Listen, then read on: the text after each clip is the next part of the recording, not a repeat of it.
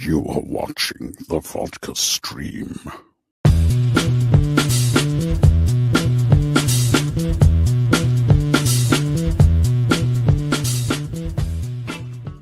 Yo, what's happening, everybody? Welcome to Friday, game one of the World Series, which is currently still happening right now. Very close game, exciting game. These two freaking teams are so evenly matched. It's crazy.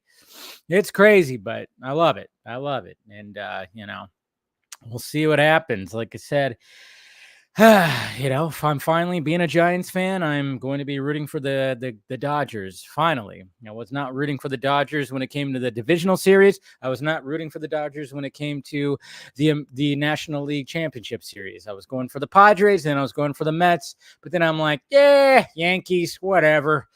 So now I'm going represent the National League West. And then, of course, Fernando Venezuela, who passed away this week. May he rest in peace. They did a great tribute to him today. It was really cool to see like what they did with the first pitch and everything like that. So, but very exciting game. Cheers, everybody. Welcome to Friday. The vodka flowing. Got the vodka flowing. How we doing out there, everybody? How we doing? What's going on, Cal? Good to see you. Good to see you. Yeah, I saw that. People were talking about that. Yeah. Biggest podcast ever. No Joe Rogan. I'm not going to go into an ice bath. Not going to do that. Not going to go on carnivore diet. I like my McDonald's. As you can see, I worked for McDonald's for about 27 minutes. Yeah, that should be an interesting podcast. Definitely should be interesting. I'll probably check it out. I don't know when I'll check it out. But I know a lot of people were like anxiously awaiting that. So anyways, what's going on, Ryan? Good to see you. Good to see who else we got here. We got Miss Jackson. What is happening? Lisa. Let's see. I am about to have a sensory overload watching David on computer, the rally on my phone, and the game on my TV. Yeah, you got a lot going on right now. You got a lot going on right now. What's going on, Mr. Phil? Good to see you. What's going on? We got Stephanie right here. We got Skate and Geek Out. What's up, Dave? Creature Commandos looks like it'll probably be a good time, eh?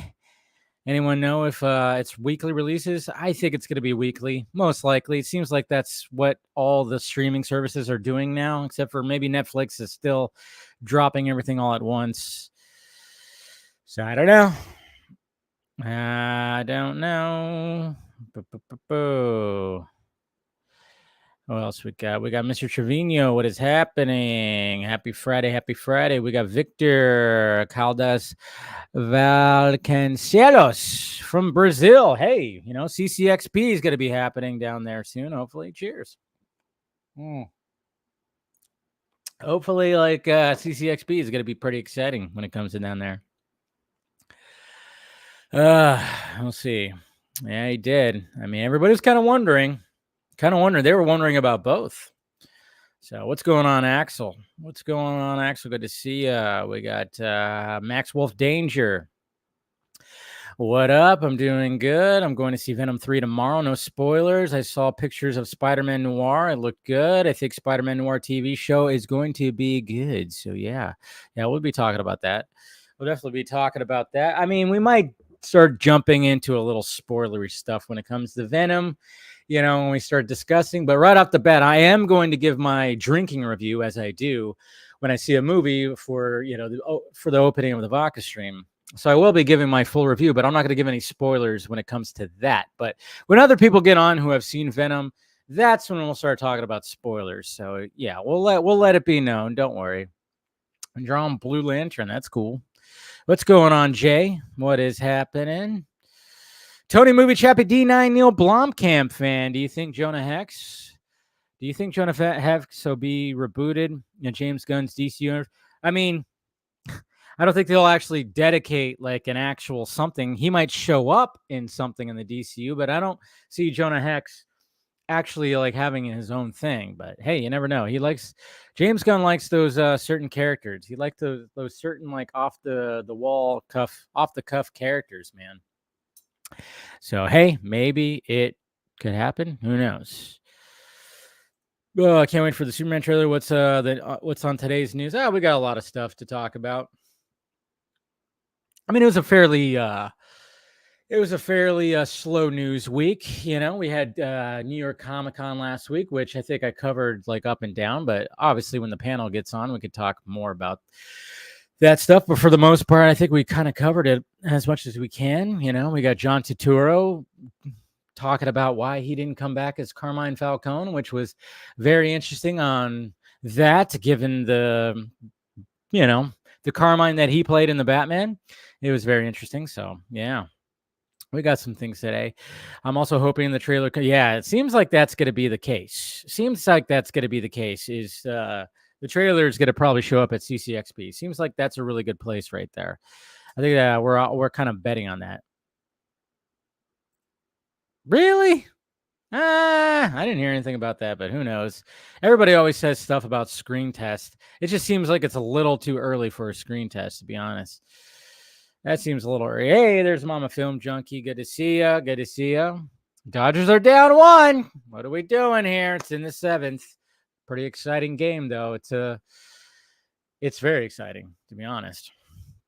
Very exciting, but yeah, just like the Yankees, they ain't stepping down. They ain't afraid of the good old the Dodgies. But anyways, guys, all right, feel free to ask questions. Ask some questions. I'm going to give my full-on drinking review of Venom: The Last Dance right now.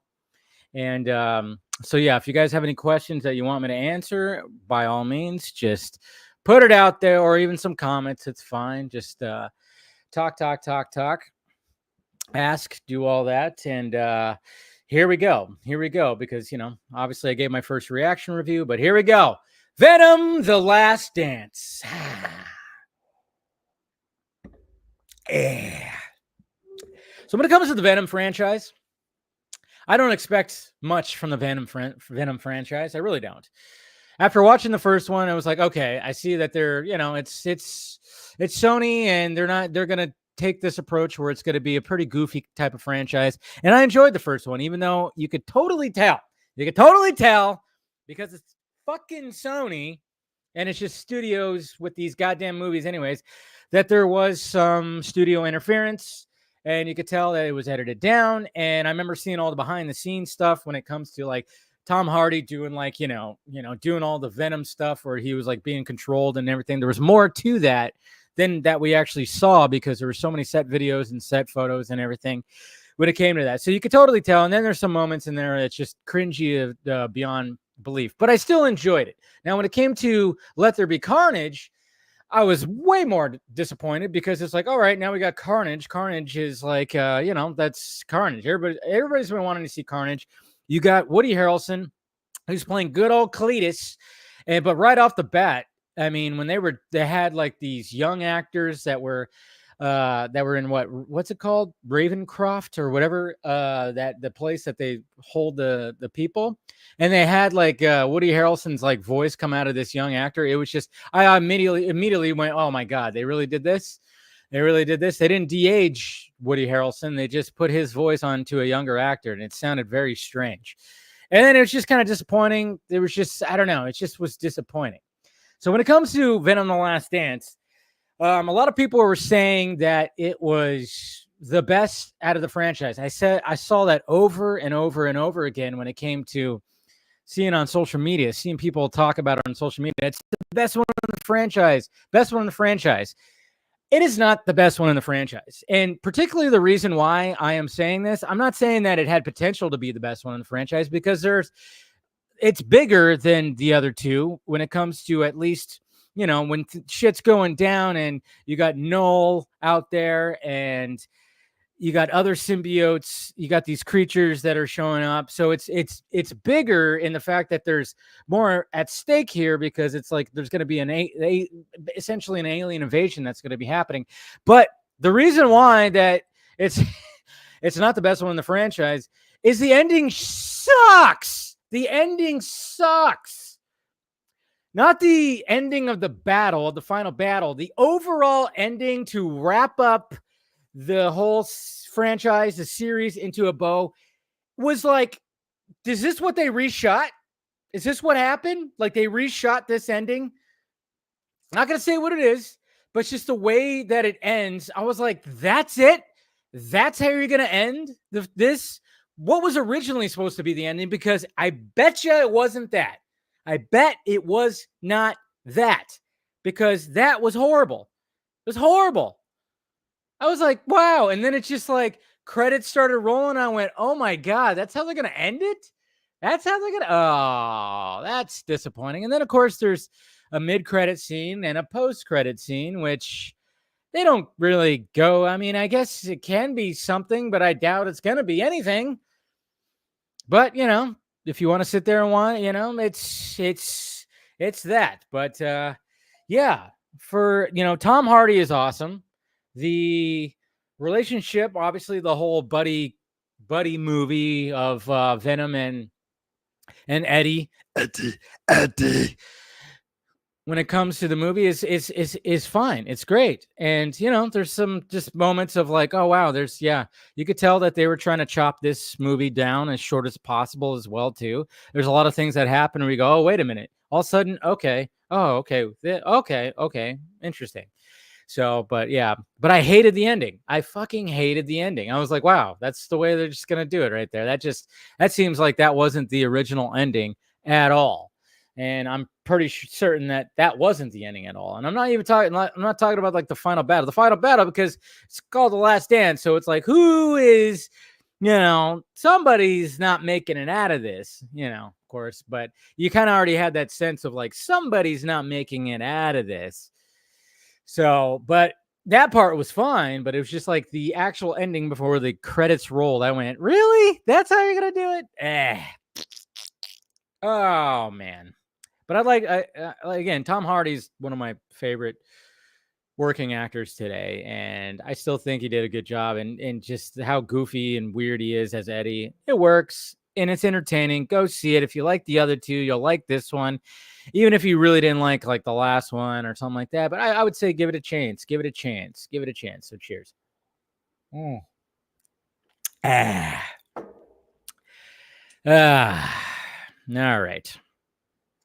So there you go. There's my little drinking review right there. When it comes to Venom, I know it's not doing as well, you know, when it comes to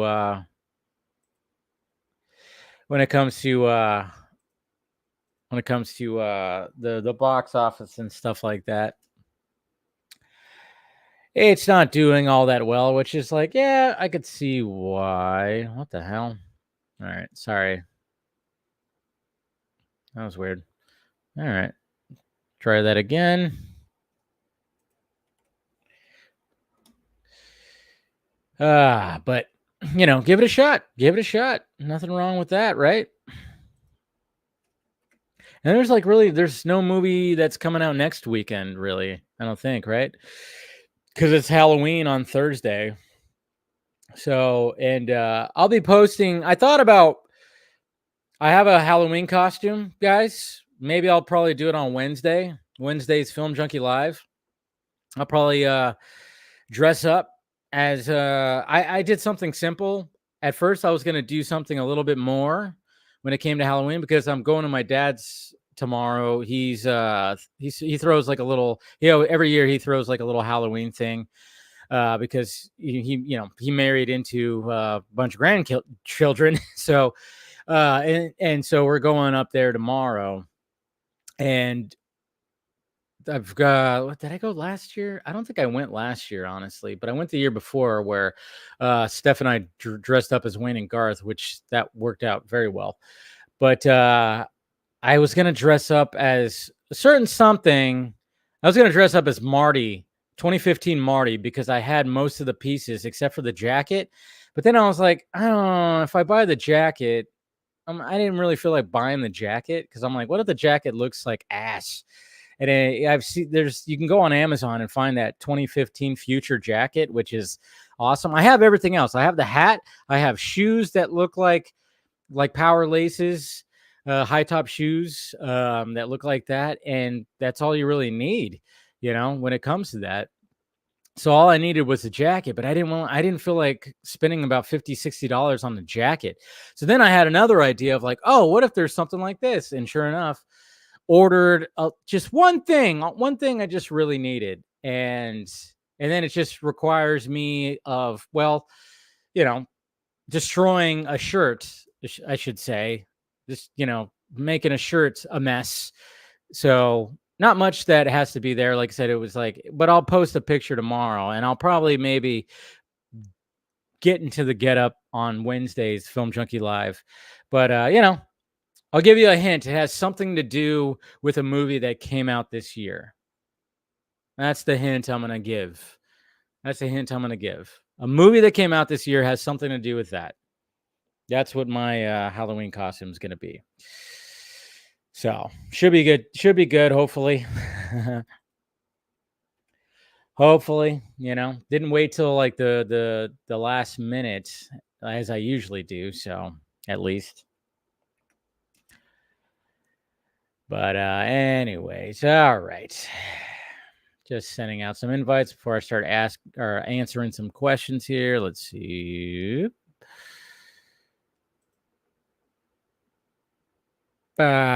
Geez. Anyways, what do we got here? There you go. All right. Anyways, what are we talking about here? Gunn has said a few times that CCXP is one of his favorite conventions. Yeah, that's why there's definitely going to be a presence of Superman at CCXP, which makes sense because New York Comic Con seems like it's really small. Even though it seemed like there was a lot of people that showed up to the Creature Commandos panel, it wasn't like San Diego Comic Con. But I think when it comes to CCXP, they have a big, huge stage for that. So, and they love DC down there. So, what do you think Superman needs to be a success at the box office? I think Superman. I don't know. I think the part of the reason why I think Gunn was, I didn't like him. At first I was like, yeah, him as doing Superman. I didn't like it, but then I'm kind of going like, well, he did bring the Guardians of the Galaxy to life, and those ones really resonated with people. So that'll help. The fact that he's tackling this, and it's not going to be an R-rated movie. I think, well, partly it was the obviously COVID, and partly because it was an R-rated, movie, the Suicide Squad. I mean, if they would have made the Suicide Squad PG-13 and it wasn't COVID, it would have done a lot better for sure. But who knows? Who knows? I'm just kind of thinking how. But for the most part, I mean, obviously they're going to be like, from James Gunn, the director of Guardians of the Galaxy trilogy. They're going to totally promote it like that. But like I said, the only thing that I can hope for is that it's a balance between Donner Superman, Snyder Superman, right in the middle there, kind of like Superman the Animated Series. And I think that's what, Gunn has actually said that there's inspiration from All-Star Superman as well as the animated series as well. So we're definitely going to get something hopefully like that. There's already a world where heroes exist. If you watch Superman the Animated Series, there are heroes that actually exist. Batman, the Flash. Essentially that's what you already have, like heroes in the world, even though he's still pretty fresh faced. So I think that's what he's getting inspiration for. And I think, good word of mouth, hopefully. But like I said, now we got, next summer or not next summer. Yeah, that's right. I'm thinking, yeah, but that July is going to be just absolutely insane. Obviously next year. And we talked about that, which one's going to do well, You got the Jurassic World movie that just wrapped up filming. You got all kinds of things. Anyways, yeah, the game is ruthless and it continues on. Did you get the bucket? No, I didn't. Sadly, I always go to Harkins, and Harkins hardly ever has buckets. The only time that there was a bucket was for Ghostbusters Frozen Empire. And, Mama Film Junkie, being awesome as she is, she bought me that bucket, which is sitting over there next to the Afterlife bucket. So, there wasn't any buckets at the Harkins.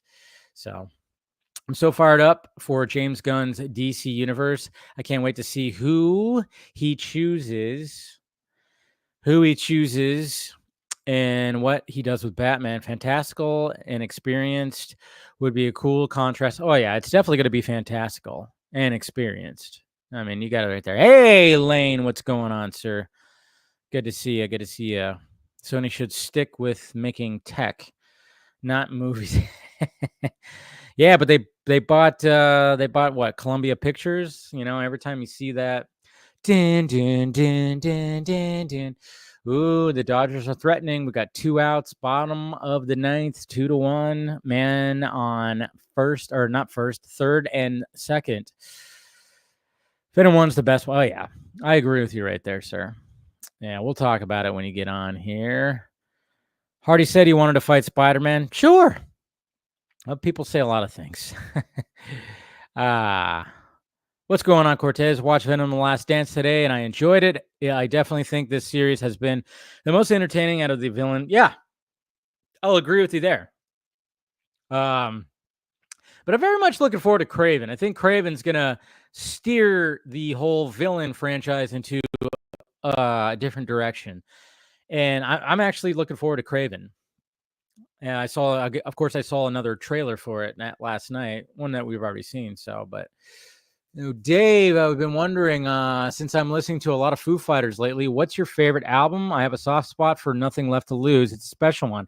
Nothing Left to Lose is a special one, Lane, for sure, because after the madness, the pure madness of The Color and the Shape, that was the second album that blew up like crazy, and the fact that they lost Pat Smear and then they hired on somebody else to be that second guitarist, and it didn't work out. And if you watch the doc, you know, Dave talks about, I mean, that was Taylor's first album.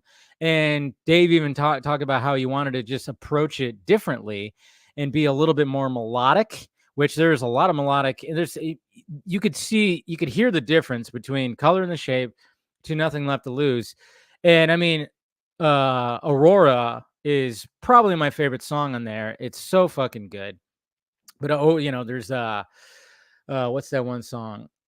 Generator. I really like that song too. And then of course you got Stacked Actors, which starts it, which is a hard rock song. Learn to Fly, of course, the biggest song that's on there. But it is because they recorded that album in Dave's studio in Virginia at his house.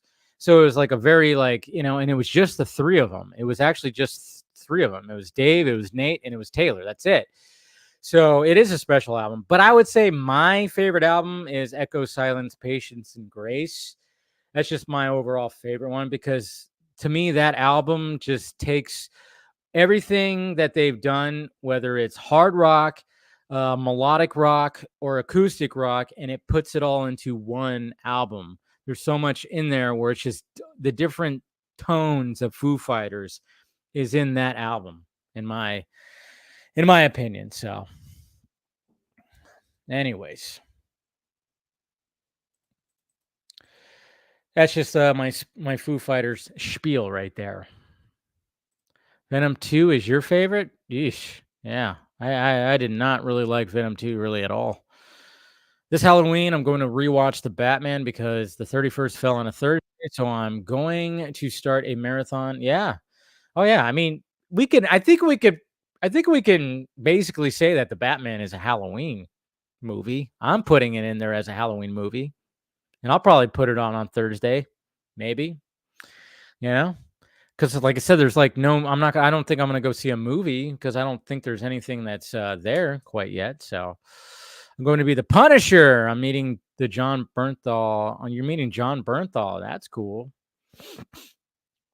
It's interesting. What was the original cut of Venom 1? Because I remember they were rumors of an unrated cut. Yeah, I know. It'd be kind of cool. Is it Nosferatu, the vampire with your ripped shirt now? No, but my shirt, I mean, it's not, it's not like I'm taking one of my, shirts that have something on it. But yes, like I said, my hint of my costume is, yes, it required me to totally kind of destroy a shirt. It's just a plain white t-shirt. So it required me to mess that up a little bit. That's all. But you'll see. Just need to buy the prosthetics. There you go. Warner has good relations with CCXP organization, the first WWE. Yeah, remember that? Trailer was here, and that was right before. Yeah, remember when they play?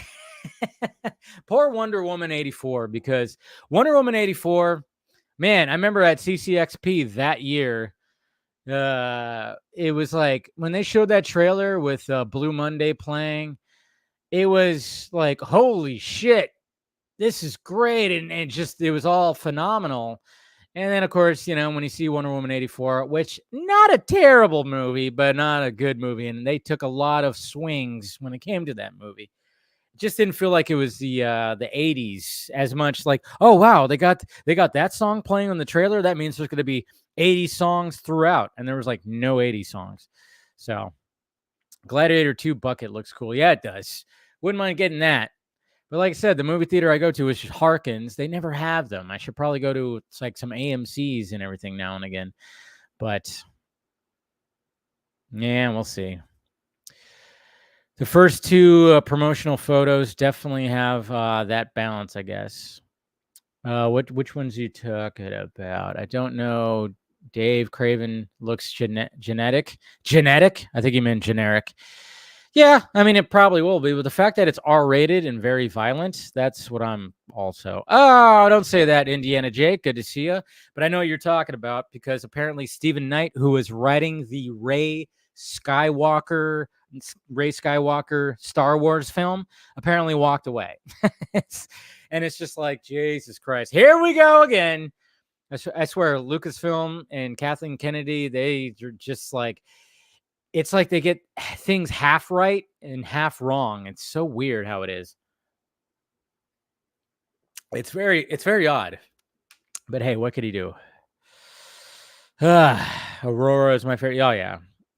Yeah, no, that song is just so good. That song is just so good. It's so melodic, and it's just, and that was Taylor's favorite song too. And when I saw Foo Fighters back in August, they always dedicate that song to him, and I was thankful that they played that song that night.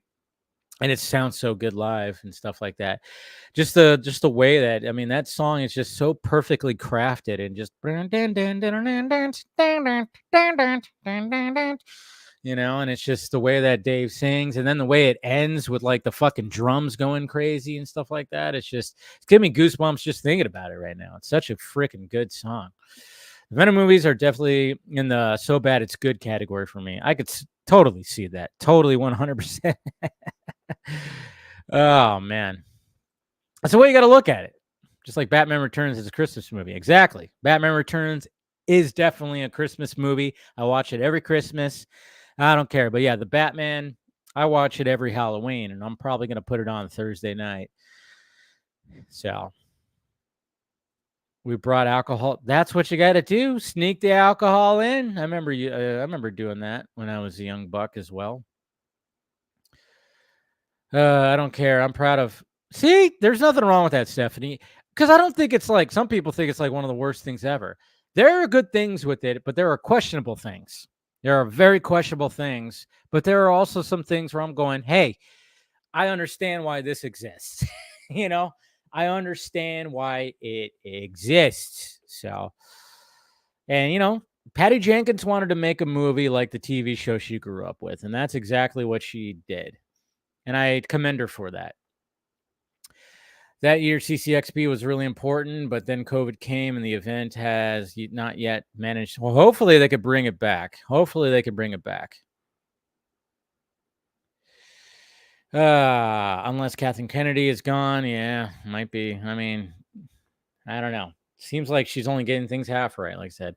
Well, now I could see why they're your favorite band. Well, there you go. That's what I've been trying to tell you, Lane. I know you always said Dave Grohl's better behind the drums. I'm like, you got to listen to everything. But yeah, there is something special about nothing left to lose. Or you could. There's something special about that album. You are definitely right. It's very unique. It's a unique Foo Fighters album. You know, you have it starts off with like two rock songs. You know, you got Stacked Actors and Breakout. Breakout was part of the Me, Myself, and Irene soundtrack. So that's why that became that one of the big songs in there. And then it just kind of goes into like, oh, okay, let's get a little softer here. Let's get a little softer here. So it's good times. All right, let's see. I got everything sent out for peeps. Peeps. I think we're good. All right, cool. Let's see. I can't wait for Jedi: The New Order with Cal from the games to live action. Would be great. Yeah. Let's see what else we got. Everybody's Antonio Baker's here saying hi to everybody. Any idea if when Zach's UFC movie is going to get announced? No, I have no idea. Like I said, it's weird because it just seemed like, around when Rebel Moon Part 2 came out, director's cut, it just seemed like Zach kind of went silent. I mean, has he really posted much on Vero? Has he? Again, I mean, and that's one of the things I want to talk about when it comes to Las Vegas. I mean, I kind of talked about it. I talked about it on Film Junkie Live. On Film Junkie Live, I was like, when Jay Oliva apparently said at New York Comic Con that they squashed it. I mean, they squashed Las Vegas, which I was very much looking forward to. So I'm just kind of going like, wait a minute, they completed it, but it still needs a little work. They literally recorded all the actors' voiceovers, and then they had what do they call that? Animatics. They have all that. It just needs finely tuned, and it's like, all right, do we have to create a new hashtag here for Netflix? Like release the Las Vegas. I don't know what the hashtag would be, but I'm like, God damn it. And I've said it before, and I'll say it again. I was more intrigued by the Armyverse than the Rebelverse. I will say that. And it just seems like maybe, I don't know. To me, I'm just kind of going like, is the relationship between Netflix and Zach coming to an end? Is that what's going to be happening here? I don't know. There's a possibility. It just seems like with things that have happened lately and the regime change when it comes to the film department, it could be the case. It could be the case. That's why I said, those guys out there with their cell hashtags, they might want to, they're probably going to change it to Universal or something. Sell the Snyderverse to Universal, sell it to, I don't know, where else. But see, I always said, and I forgot that I said this, like when it came to the Snyderverse and sell, I always said celebrate the Snyderverse. Celebrate the Snyderverse. I need to bring that hashtag back. Celebrate the Snyderverse. But yeah, I think he was. Yeah, I think Harry Lennox was going to be also in the in Las Vegas. I think he had a voice. He was cast as one of the voices too. But yeah, Vanessa Hudgens was going to be in there. I know that too. And then, of course, returning cast. I was just so intrigued. And hey, I mean, one of the good things, but I don't know the logistics when it comes to certain things. I was thinking, okay, so if Zach, if the Armyverse and the Rebelverse are his creations, can he take that somewhere else? Can he actually take that? Because unlike the DC universe, which I know a lot of people think, some people think that he could just take his DC universe anywhere he pleases. He can't because he doesn't own that. But does he own Army? Because, if his production company owns it and he owns it, they own it, him and Debbie, maybe they could take it to somewhere else. Maybe somewhere else would be like, yeah, we'll do Rebel Moon Part 3. Fuck it. Yeah, you done good with that. Or, hey, yeah, we'll fucking take your Army universe. So I'm kind of hoping that if Netflix doesn't want anything more to do with Zach, and I hope that's not the case. I still have hopes that there is going to be something. But with Jay Oliva saying that they squashed Las Vegas, it seemed like Planet of the Dead is going to be coming out. And we haven't gotten a green light for Rebel Moon Part 3. But then he did say something about the fact that one of his quotes said that they wanted to do an animated something when it came to Rebel Moon. So maybe there's still going to be something there. And if it's going to be animated, you better believe there's going to be something animated with Rebel Moon. The fact that heavy metal was such an inspiration for Zack Snyder's Rebel Moon. Oh man, if you've watched heavy metal, the movie, the animated movie, I mean, there's going to be titties. There's going to be more graphic violence, even though it's like, how more graphic can it get when you watch those director's cuts? And, but hopefully there won't be like one decent sex scene and then an awkward sex scene. Again, I'm just going by the fact that I watched the director's cuts in the movie theater with a bunch of other people. And sometimes it's like, watching a movie with sex scenes in a movie theater with strangers, especially since I didn't have like I went solo. You just kind of go like, when it drags on, you just go, Jesus Christ. I'm like, is this gonna end anytime soon? I'm kind of like, oh man. It's like watching with your mom. Anyways, love you, Mom, but I never want to watch sex scenes with you. Anyways, okay. Not a fan of the Sony Venomverse, but Craven looks better than what they have released so far. Yeah, I think Craven might surprise, but who knows? Who knows? Remember Dan Lin, Dave? Yeah, I peed right next to him when I saw Rebel Moon Part 2. And that's the thing. Dan Lin is, from what I gathered, not a big fan of Snyder, and I think that's part of the reason why we haven't gotten any word on other things when it comes to that. Has Twilight of the Gods premiered yet? Yes, it's on Netflix. You can watch the entire. It's great. It's fantastic. It's great animation. It takes like that Norse god mythology, and Zack Snyder and Jay Oliva just fucking grab onto that and make it their bitch, and it's so good. So live action or nothing. Hashtag. I know I kind of made a joke today too. It was kind of a joke, but because apparently we're going to be getting a Predator anthology movie from Dan Trachtenberg, who's also currently making a Predator movie, Predator Badlands. That's supposed to take place in the near future, starring Ellie Fanning, or is it Dakota? It's one of the Fanning sisters. I think it's Ellie Fanning. But there was like this whole information that came out that, they also have a secret Predator movie that's coming out. And then it was revealed today that it's actually an anthology that shows different time periods going up against a Predator, like samurais, pirates, and whatnot. And then it was just like, animation, that's cool. And I was like, hey, it's okay. Thank you, Phil. It's Ellie. Yeah, I was like, wait, Ellie? Dakota? Yeah. Yeah, heavy metal is definitely an experience because that new Lord of the Rings anime looks cool. Yeah, I mean, there's nothing wrong with animation. There's really nothing wrong with animation, guys. But I know there are some people out there that are like, no, that's not what I want. I'm like, you're a grown adult. Can you just, that'd be compromising. No, it wouldn't be. Uh-oh. Oh, God, Otani got a hold of one.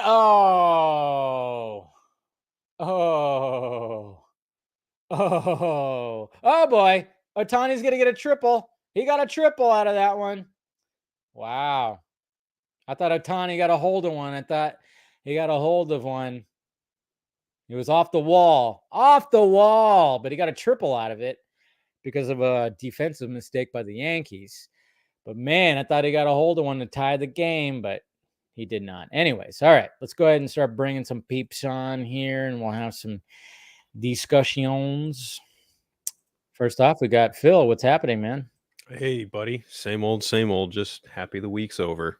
Yeah, it's always nice when Friday rolls around, right? Ain't that the truth? So it's funny too because, like, I get off at 2:30. Yep, same. And yeah, so but then I was like, shit, I had to go find. Well, first off, I still haven't picked up Absolute Batman or Wonder Woman because sadly, the comic book shop at the mall sold out, which is a good thing. But I thought I'd try again to see if they had it, and sadly they didn't. So I walked out empty-handed. But I was like, all right, I need to get things for my costume for tomorrow. Yep. So and then what else? I needed to get something else too. I can't remember what it was. So I was like, all right, my weekend does not start until I actually get back home. And sadly, I was like, I thought I was gonna have to go to like multiple different places because essentially my costume requires fake blood. And when I went to the mall, nowhere had fake blood. And I'm just kind of going like, you got to be kidding me. I went to 2 different spots that I thought for sure. Spencer's Gifts. They literally have Yeah, you would think, right? costumes Yeah. and shit. And I asked the young lady behind the counter, I was like, do you guys have fake blood? And she goes, no, but if you actually go to the Spirit Halloween store that's over there, you could find something. I'm like, really? You're telling me to leave here to go to one of the Spirit Halloween stores to find fake blood? And I was like, good Lord. And I was like, okay, so I got to go over to like right here. And I was like, all right, I have to find a certain, just a plain white t-shirt. Didn't have any plain white t-shirts. And then I was like, okay, so I'm going to go to Target. And I'm like, maybe Target will have fake blood. And then I'm like, Target also has, I could pick up the alcohol I need for tonight and everything. And at first when I walked in, I was like, wait, do they not have alcohol? Is this not a super Target? And then I was like, thankfully there was there. But then I was, of course, searching for the fake blood. None. Got the t-shirts. No, luckily, and people suck, man. I swear. You go to the Halloween section in Target, there's just shit all over the place, shit on the ground, everything. I'm like, what are we doing? Like, you guys just like fucking. And then luckily, so I'm just kind of going, all right. So I'm sifting through. I'm at the makeup part. I almost thought I was gonna have to buy like a full makeup kit just to get the fake blood that was in it, but luckily I found something that had spray. It's a spray. So yeah, I thought I was gonna have to go to like another spot after going to the mall, thinking I could find everything at the mall. But then I was like, once I got home, I was like, all right, now the weekend starts. But it was just because, obviously living in California, traffic everywhere and all this stuff, you just. Oh God. Yeah. Traffic was atrocious on the way home today. I was just living. People driving like garbage. I was gonna say you could have taken a page out of Stu and Billy Loomis's book and just used corn syrup. Yeah, I could have done that, but at the same time, I didn't have any corn syrup. So fair. I might as well just. And the little spray that I got, it was like $5. So hopefully it'll last for a bit. Who knows? But yeah, I mean, I'm not going to say what my costume is. I'll post it tomorrow. It's pretty simple, but yeah, like I said, the only hint that I have, it has something to do with a movie that came out this year. Anyways. Okay. Yeah, your gears are going a little bit. A little bit, yeah. Because I was like really wondering what I was going to do this year because I'm like kind of broke. But at first I was like, do I want to be Art the Clown? And I was like, I got to go to a spirit store. That's a lot right there. Right? Yeah, there's that. And then I was like, I could do what I did, 2 years ago and just do like Deadpool in a robe because I have the Deadpool mask. And then I was like looking at a camera earlier and I realized how long my hair was, and I was like, wait a minute, I could trim this up. Keep this. And I went on Amazon and I bought a movie set. I'm gonna be fucking Silent Bob for Halloween. Nice. I like that. There you go. I like it. That works. So you got all you need is a bat. And the Dodgers just tied it right there. Oh, we got a game, folks. Dodgers tied it. But no, I mean, that's the thing is like, I was telling my dad last night when we saw Venom, I was like, I was thinking about going as Marty or Marty Jr. Because I have the hat and I have some high tops that look like the power laces, and all I need is jeans and a shirt, but I need the jacket, and the jacket was like $50-$60 on Amazon, and I'm like, just don't. So then the thing that I got for the costume I am going to get was only like $14, and I'm like, I'm going to go with that, and I think it's going to be cool. Anyways, hey, there's Chris right there. Long time to see. Nice. Hi, Phil. Yes. Hi, Dave. Chris. Eddie. Both a bunch of pussies. Yeah. Nice shirt, by the way. It's fitting. I mean, it doesn't. I love the character. We'll talk about the movie in a little bit. Yes. I know. So we'll start diving into it. If I didn't wear my Venom shirt yesterday, I probably would have worn it today. But given today's news, I was like, well. Oh yeah, there's plenty of Spidey stuff that was talked about today that we'll get into. But coincidence? Coincidence? I know. It kind of seems like it was planned. Kind of seems like a lot of this. Sometimes when you just kind of go like, we got a movie out this weekend that has a Spider-Man character, and then all of a sudden they announced Spider-Man 4's release date, and we got Tom Holland this week also talking about it on Fallon. And then all of a sudden we start getting set images from Spider-Man Noir. Okay. Seems like there's some coordination that's happening because the set photos from Spider-Man Noir came from TMZ at first. And that's if you want stuff to come out, TMZ is a good spot to have all that. I mean, there's also a video too. We'll probably pull it up when we start diving into it a little bit here. But I will plug, if you haven't given a listen, Rich Roll, who had Tom Holland on, that was an outstanding interview. Yes. Very outstanding. Yeah, because that was where I pulled the quote when he talked about reading the Spider-Man 4 script with Zendaya, and they said that they were jumping around the living room.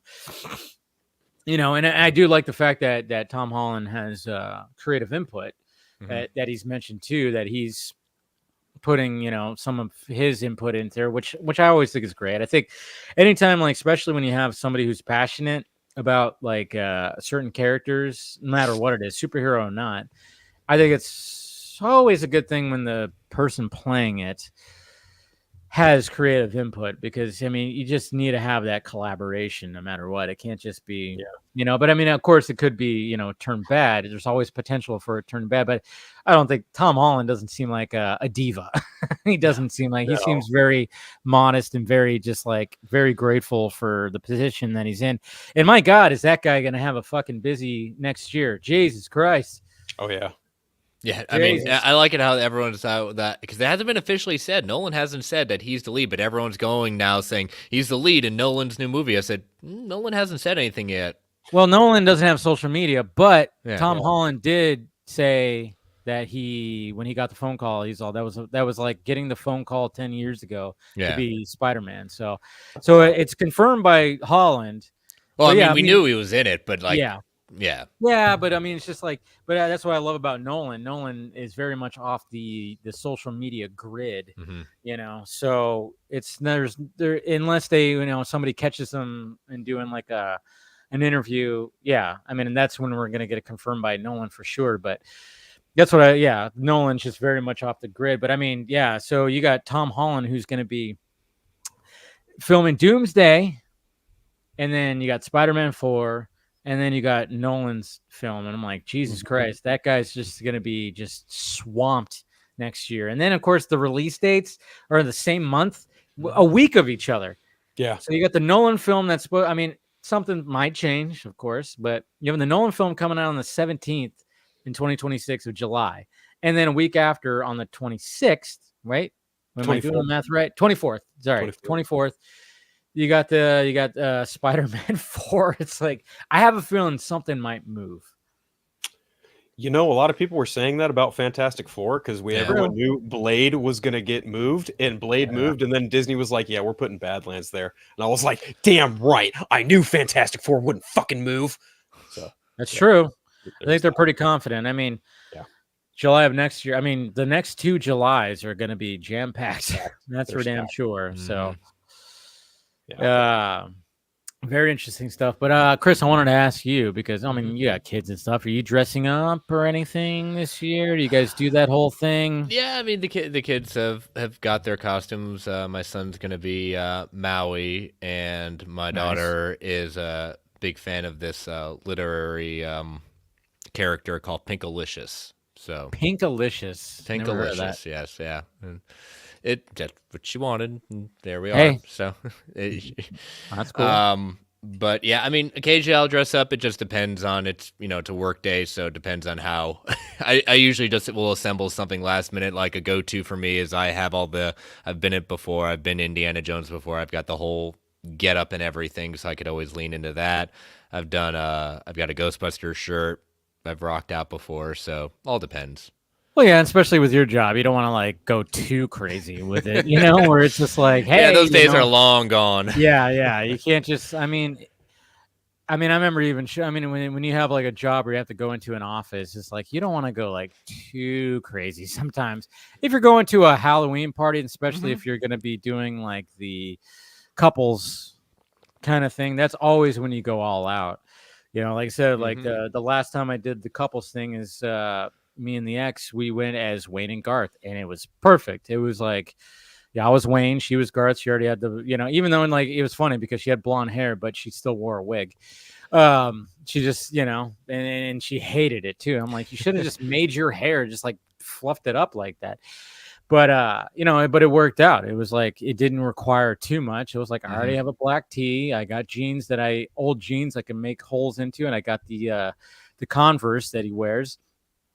She got me the hat and the wig, and that was about it. So it wasn't, but it's just, when it comes to doing the couples thing, it's always, there's a lot more, there's a lot more that you could do with that. I even had like an idea for a couple's costume this year, but I can't remember what it was. If I was still with her, I was like, that would have been kind of cool, but I can't remember what it was. It's had something to do with something that came out this year. I can't remember. I think one of my favorite costumes I've done was, I was Carl from Up. I had the whole kind of old man getup and everything, and I had balloons tied to my back of the pants, so I'd have the little floating thing. So I think the last time I did like a couple's costume, I was in high school. I was Shaggy, and because the facial structure of the hair, like it all fits. And I had brown pants and a green shirt. I was like, well, fuck it, I'll be Shaggy. And my girl at the time was like, I think Daphne. Oh, okay. Yeah, of course. Yeah. Because she always changed her hair all the fucking time, and I think by that point it was like red or something. So yeah. I think we did one year Johnny Cash and June Carter. That's awesome. Yeah, that's a good one. That's good. That's a good one. I think like 3 years ago I did John McClane. I was proud of that one. That was a fun one to do, where it was just like, all right, let me just get some black makeup and some fake blood, and I got a white wife beater and freaking dirtied the shit out of that. And it didn't require much. I had dress pants that were gray pants like what he wore. But it was like, but I will say, like, when I went to a Halloween party that was outside, that was kind of cold because I was like walking around in a wife beater. And dude, were you screaming Holland? I wasn't barefoot either. I was like, I ain't gonna go all the way and be barefoot. Was anyone telling you, welcome to the party, pal? I know I should have. Yeah, I think I did say that a couple of times. Just for shits and giggles. When people were like, "Hey," and I just like when people would like show up that I knew, they look at me like, "Oh," and I'm like, "Welcome to the party, pal." And I had like a fake, gun in the back of my pants too. So I was like, "It's not real, folks. It's an airsoft gun." I'm more impressed when the best costumes are sometimes the most simplistic, or people are more impressed by almost how much little money you spent to do it, and it ends up being like freaking awesome.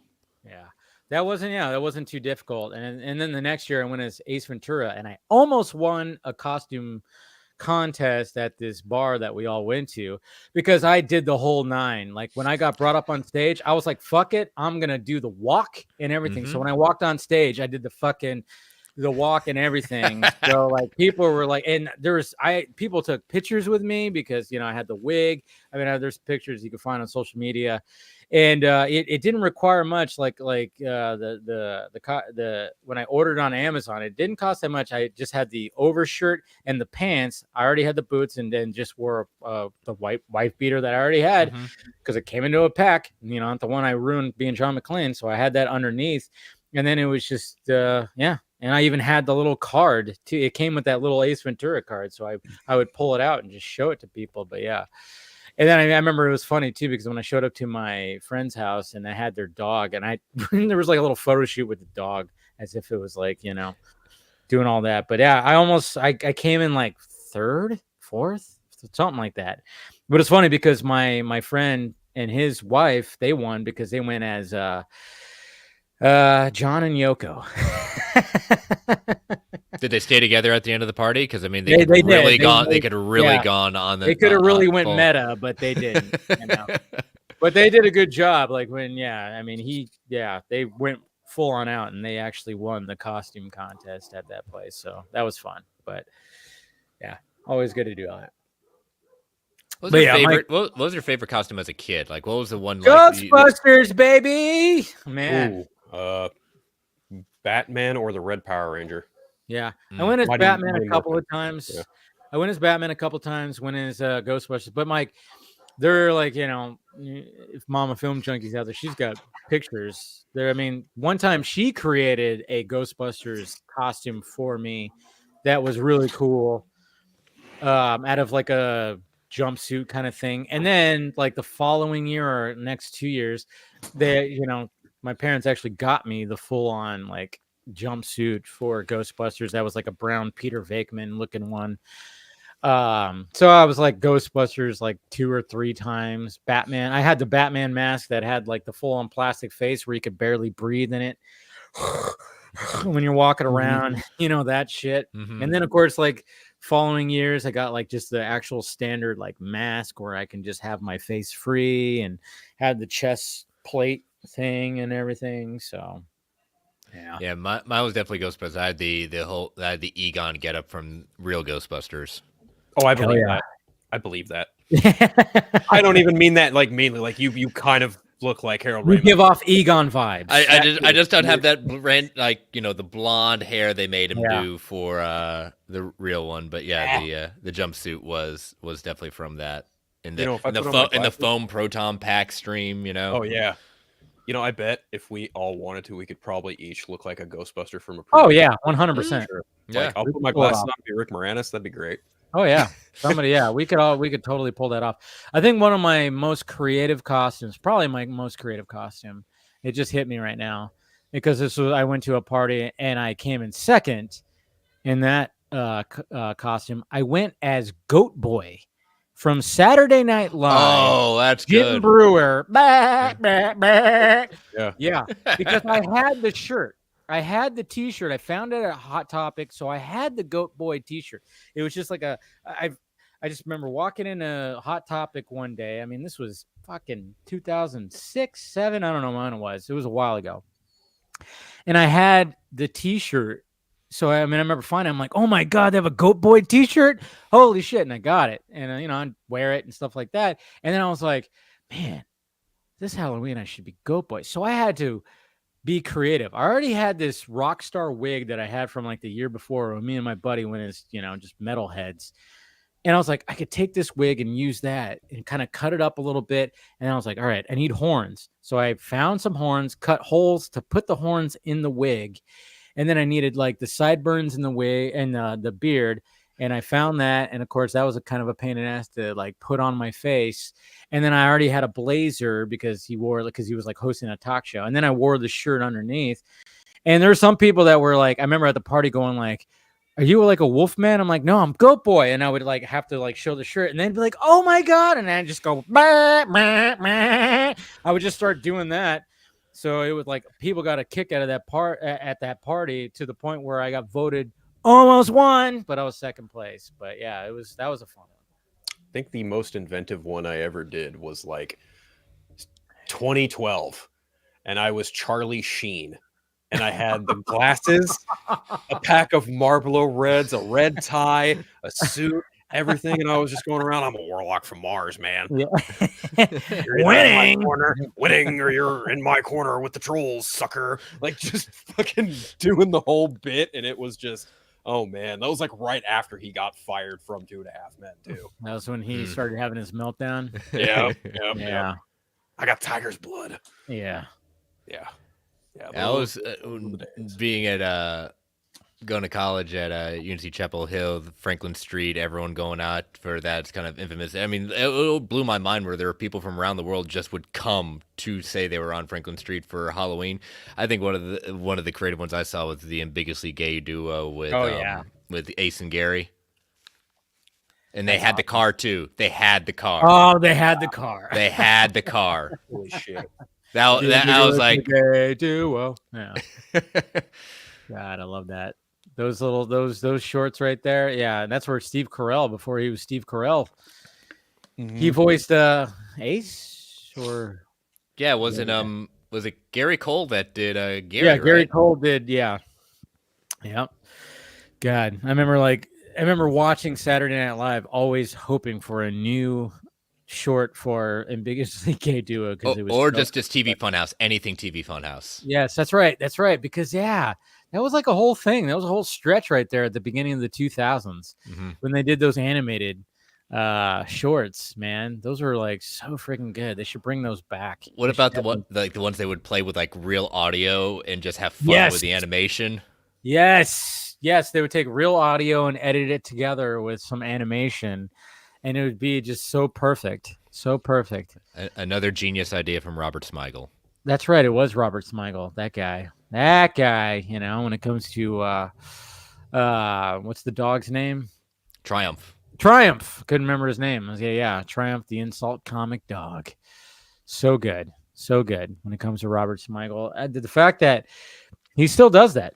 He still does it to this day, you know, and people accept it but it's just got to be weird when you're, you know, you're doing that and you're insulting literally somebody to their face and you're doing it like this, but you're standing there off camera doing it. That must have been like, I don't know how many times it must have just been so awkward. Just so awkward. I remember wasn't there like a weird awkward thing between him and Eminem, but then at the same time it could have been a bit because sometimes Eminem will just lean into the bit of being like a fucking hard ass, you know, whatever. Yeah, missed the joke. Yeah, but because I remember there was something with him that did that, but I think it ended up being it was a bit, but then I'm like, I don't know, but there was but then at another time. I think it was Sacha Baron Cohen at the MTV VMAs or something. He did something where he landed on Eminem and he had like his ass cheeks hanging out of his like. Oh yeah, he was ticked. Yeah, but at the same time, I'm going. But I think you just don't just do that. I almost go. I think Eminem was part of the bit, you know, but he wanted to. To me, I think Eminem always was part of the bit, but he never wanted to reveal like, oh yeah, it was a bit. I'm just joking, guys. No, because anytime you see Eminem, he's always Eminem, you know? Yeah, So, he's got to be that character. I mean, you look at his, what was it, the infamous photos at his daughter's wedding, you know? And then he always glasses, stern face. It was even talked about how like, you know, when his recent album that came out, I think, they were talking about how like, and I remember I was listening to something, they're saying like, well, essentially he's three characters. There's himself, there's Marshall Mathers, and then there's Eminem. It's like, and no, it's Slim Shady, Eminem, Marshall Mathers. Marshall Mathers. Yeah, Marshall Mathers is really him. Eminem was like the rapper, and then Slim Shady was the goofy fucking weirdo guy. So yeah, he's just a weird dude.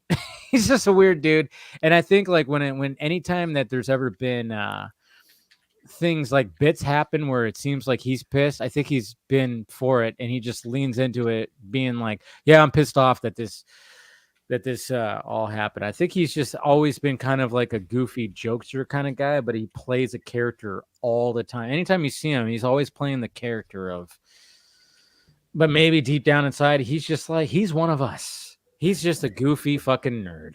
Only time I've ever seen that dude actually like act surprised is when he found out his daughter was having a kid.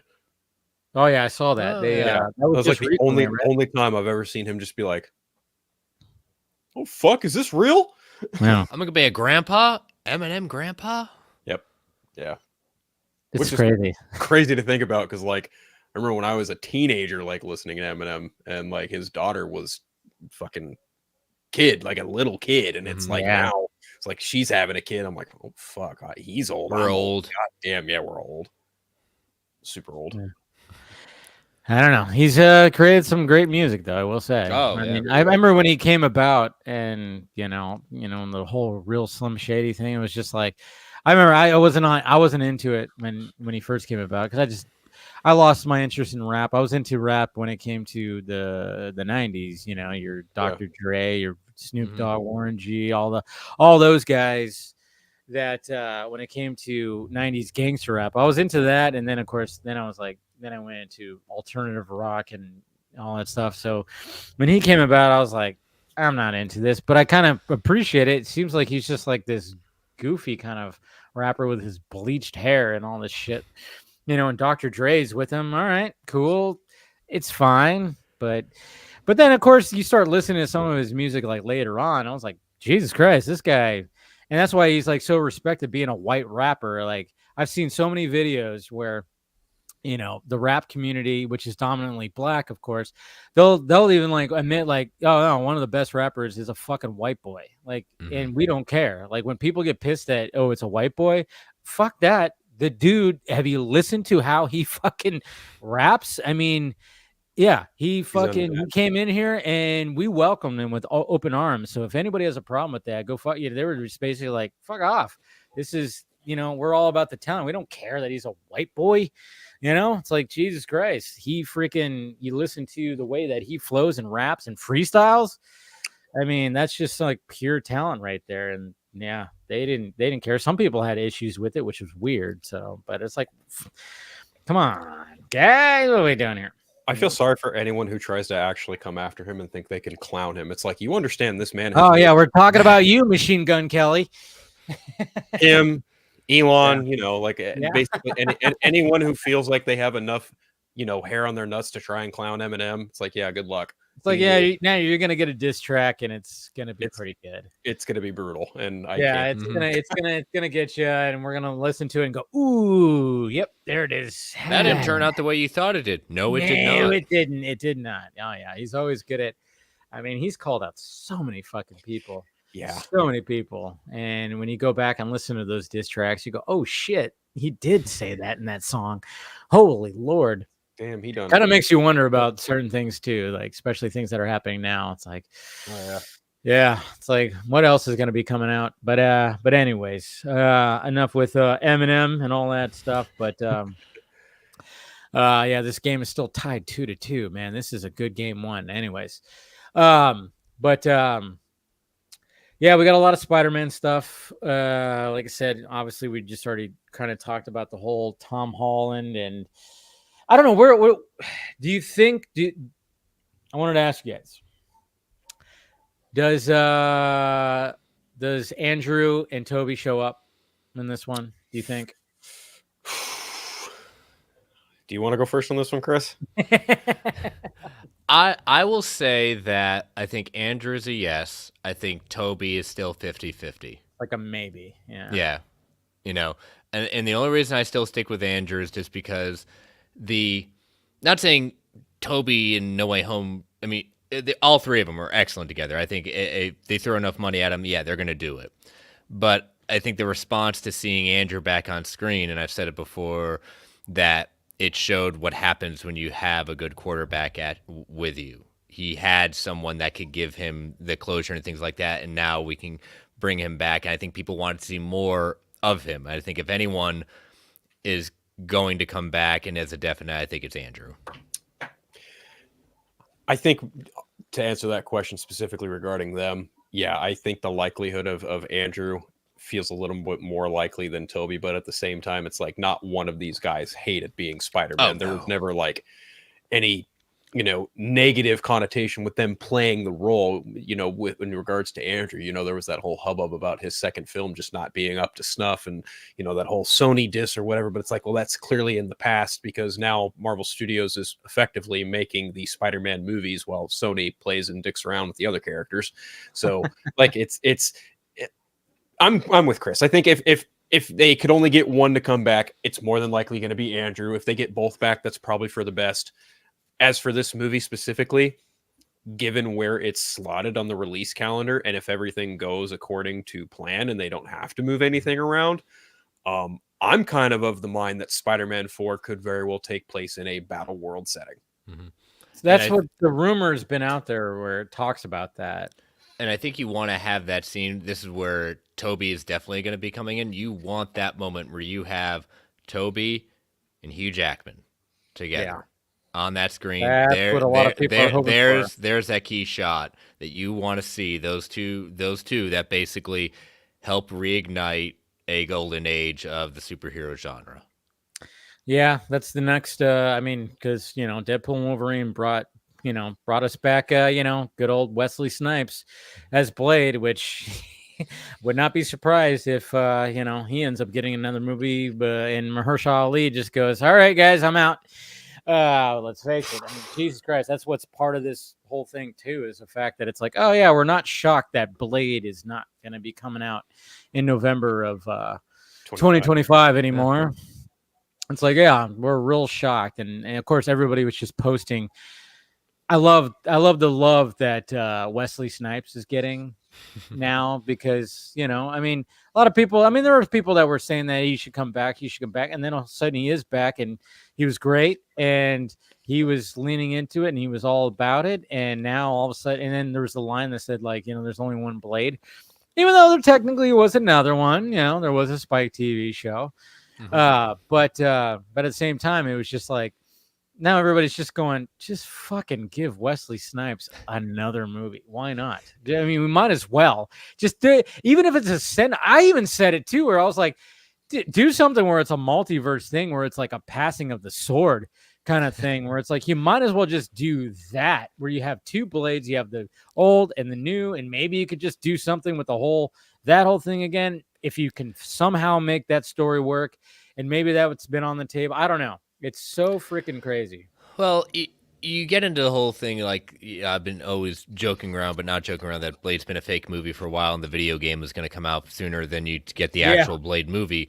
But this was a project that did not come through Marvel Studios in the typical way. This was Ollie bringing it to Marvel, saying, I want to do this. This was not on their plans. But when you have him, of his quality of an actor, 2-time Oscar winner, that says, I want to work with you, this is what I want to do, yeah, I'd say yes too. And I'd bring it forward. I think the problem became, and this is where we've talked about before, where Marvel Studios got into the era of pushing so much content and putting the cart before the horse, is that everything trying to fit into a multiverse saga wasn't working when they didn't have to do that.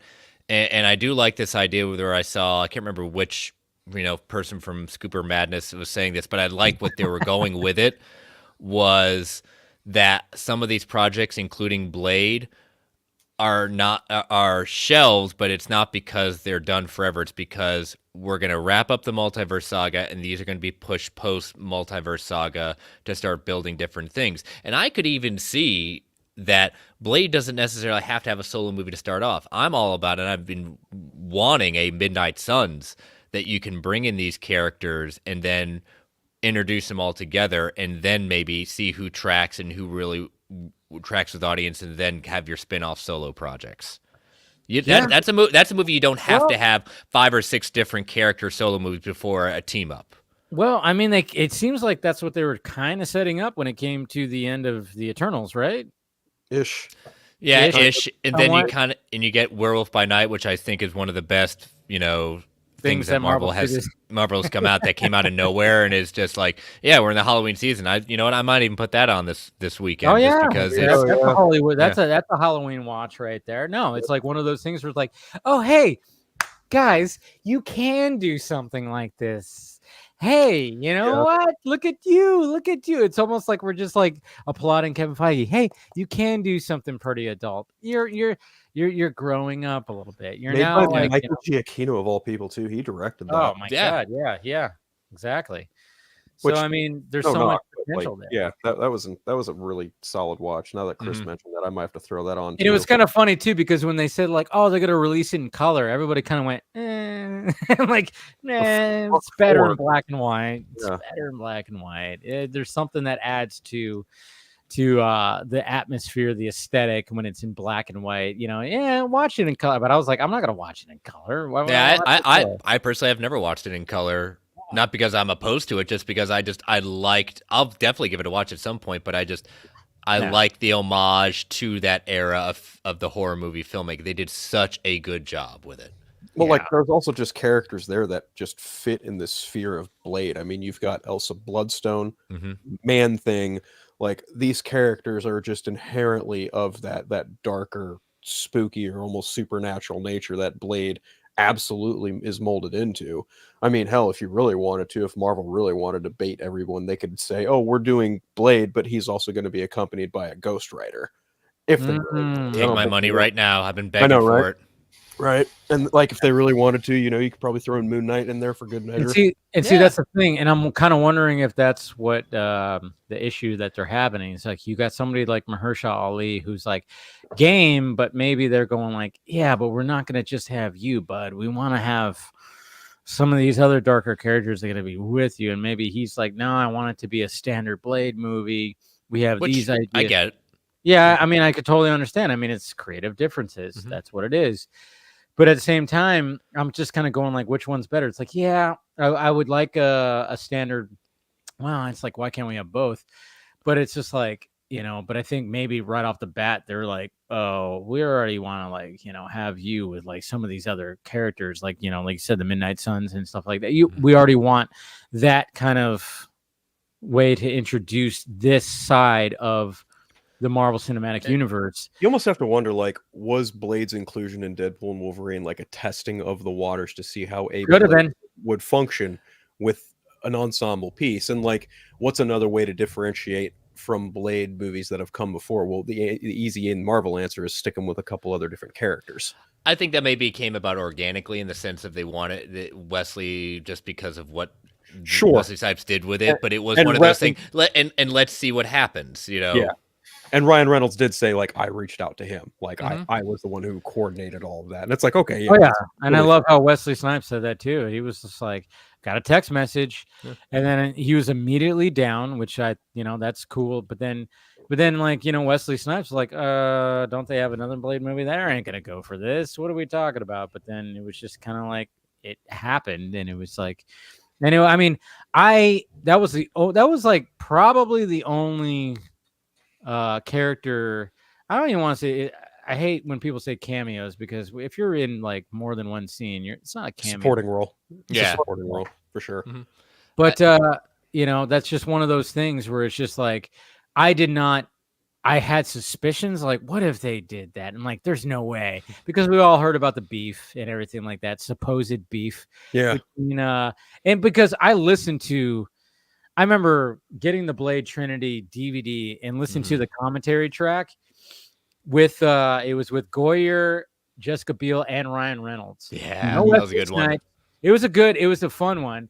And they talk about a lot of things. They talk about how one of the funny things where it's like Ryan and David Goyer, they say, there was a lot of ad-libbing when it came to insults, like when Ryan Reynolds, Cannibal King had to give insults to Parker Posey's character. Mm-hmm. They were just coming up. They were like, they were just taking shots of like tequila and coming up with like the most ridiculous insults that they could say to her. And then when you watch those scenes, you go, Jesus Christ. I mean, he calls her a thunder cunt. I mean, for just stuff like that. And it's just, right. Just stuff like that. But then there's very much a mention of how Wesley Snipes was very much in character through the whole time. Mm-hmm. And that the relationship that you see on screen between Hannibal King and Blade was very much what was happening behind the scenes, But with this idea of thinking, we've already seen Marvel Studios, post strike, take some lessons learned. Pivots here, pivots there, and I think where you're seeing that first is where they're heading with Marvel Television. With the future of Daredevil Born Again, they're starting to see that, and this is kind of what what James Gunn said at New York Comic Con. We have a universe. They exist in this universe. We refer to it, but we're not going to hold them true in the sense of it's geared towards everything has to refer to everything. Like you might get a little thing here, there. We know they exist. And I think Marvel Studios is kind of doing that in a little bit too, dabbling the hands of, okay, we can do this multiverse saga, but as we start heading to the next one, we can have the silos of a cosmic side, a street level side, a superstitious kind of horror side. And I think that's where they put a lot of projects on hold right now to kind of, okay, we got to wrap this up and land the plane of the multiverse saga cleanly, because beginning, middle, it's been a little dicey with that, and we can point fingers at everything else. Let's bring this to a close. Let's end it on a high note, do our soft reboot, and move forward.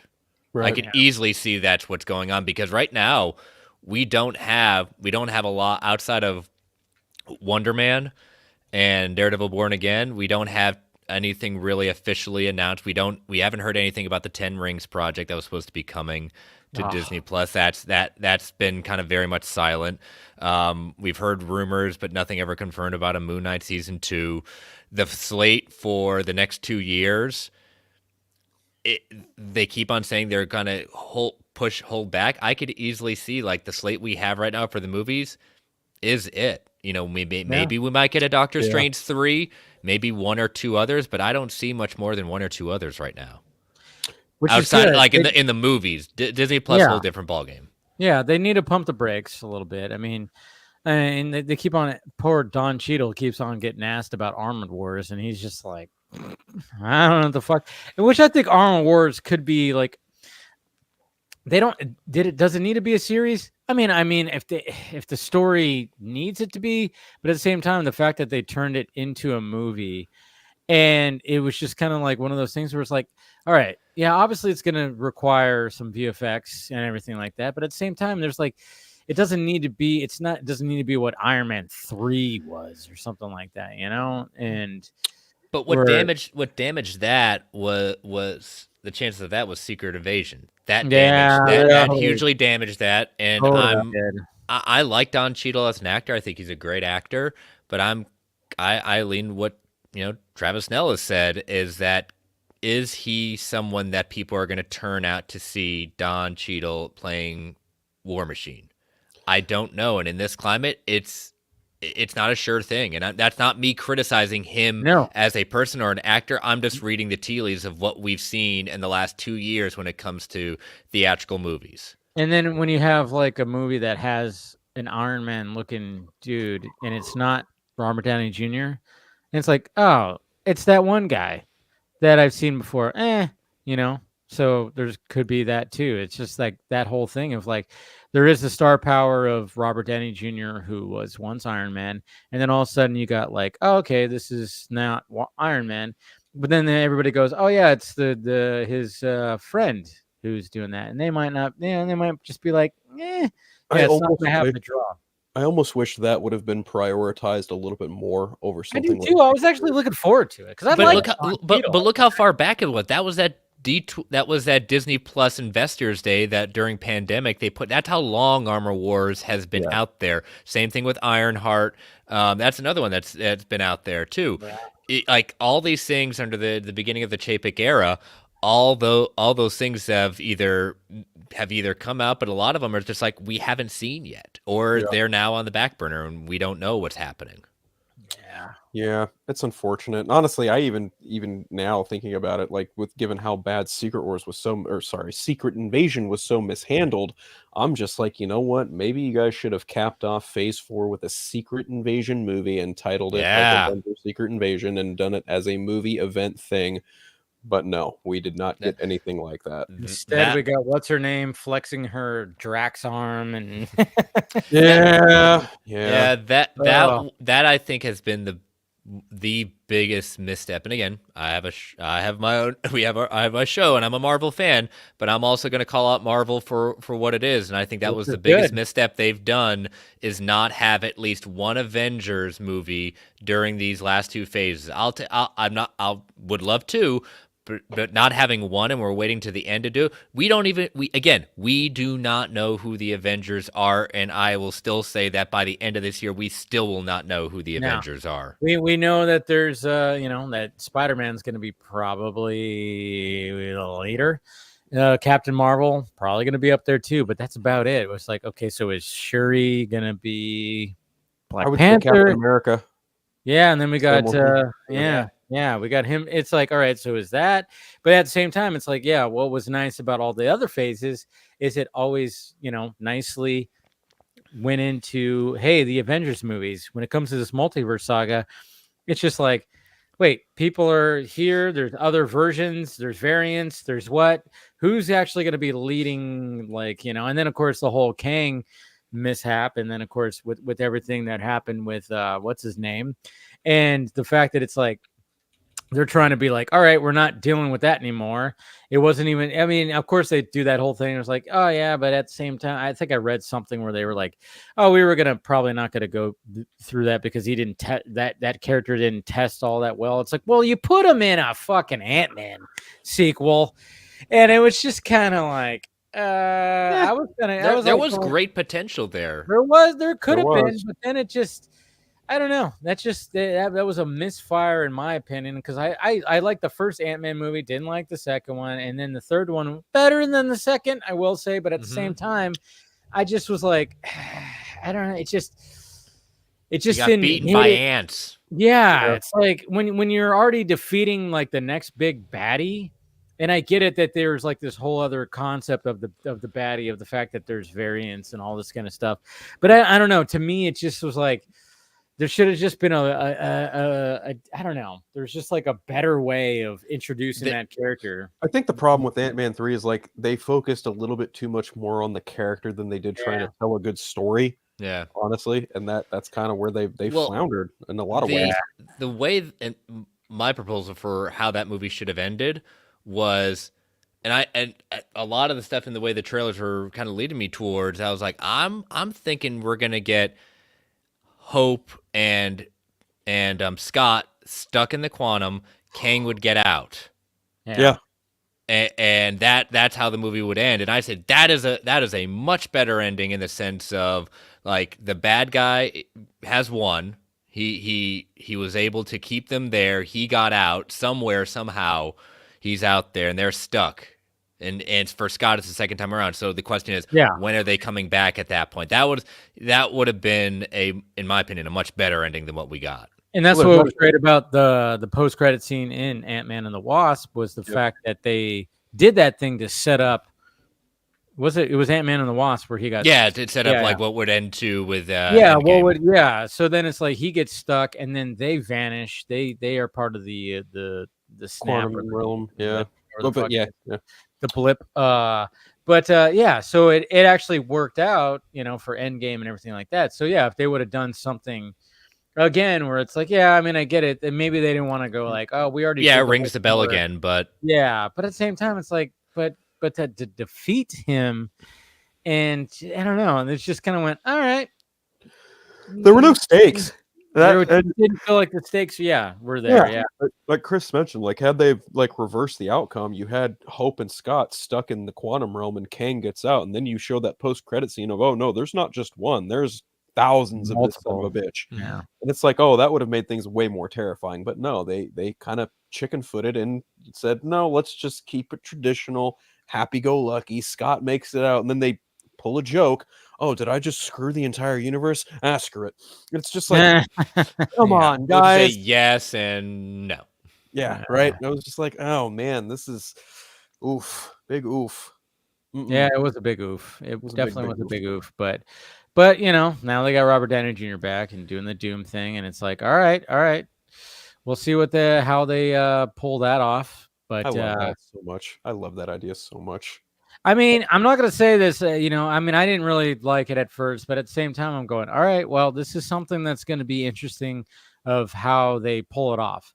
Like I didn't like the idea at first, but I've always been, I still am kind of going hesitant on being like, but at the same time, I'm going, how do you make this work? How do you make this work? And that's when people said, man, what a safe pick to bet. I said, no, this is a really big gamble for them. In the sense of, yes, you're being safe in choosing Robert Downey Jr. to come back, but it do the pivot with him being, Victor Von Doom and playing one of the most baddest villains in the Marvel Universe, at that point. I mean, the comics are getting ready to do a whole storyline where he is now the Sorcerer Supreme, and it's about to get scary. But this also says, can they pull it off where the audience is going to believe it? Not us. They're not making these movies for us. They're making it for the general audience, despite what we all want, despite what people on Twitter and social media wants to think. Can they pull this off to make it believable? Yeah. To see that, can people see him in a different role as, even though he's being Victor, evil Tony Stark? Yeah. That's what's going to be. That's what I'm anxious to see. Is like, all right, yeah, I don't like it. What are we doing? But at the same time, I'm going, man, it makes sense. I mean, you want to throw a curveball and fucking get the reinvigorate the Marvel Cinematic Universe? Guess what? This is a way to do it, and you better believe that Chris Evans is going to come back. Scarlett Johansson is going to come back. I mean, we're always going to, I mean, they're bringing back characters that weren't even part of the Marvel Cinematic Universe that are just, everybody's just going, oh my God, and we're going to get more of that for sure. I mean, we're going to get a fucking Ben Affleck Daredevil coming back. Hell, we'll probably get a fucking Colin Farrell fucking Bullseye coming back at one point. I mean, Phil, you were there at SDCC when that whole thing, I mean, it erupted. Yeah. Back. I mean, my whole thought process on that whole situation from the announcement on has been like, oh, I see exactly what they're doing here. If they're going down the route of Secret Wars and they do it like either the Hickman book or even the 84 original, Doom has a large part to play in that. And more specifically, like even Chris has brought up on his show about the amount of incursions that have been happening, say in Doctor Strange and even in the Marvels, like, if it goes down in the same way that Hickman's Doom, or not Doom, but Secret Wars run goes down, and Doom is effectively like leader of what is considered a battle world, again, it kind of leans into the idea of who better to reshape the MCU and reboot it than the guy who fucking started it as a bad guy. And like, I kind of think take it a step further. We've seen them like play around in homage comic books. Like we had Steve Rogers say in Avengers Endgame, Hail Hydra. Well, what if in another future Avengers movie, say Secret Wars, you literally get Chris Evans in a green and silver Captain America suit, and he is literally Hydra Captain America as Tony Stark's right hand. Yeah. And I wouldn't be surprised if that's, I mean, they are probably in the whole thing of like Chris Evans, like, I mean, I love it when they ask, and I feel sorry mostly for Andrew Garfield because he gets, anytime that, he has a new project out, they start asking, and it's just like Spider-Man. Yeah, it's always Spider-Man. But that same thing happens with everybody else too. It's like Chris Evans. I mean, I'm sure when he does press for the red one, guess what they're gonna fucking ask? Would you come back as Johnny Storm? Someone's going to ask him, so Avengers Doomsday, you in? And he's probably going to be like, I ain't got a call. Yeah. But whoa, that was a good catch. Anyway, sorry. I just happened to saw a good catch, Phil. Good catch. I know. Oh, man, that had to hurt, though. Holy shit. Oh, yeah, he's limping. He's limping. Oof, no, like one of the Yankees guys like freaking caught the ball and then slammed into the wall and went into the freaking seats. Like he flipped over. Ooh, that did not feel good on his hip. Ooh, his knee too, probably. Ow. But he caught it. Anyways, that's what the World Series is all about. Sorry, I don't mean to be distracted, but I mean, but but it's just like, so when the red one comes out, that's what's going to be asked by Chris Evans a lot is like, hey, you got to come back. But now it's not just, are you going to come back as, it's going to be like as Steve Rogers? Or are you going to come back as Johnny? And it's like, I would be shocked if someone had the balls to ask The Rock on that same press junket, like, hey, heard you're going to be Apocalypse in the MCU. Any truth to that? Oh, no. I want someone to ask, are you going to be Shazam in the Marvel Universe? I want someone to ask that question. I want someone to ask that question. Yeah. So are you going to come back in the Marvel Cinematic Universe? And then he's going to be like, that was DC. Is the hierarchy of the Marvel Universe about to change? No, but Chris Evans is going to get a lot of that. And it's just like, God damn it. And of course, we're going to get the same thing. Oh, yeah. You never say never. Go, And, just trying to leading into recent interviews when it comes to Mr. Tom Hardy and Venom: The Last Dance, which we'll start talking because both of you saw it, right? Yeah. Yes. So we could do a little like spoiler-y discussion right here. But, he's even been asked many times, which Spider-Man do you want to fight?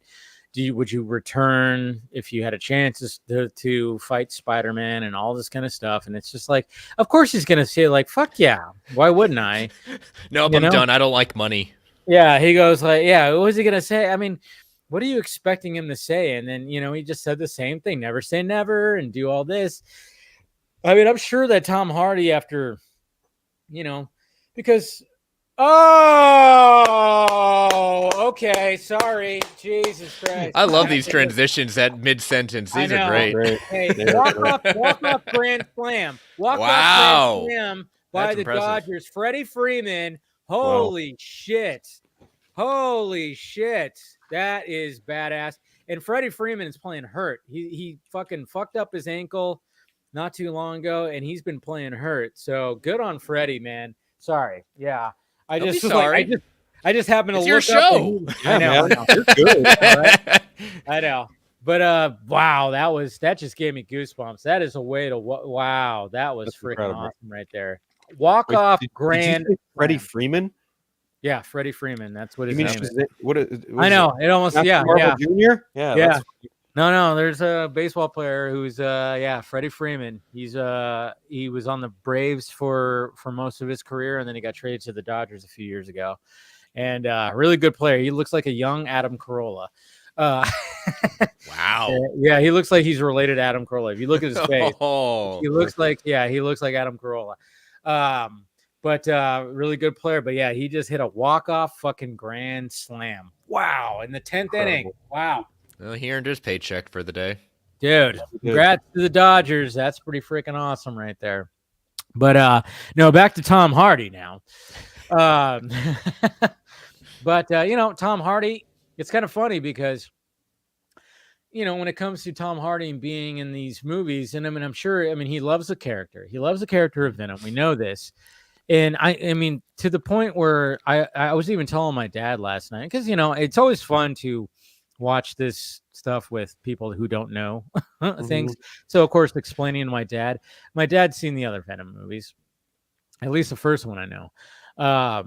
But and trying to explain, especially when the Craven trailer started playing, I was like, he's like, wait. And he looked at me, he's like, that's another Marvel? I'm like, yeah, it's another Spider-Man villain. And it's kind of like, I'll explain to you when we have dinner after this, because, it was a 5:00 showing, so we had dinner after.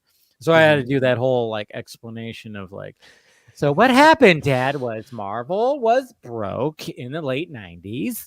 So, so I had to do that whole explanation and everything. So, and then I told him well, initially, when it comes to the Venom character, this is how he was introduced in the Spider-Man story. It was like this, and Spider-Man. And then he goes, oh yeah, because he remembers Spider-Man 3. So I was like, yeah, it's similar like that. They gave it an attempt. It was, for the most part, it was something like that. Sure. And I told him my first introduction to to that story was the cartoon, the 90s cartoon. It was like a 3-part, whole thing, which was great. And I was like, that's initially how this whole came to be. But there's also been stories where it's it hasn't been that, and they took that approach and everything.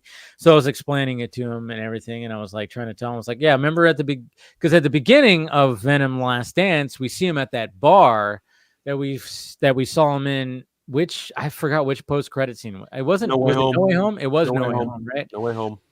So when he's explaining to the bartender, he's like, all right, talk to me. And I was like, did you catch what he said? He goes, no. He goes, he was talk to me about the big purple guy who likes the Stones. And he's like, oh. And I was like, yeah, Thanos. It was like, Thanos. There you go. Yeah. So they linked that. But then he got sucked into a little portal thing. And then all of a sudden, he's where he is in his universe. And then I like the fact that it's still the same bartender, but he's got long hair now. Yeah. All right, that's a cool way to do it, I guess. And so, but yeah, let's say. So, what are you guys? Let's start with you, Phil. Overall thoughts. Did you like it? Did you hate it? What's going on with Venom Last Dance for you? Well, for those that aren't watching, okay. Look. I am a notorious defender of the first movie. I find the first movie very entertaining. I like Tom Hardy as Eddie Brock. I like Venom. I like what they did with it, warts and all. I like that movie for what it is. It is entertaining. Apologize for what you like. Typically, I don't, but I feel like some people tend to apologize for liking that first one. The second one, there are good things in it. I like Woody Harrelson as Cletus Kasady. I think Woody Harrelson does a really great job with Cletus Kasady. And then I get to this one, and I walked into it with almost no expectations. I have not read the whole King in Black stuff. I have a vague knowledge of who Null is, and I'm like, oh, okay, I kind of see what they're doing. And Chris even pointed this out on his show, like, you had, Don Cates and Ryan Stegman kind of like hyping this shit up. And I was like, oh, okay, are we actually going to get like some level of, a Null and Venom throwdown? And it's like, oh no, Sony's going to do what Sony does best, completely fucking just tickle you a little bit, then be like, I got you. And it's just such a fucking disappointment, this movie. Oh my God. Like, Eddie and Venom are great. And that's where the greatness ends, honestly. Because when it comes to the consistency of this franchise, it is, and I know it's funny too, because I told my dad, I'm like, that's Tom Hardy doing the Venom voice. So it's like, it's Tom Hardy 100% that they're doing this, but it's just like, yeah, I mean, it is a buddy movie between them throughout, and it's putting them in their different situations. And when it comes to this one, this is more of like a road trip journey, because I would say the first one was the first time that they were like, the first Venom is them getting used to each other, obviously. Yep.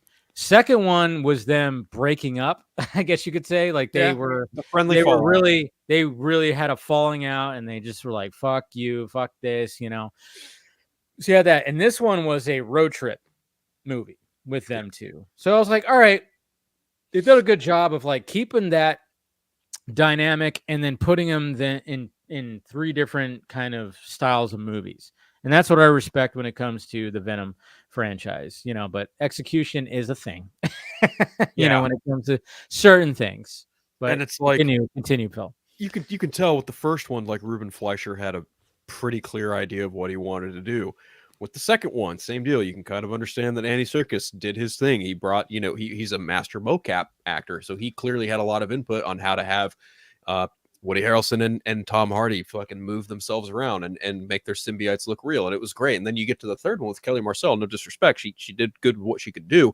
But I truly think someone needed a second eyes over that script. That way we can kind of, because it really does feel like that script and the story of this movie is just superbly all over the place. And there's even points in the movie where Rex Strickland is talking to this dude in a blacked out like facility, and we have no idea who this person the fuck was that guy?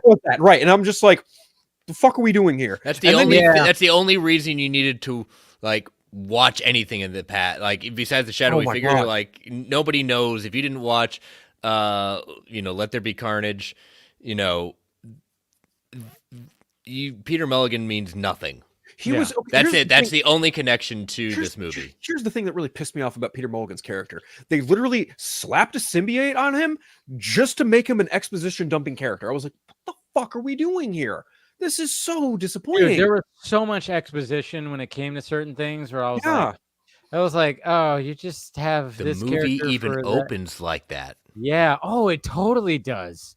Like it literally has like when it's showing Null and he's just like, and the way that it opens and showing, which is like, the visuals are cool, but you have this narration of just going like, basically just like, hey, this is the whole explanation. It literally lasts less than a minute.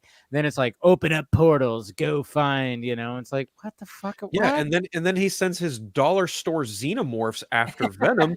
And I'm just like, okay, cool. I mean, I call them nullins. There you go. The xenophages. I like it's that. Xenophages is what they were called. But I when they would like eat something or someone and it would like spew out of their back like a wood chipper, I was like, oh, that's inventive, I guess. But it was cool. But yeah. Like I'm not scared of Null in this movie because who is he? He's not there. It's the monsters that are there. Okay, why am I scared? Yeah. That was my biggest problem with this is like, oh, we're going to hype Null up in these trailers like he's some big bad force. And then we see him all of like maybe 3 times in the entire movie and his head is down and he's just kind of talking. And I was like, what the fuck did Don Cates and Ryan Stegman get paid to hype this shit up? Because god damn, it was just... It was like Madam Web in the reverse sense of, oh, we're gonna hype this thing up just to make you watch the next one. Well, what the fuck is gonna happen in the next one if Eddie Brock is in Venom? Like, what the fuck are we doing here? Yeah, I need a drink. Yeah, get a drink. Get a drink. I don't have any alcohol, but I need a drink. I know when people were like saying like, "Oh, this is the best of the franchise," I was like, No. I was like, really? And that's where you're thinking like best of the franchise. On what scale are you going off of? Because it hasn't been the epitome of best of list in a while. So because I'm with you, Phil. I like the first one. It proved that you didn't have to have Spider-Man to do a Venom movie. Was it the Venom I was looking for? No, but it wasn't the worst thing in the world I could have seen. And like to Dave's point, like people saying, "Oh, it's the best in the franchise." I'm like, "Oh, the fuck, it's not." That's the first movie. The first movie is the best. To me, I'm just thinking like, all right, it's bigger than the other two because there's more at stake, I guess you could say, because they're like, we have the origin and we have other symbiotes, and there's that. But at the same time, I'm just kind of going like, but it's so messy and it's so just like. It just doesn't like, yeah, there's things that work, but then at the same time, I'm going, no, I mean, the first one, it worked because it was just more contained. And it was like that whole, like, okay, my body's taken over by this and I have this voice in my head. I'm trying to get used to it. And there's that whole aspect of it. And that whole thing worked and it was a smaller story and it didn't have, this one has to do with like, literally like, hey, there's other beings out there. We're at Area 51. And then it's like, well, it's not really Area 51. It's Area 55 that is deep underground. And I'm like, all right, that's cool. But okay, we have this woman who is like all about this, and it's like, okay, we get a little backstory, fine, and then you got the Strickland dude, and I'm like, I don't know where he's coming from, but apparently, like, he likes to. One of the things that I was going, I love is like, all right, he's in this facility, and of course, he's got all his plaques in the background. I'm like, what is that for? Like, you're like a secretive dude, and you have all your little like the certificates and shit in the background. I'm like, seems to me like you're moving around a lot. Do you just carry those around with you and just hang them up? But I know it's for aesthetic reasons. Fine, in his office. But then you had this other woman who was like the girl who was like the black girl who was like who ends up being like a symbiote. Juno Temple. No, you're talking about her assistant. Yeah, with the Christmas pin. Yeah. She knew shit was up. Where she was like, "Oh, I'm gonna get involved with this." Fucking make symbiote you. Okay, so when they captured Eddie and removed the symbiote from him, and she looks at it, and I knew, I was like, okay, well, Strickland's gonna try and kill him, and then she's gonna reveal herself to be the She-Venom of this, and Venom's gonna save Eddie. Sure enough, what happens? Not even 5 minutes later. Yeah, it was so predictable. I was just like, okay, and why the fuck is this movie called The Last Dance? They did that to capitalize on the Last Dance of the Netflix series. I suppose so. Jordan thing. I'm So just they're like, there was dancing in this movie of the most ridiculous, one of the most ridiculous parts of this movie. Mrs. Chen. And then it's like, and it's like, hey, Venom is like going, I can't fully take over because then the Codex thing is gonna freaking. But I gotta dance. But I gotta dance with Mrs. Chen. Yeah. And then they take the bartender because he's been exposed to being near Venom, but we're going to leave Miss Chen behind, who's had way more time being. It's like, what are we doing here? Yeah. There's like, again, I don't mind the whole like adventure road trip thing. I didn't mind even the family with Reese. What's his name? Typhon? Yeah. Right. Yeah. Of course, like everybody's like, is that a variant of Dr. Connors from the Amazing Universe? Well, people were trying to say the kids like Peter Parker said, "Oh, you're really wishing something here." Yeah, I did not see that, and I'm saying stop that right now. Stop that right now. Ugh. Man. Yeah, it was just like you said. The writing was just all over the place. It's all over the place. And I don't care. Again, we're trying to get to New York because he knows some random judge that can clear his name. It's like, why? Like, there's so many questions in the sense of like, you could have done something. And you didn't even have, if you wanted to make Null even a bigger threat, like, you didn't even have Eddie and Venom talk or have any kind of like interaction with Null, period. Yeah. Like, I guarantee you go to a general audience member and ask them, who is the bad guy in this movie? I think they'd be hard-pressed to figure out, I said, was it Strickland? It was that fucking four-legged weird alien dude. Yeah. I'm just saying that It looks they like don't- one of the aliens from Quiet Place, huh? yeah. Like one of those, right? That guy. But that's what I'm saying. Like they will have no idea exactly. So that the post credit sequence makes absolutely no sense. Like, wait a minute, your only way out was over, and now you're saying you're making a big threat. How? You're not Thanos, not yet. No. You haven't built that. You haven't earned that, at least in this series. Nope. Yeah. But the second post-credit scene establishes like, oh, by the way, there is a little bit of Venom running around, and it's like, yeah, there's also a little bit of Venom left in the MCU too.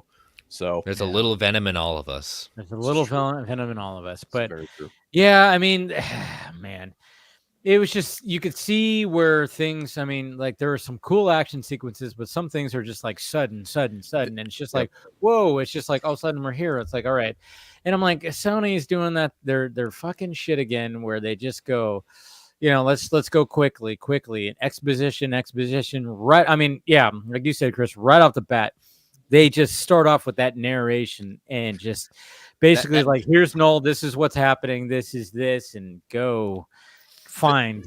Filmmaking sin 101. You do not open your movie with a monologue. No. Except the Batman. Oh wait, no, the Batman didn't open with a monologue. Go on. But this is why I'm not the only one to say this, but I'll say it here. If you like these movies, great. I'm not saying like, how dare you not like any of these movies. That's fine. Everyone's got different tastes. Not my tempo. These have been. This definitely isn't. For sure. Sony is damaging Marvel Studios' brand. With these movies, they are damaging the brand. So when I walked out of the movie yesterday, I went to a gas station to get my car washed, and the guy behind the counter, like, I'd gotten a soda, and I'd freshly just walked out of this movie. And the guy said, "Oh, you're wearing a Venom shirt. Did you see the new movie?" And I was like, "Yeah." And he goes, "Did you like it?" And I just stood silently for a good like 30 minutes. And he's like, "Oh no." And I said, "Look, man, I like Venom. I like the first two movies. This one just, it wasn't it." And then I come into work today and I had like one or two people ask me, "So what'd you think?" And I'm just like, do you really want to know? Okay. So then when we get the final battle, and I'm like, okay, this is cool. This is fine.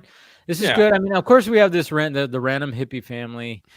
And it's one thing. It's like, all right, it's fine. I don't mind it. And they're there. And then of course, when shit's going down, and then it's like, yeah, we knew that somebody, Venom or Eddie is gonna have to do something.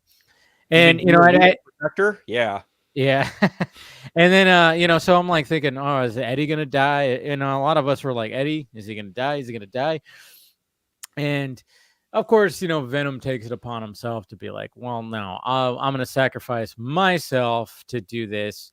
And then, of course, the whole thing then was the buildup of like, okay, so when that happens, I was like, all right, cool. Final battle, fine. I was like, all right, damn, he sacrificed himself to Venom. Venom did that.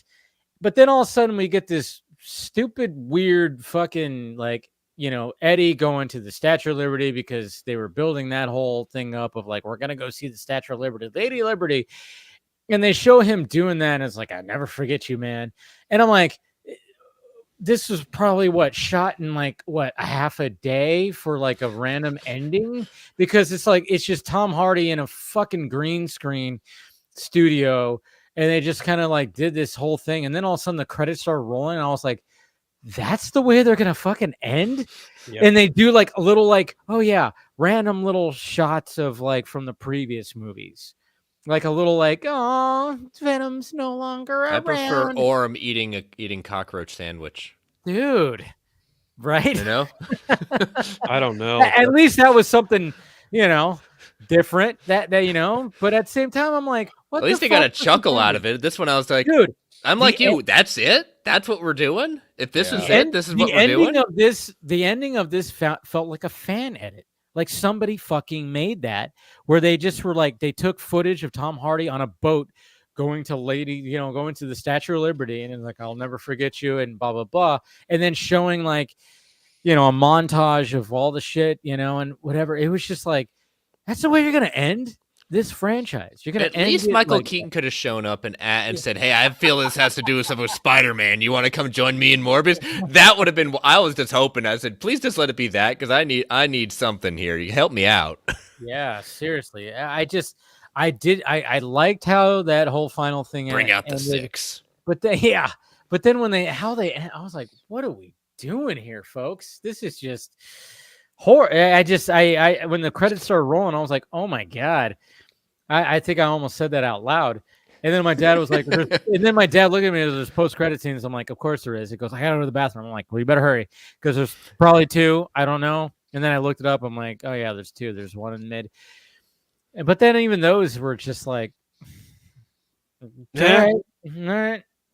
People Cool. probably forgot who the scary guy in the beginning and the middle of the movie was. It's like, who is that again? Oh yeah, the mid-credit scene showing Noel, and then it's just like, oh, we get a good look at his face.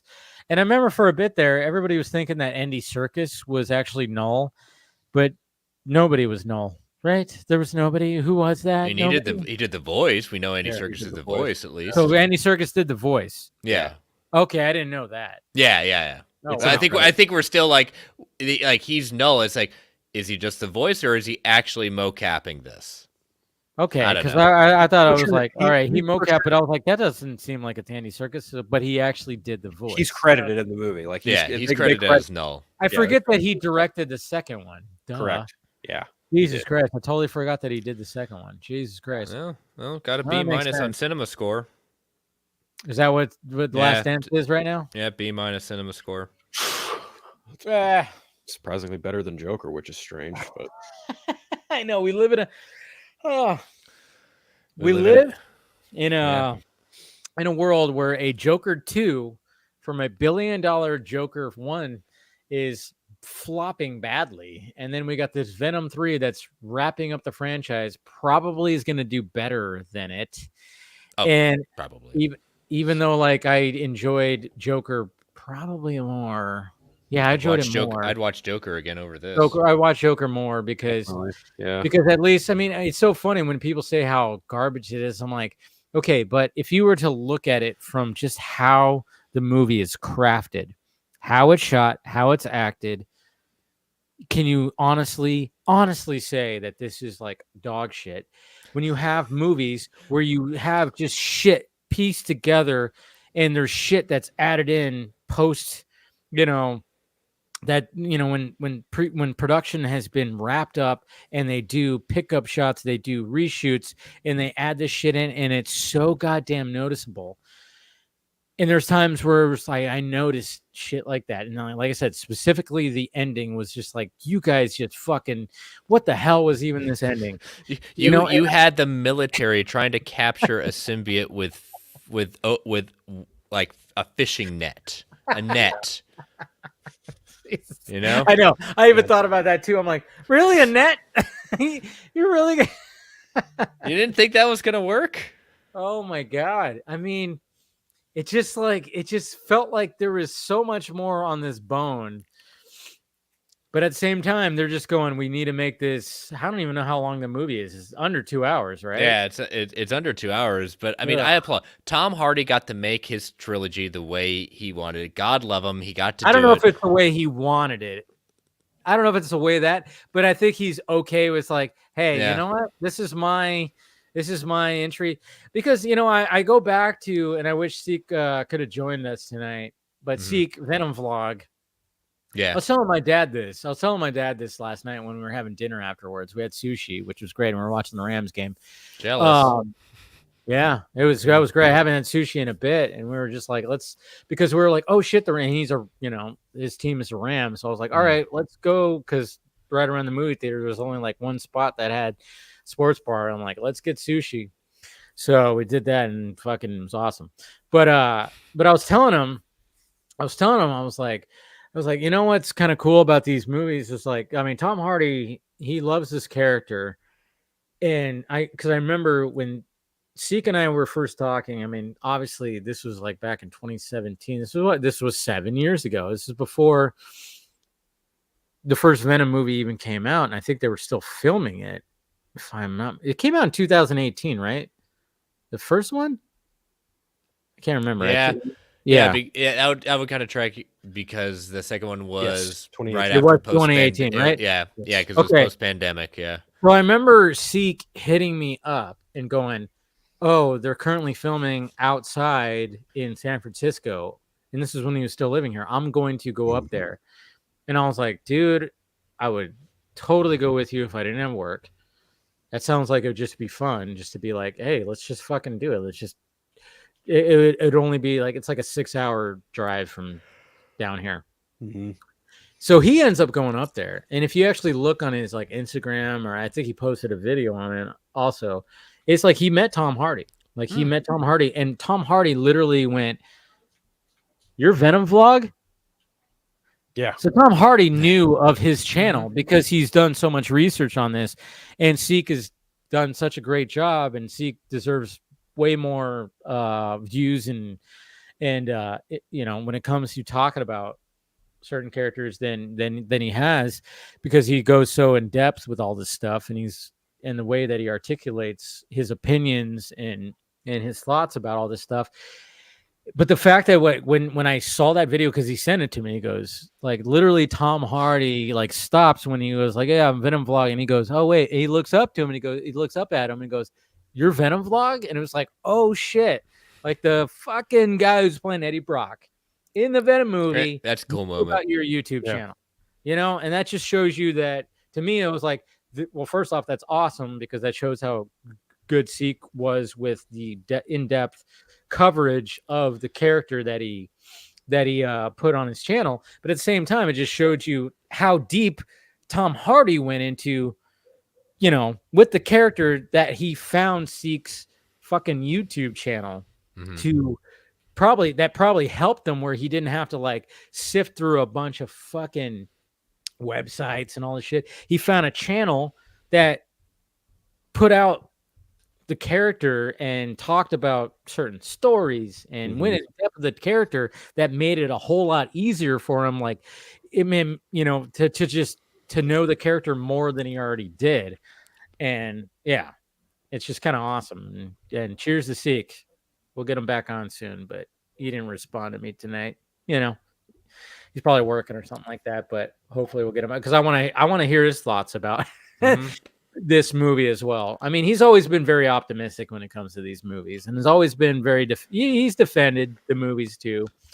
But you know, it is difficult when you just see like, and I'm just going, this is good right here, this is not, this is good, this is not, and then God, that ending just, I just hated that ending so much. I mean, I'll never forget you. And then he's just looking at the Statue of Liberty. It's like, fuck off. What are you doing? They did, in the sense of trying to do a Venom movie without Spider-Man. Now, the first movie, one could gather, okay, well, yeah, you don't need Spider-Man. The second movie, you blew it with what you did with Carnage. You could have done a lot better with that. And I still, this series, despite its many flaws, it did have me understand. It's like, okay, you really can do a Venom movie and not have Spider-Man be such a focal point in it. You know, okay, yeah, you don't have the logo. Okay, that's kind of a key part of it, but I can get past that. But this has to teach Sony a lesson, and especially, you know, Craven. I mean, right now they're 0 for 2. I'm not confident. I'm not confident on Craven. Yes, I like a good action movie. I think Craven's going to be the best one out of the year. That's going to be the referendum, in the sense of like Venom 1 and Craven are the best movies at that point that Sony's got to. But even just like we've said before so many times on this show and other places, that writing is so important. And you look at, and again, I'm not trying to kick people where they're down, but you look at the caliber of the writers that they've done on these movies. I need someone to start checking who is authorizing, saying that this is good stuff, because you need Amy Pascal. That's the way I look at it. You have to look at track records, and if they're not producing good content at that point, get someone else. Well, I mean, if William was here, and William would have joined tonight, but he was at some kind of World Series party, and I know he's happy because he's a Dodgers fan. But William has always said that that when it comes to these movies, like Sony, I think Sony is never going to relinquish their rights to Spider-Man because this is their bread and butter. And he's even said, like, there's something about these movies where, like, yeah, it's like, oh yeah, they're bad, Mhm. but at the same time, they're so bad that they're good in people's eyes, because when Madam Web showed up on Netflix, it was like #1 when it first People wanted to see how bad it was. Yeah, so that's the thing, is like people just enjoy these bad movies. And I think that's what the approach that Sony has kind of been like, to the point where it's like, even with Morbius, they just kind of go like, yeah, fuck it. If it's going to be bad, it's going to be bad. I just feel sorry for Kevin Feige, who has to share the rights. I mean, we saw his reaction that one time where they were both like talking, and he kind of went like, huh? What? I'm smiling. What did she just say? Oh shit. And it sucks that that's the case, but sadly that's what he has to deal with. Mhm. And the fact of the matter is like Sony is nailing it when it comes to, of course, the Spider-Verse movies and the animation. Yeah. Nailing it. But when it comes to live action, they're shit shows. They're fucking B-roll. They are just not working whatsoever. And Feige must just be like, God damn it. Like, there's nothing I could do because of the deal. It's like, and then of course it took forever for them to even announce Spider-Man 4. I mean, you guys realize that we're coming up on 3 years since No Way Home came out, and we're finally getting the official announcement of Spider-Man 4, and it's not still going to come out till 2026, which is going to be 5 years after. After Spider-Man No Way Home made $2 billion, right? Did it make $2 billion, or it almost made $2 billion? Almost made $2 billion. It's one of the highest grossing movies of all time. And it was during the pandemic too, which is like 2021. At the end of 2021, of course, it wasn't like the big time pandemic. We were already like well into it. But at the same time, it was still the pandemic where people were just still skittish on coming out to the movie theater.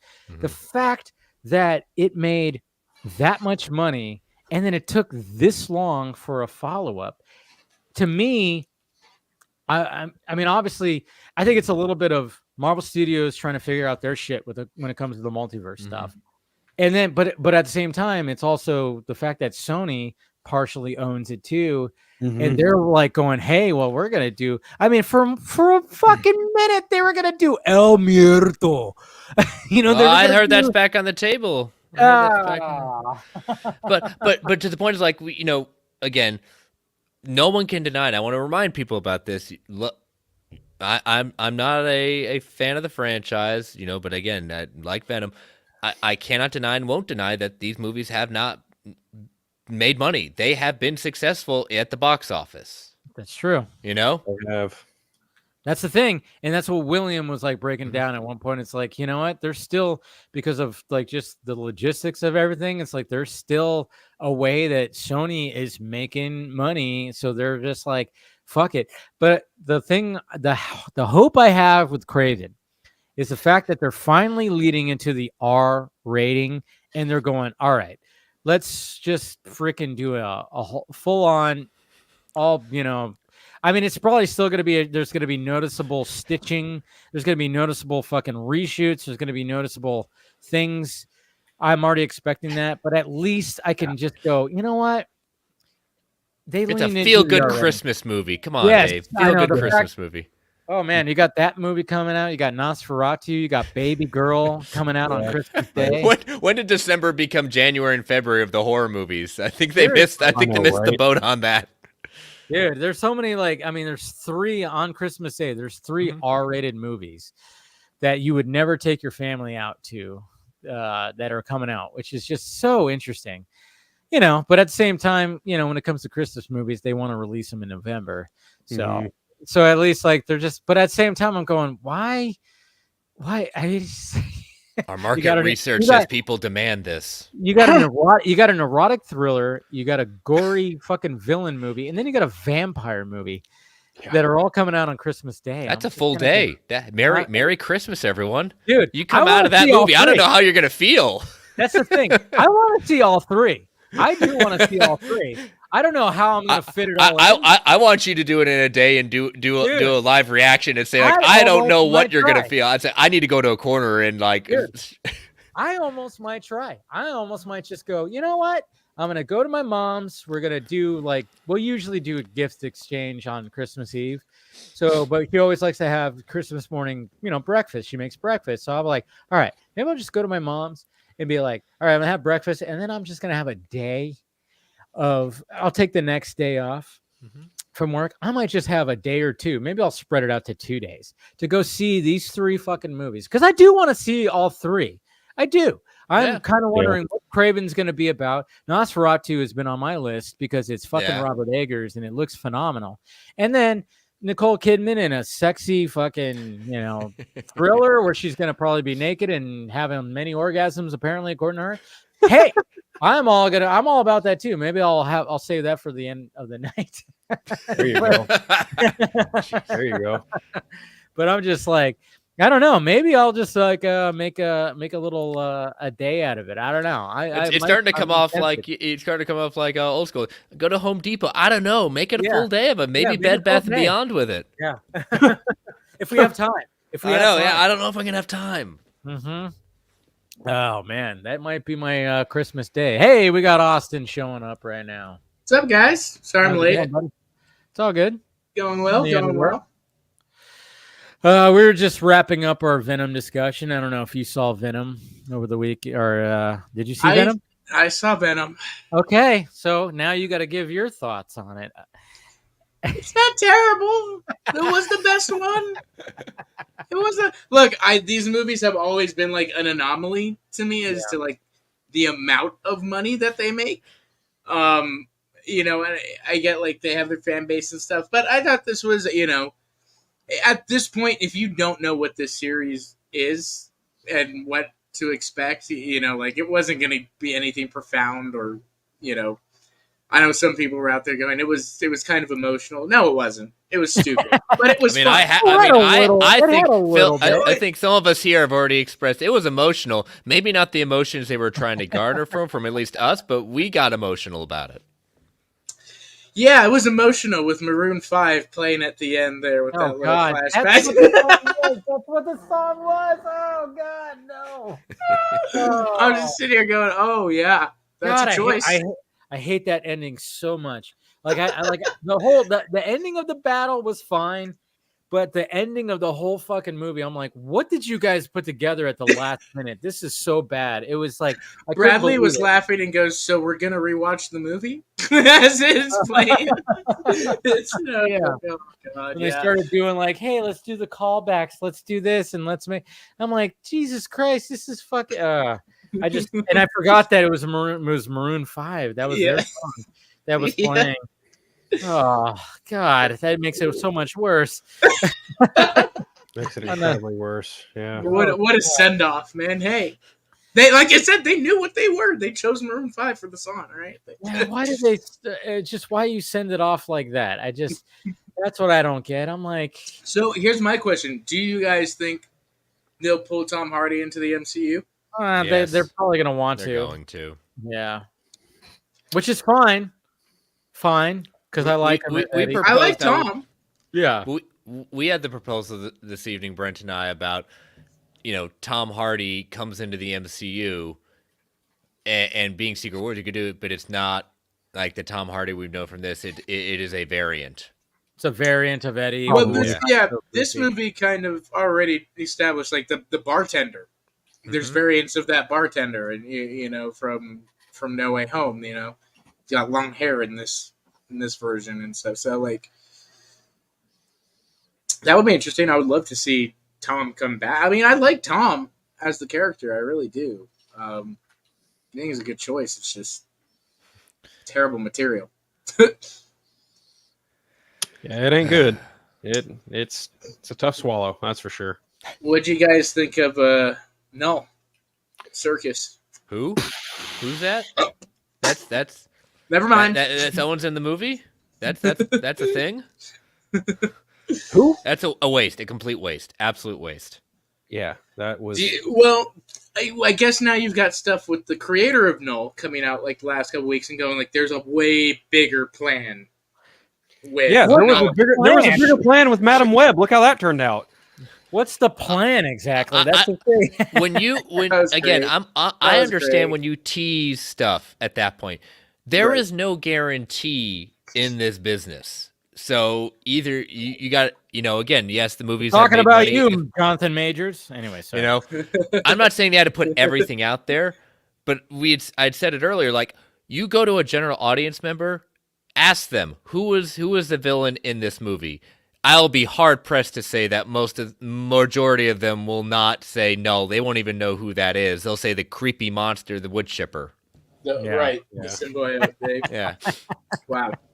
Yeah. Yeah, it's weird. Like I said, I've always found this franchise to be obviously the general audience eats this shit up. Of course. With the box Absolutely. office For numbers the most part, yeah. Yeah, for the most part. Nothing wrong with that. Absolutely. Yeah, nothing wrong with that. At the same time, when you have a level of actor of Tom Hardy, man, I want to see him do some dark, dramatic stuff with Venom. Yeah, I mean, there could be like a version where it's like, I don't know.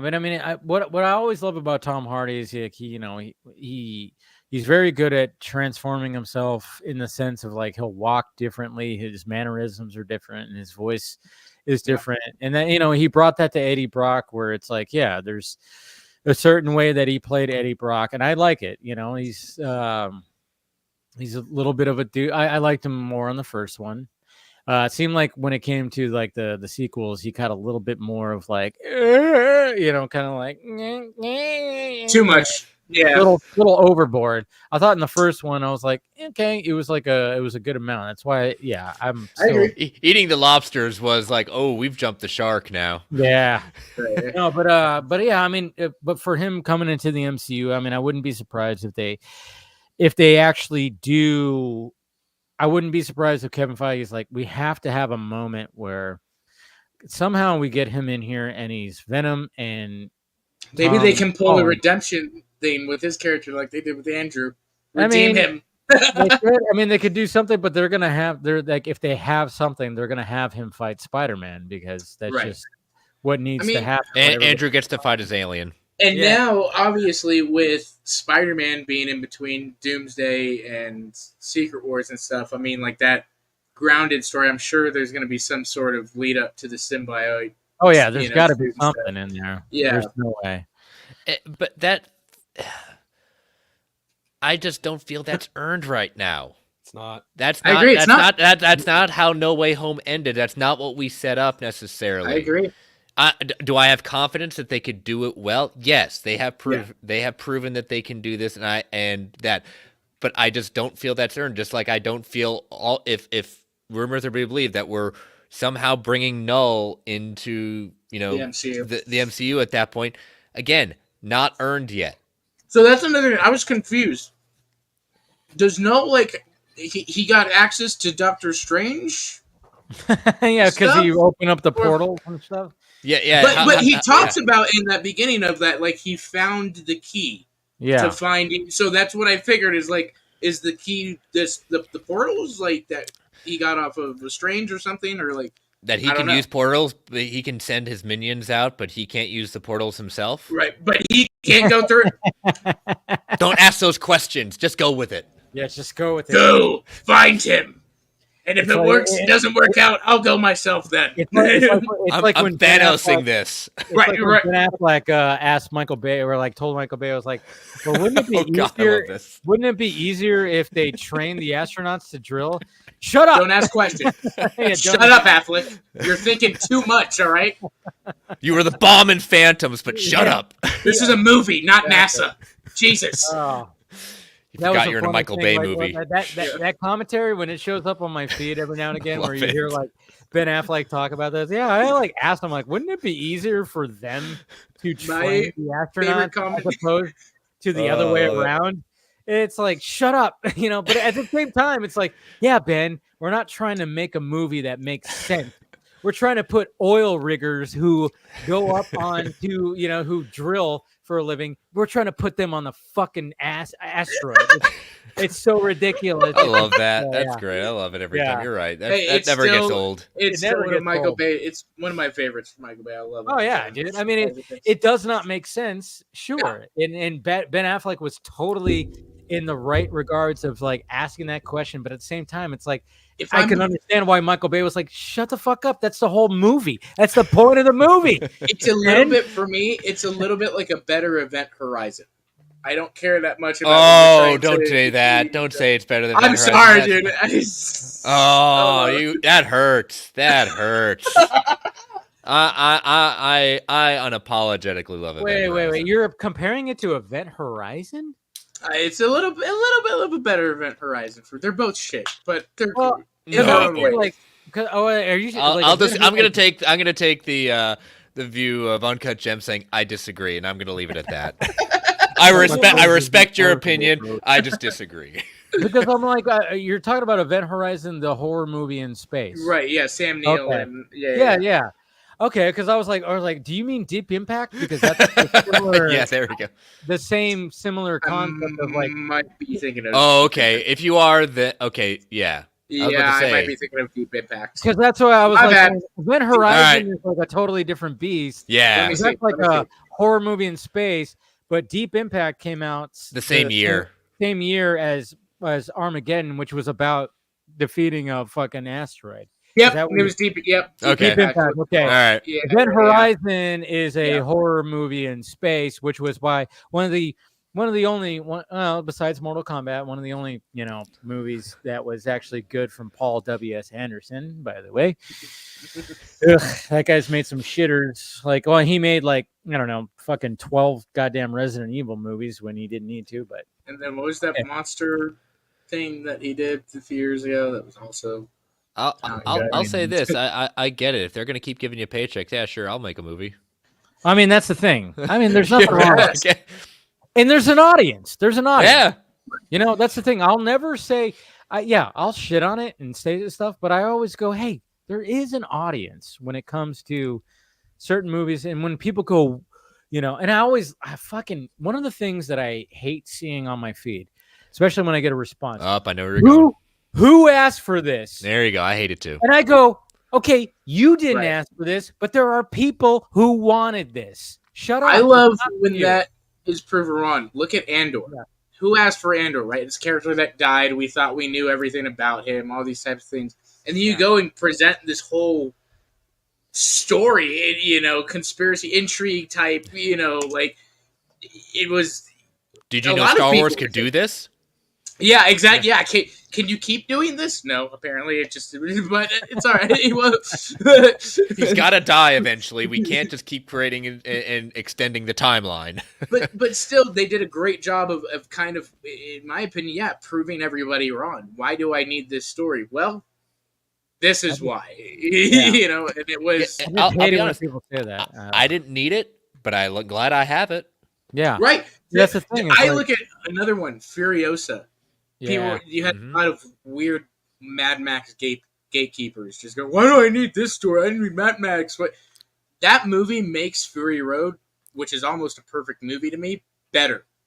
It In a does. sense. 'Cause now that whole scene where she breaks down on her knees with the the sunset behind her, there's a whole movie behind that whole little scene now. That's just And when you absolutely see like how she loses her arm and Mhm. stuff like that, I mean, it is a gruesome scene where you're like, when it happens, it's so quick too. It's just like one of those things where like when she gets her arm just you just go and you go, oh shit, there it is. That's when I want to poke back at people that say like, "Who asked for this? I didn't ask for a story." I say, "What gender are you?" Okay, go back, go. I know where you're going with this. Okay, go, Yeah. go away. I know. Go in your I hate it corner. when people say that because I mean, people were like, like who asked for this? And I even said like, the first Joker. Nobody asked for the first Joker movie, but Sure. look what happened with that. I mean, of course, when it came to the second one, it's a different kind of argument we can have there for sure. And then look at the result, sure. But when it came to the first one, nobody asked for a solo Joker movie that wasn't going to be really tied to the comic books. But then you watch it and you go, oh shit, this was something different that I didn't think I would like so much. And a lot of people flocked to it, and it won awards. It did all this shit. Nobody asked for that. They wanted a Joker movie that was going to be like a legit Joker movie. They wanted a Joker and Harley back then, and have some kind of mad love kind of movie or something like that. You know? But this is the danger, and I can't remember. It was a couple of weeks ago where that story broke of how studios are using, you know, influencers or the people that start like kind of commenting. This is the danger we're getting in right now when we are people are saying, oh, nothing's original in Hollywood, because of how everything has shifted in the sense of people wanting to go, you know, going to the movies is expensive. We've talked about it many times in the show. Like we don't have that ability necessarily to produce some of this great indie content, some ideas and chances studios don't want to take anymore. And we're at a precipice right now of how long, you know, A24 is doing great. We've got other studios like Blumhouse with, you know, the horror side at that point. But how much longer is that viable if, you know, I would love it to continue, but I think we're at a precipice right now where studios are really thinking about, like, do I go with the sure thing and know I can get more money, my quick buck, or do I take a chance when the risk is too huge? I don't think studios are willing to do the big risk anymore, to take that huge, unless they have an actor, big name behind it, big name director. Like, they have to have something with it to they need get some that sort attention. of guarantee. Yeah, absolutely. I mean, look at what Warner Brothers is doing with freaking Juror Number 2, Clint Eastwood's. Oh yeah. What's supposed to be his last film. It's going to 50 theaters in total, and they're not going to report the box office numbers. Like, and this is Clint freaking Eastwood, a guy that you would think is, you know, it sells itself. It's like, hey, this is. But does it now? But the you know, does they it don't now? Look at it like that, yeah. But look what Scorsese's had to do. Yeah, he had to go to Netflix for The Irishman. Look at you know, Killers of the Flower Moon. Yeah, that was Apple TV. It went right out to Apple TV, right? No, it went to theaters, but it did. Look at the box office. Yeah, look at the box office. Well, but now those are a little bit different because obviously, like Apple, right? They know they're going to get their money back in stream. So at least they gave him the benefit of that month release and stuff. It was. I don't think Killers was ever going to be as big as like. But look at what they're doing now. That they're easing back on. They've realized, oh God, we're throwing way too much money at these things, and it's not giving us the return. They went back on Wolves with Brad and George, which was kind of surprising. But I mean, I'm at the same time, like I kind of understand. But yeah, if you promise your director a theatrical something, you know, then give them that. I mean, I know Apple's sticking with F1 for theatrical. That looks. I hope that's good. That trailer looks. Yeah, I think. I think it's going to be one of those movies that it's going to be kind of like how Top Gun Maverick is. That's a dad. They're gonna advertise that it's the director of Top Gun Maverick. It's Brad freaking Pitt. See it in IMAX. Yeah, it's exactly. Yeah, they're gonna market the shit out of that, and I think it's. I mean, it's not gonna do the same numbers, of course, but I'm hoping that there's something. I mean, especially when you hear about the reported budget, it's like Jesus Christ. I mean, but at the same time, I'm like, yeah, there's sometimes where we see these. I mean, and anything that's reported, I mean. It's always so weird, like when we see like numbers, and I'm like, because like the Red One movie that's coming out, apparently that was over $200 million, and everybody's just kind of going like, what the fuck? But I'm like, all right, was it or is it? I don't know. Where is this coming from? I get to the point now where I'm like, I don't even know, and I'm going. I hope that wasn't $235 million, or whatever the fuck it said, because when I see the trailer, I'm like, all right, this seems like a cool concept. Even my dad. Because we saw the trailer, he's all, I'm down to see that. I'm like, all right, we'll see that, Dad. He likes Dwayne Johnson. Got toys. It's got, you know, and I'm like, all right, it's an interesting. It's got Krampus. Yeah, it's got an interesting concept when it comes to Christmas. Fine, I'm going to go see it because I just like to watch movies, even bad ones. And I have a feeling that's going to be in the bad category. But I'm just like going, when I see the reported budget, I'm like, was it? I mean, did most of that go to the fucking cast? I mean, probably, Didn't they have to reshoot that movie? I think they probably had to do reshoots too, because I'm looking at the VFX. The VFX, I'm like in the trailer, I'm going, that's not good VFX. It just doesn't look, doesn't look sharp, and I'm like, where's that Rock McFarlane's looking kind of rough. I'm just looking at McFarlane's Twitter feed. Ooh, that's it's kind of rough. Yeah. So I mean, that's the thing. It's just like, but then at the same time, I think when it came to the Wolves, when it was reported that George Clooney and Brad Pitt got paid like $30-something million, George Clooney came out and goes, I don't know what the fuck that said. That was ridiculous. And even Todd Phillips, when it came to the $200 million for Joker 2, he's all, that's not the number. That's not. So I'm like, are we getting to the point where we're never going to know the actual number? We're inflating the numbers. Mm-hmm. Are they inflating or are they deflating? Because when I've talked to people who are in that business, they go, oh, they usually deflate the numbers. It's usually more. And it's like, okay. But I'm like, but then at the same time, all right, is it really that? Like, how much more is that? I think we'll never know officially like what these budgets are. But the fact of the matter is, when it gets put out there in the ether, when it gets reported, people are looking at this shit going like, what are you guys doing? Like when we're seeing that it's like $235 million for a fucking Christmas movie starring Dwayne Johnson and Chris Evans, which on paper at one point probably sounds like box office gold. Yeah. But 4 years after COVID, not so much. Not so much. Now this sounds like a movie that's like, nope, you're not going to win anything from this because there's just not the draw when it comes to something like this. And so I'm just kind of going, this is going to be another movie that's going to be like, just going to fucking bomb. It's just going to bomb, Yeah. And that's the thing, even if it is surprisingly like fun and entertaining and that type of stuff, I don't think people are willing to give it that chance right now. Probably not. You've got so much other stuff, like Gladiator 2 and Wicked, and I'm wondering about those two movies because I have zero interest in seeing Wicked. I'm just like, same. Have you? I take it you've never seen like the Broadway. No, show I've never seen the play. I mean, I'm sure it's great. I've heard great things. Obviously, it's been around forever. But when I see the trailer, I just go, no. I just go like, I'm curious. What is? Is it the musical aspect? It's a little bit of that, and it's a little bit of just the aesthetic. I'm not there, and then I don't know. Anytime I see Ariana Grande, I go, is there anything going on behind those eyes? There's just, I've said it before. It was like when I see her, I just go, it just seems like you're just programmed robot of like, which is why she's the perfect part for Glenda. She's just a happy-go-lucky guts a little bit.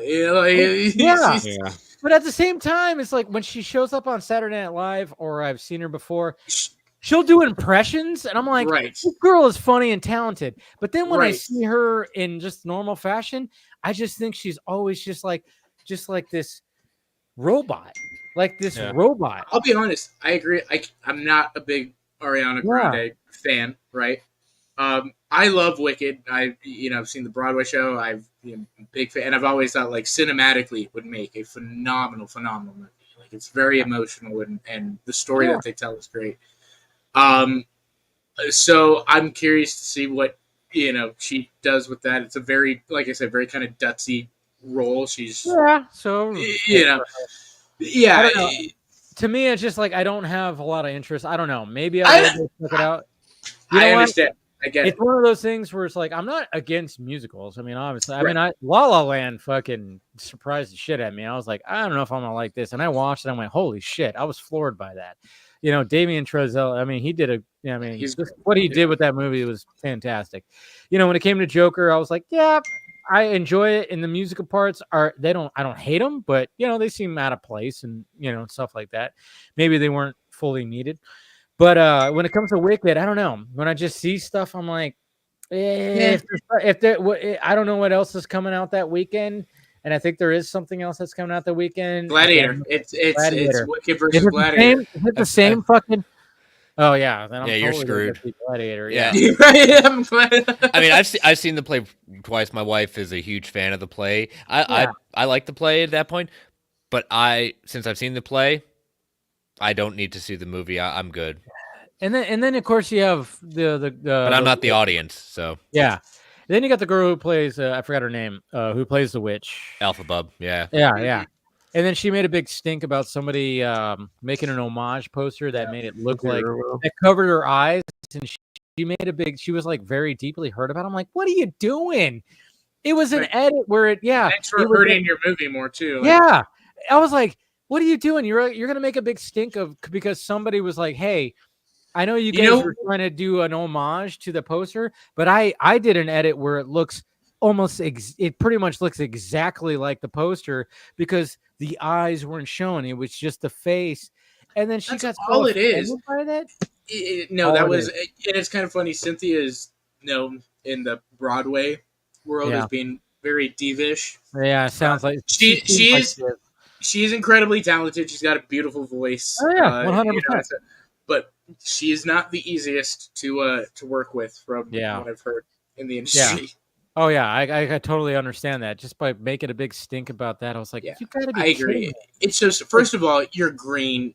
Don't make it about that. It's stupid. It has nothing to do with Again, it was a homage. The show has been around for almost 30 years now. It's a big deal. No one's trying to erase you or anything like that. They were just trying to don't make it about you because it's not. That's the thing. She made it seem like she was victimized of something that wasn't anything because somebody just wanted to be like, well, the poster actually looks like this. You don't see the witch's eyes, and they made that, and then I was like, why are you gonna? And I'm like, people are doing this out of excitement. Like again, there are massive Wicked fans, around the world. And with that response, that turned people off. It's like, I saw the girl that posted that she took it down, and then a few days later came back and said, "You know what?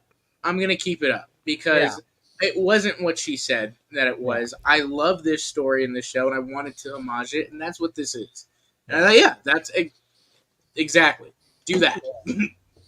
I know. It's like sometimes it's like just don't post. Don't take it so seriously. Ask somebody, is this a good idea? But then again, maybe she did, and maybe her PR team was like, "Yeah, you should do that. Yeah, let's do that." And maybe they thought it was a good idea, but it wasn't a good idea because I think it actually hurt the movie because I didn't see anybody supporting it. They were like, it was just your eyes. It wasn't like they were trying to erase your whole face. Like, what the hell are we doing here? Yeah, I agree. I 100% agree. But when it comes to Spider-Man, so how are we feeling about Spider-Man Noir? Spider-Man. Hell yeah. I mean, there's right there. They got it right. All the Nick Cage, baby. Suit looks great. Yeah. Suit looks great. I mean, obviously that's not Nick Cage in the suit, but who cares? I like to imagine. It's actually Pedro Pascal. We're gonna act like it is. Pascal, We're definitely gonna act like it's Nick Cage in that suit, though. That's what we're gonna do, and we're gonna hear his voiceover. Yep. Oh, what are you doing? Oh, I would love this just to be filmed like black and white. Just I have a feeling there's going to be scenes in black and white. That's what I wanted to ask you guys because of course we got the video. We got all this green screen that's happening. That's more confirming what I'm thinking. Yeah. So, and of course, I love that he's doing, he's thwipping right there. He's trying to thwip. But the fact that there's a lot of green screens in the background and stuff like that, I'm just kind of going like, oh man, are we going to get to a point where it is like, are they going to fucking make it Sin City looking? Is it going to be like, or at least somewhat remnants of that? And I'm just like, fuck, man. I mean, the cars, everything is so cool, but the costume looks so freaking good. Because we were kind of wondering when we saw, obviously, the first images of Nick Cage, some people are going, please tell me that he actually gets in the costume. And now we have that confirmation. Again, I think a lot of this stuff is coordinated. You got a Venom movie coming out. We got Spider-Man 4 announced. And then it's like, hey, TMZ, post these little set images right here. But wait, we can't call it Spider-Man Noir. It's just Noir.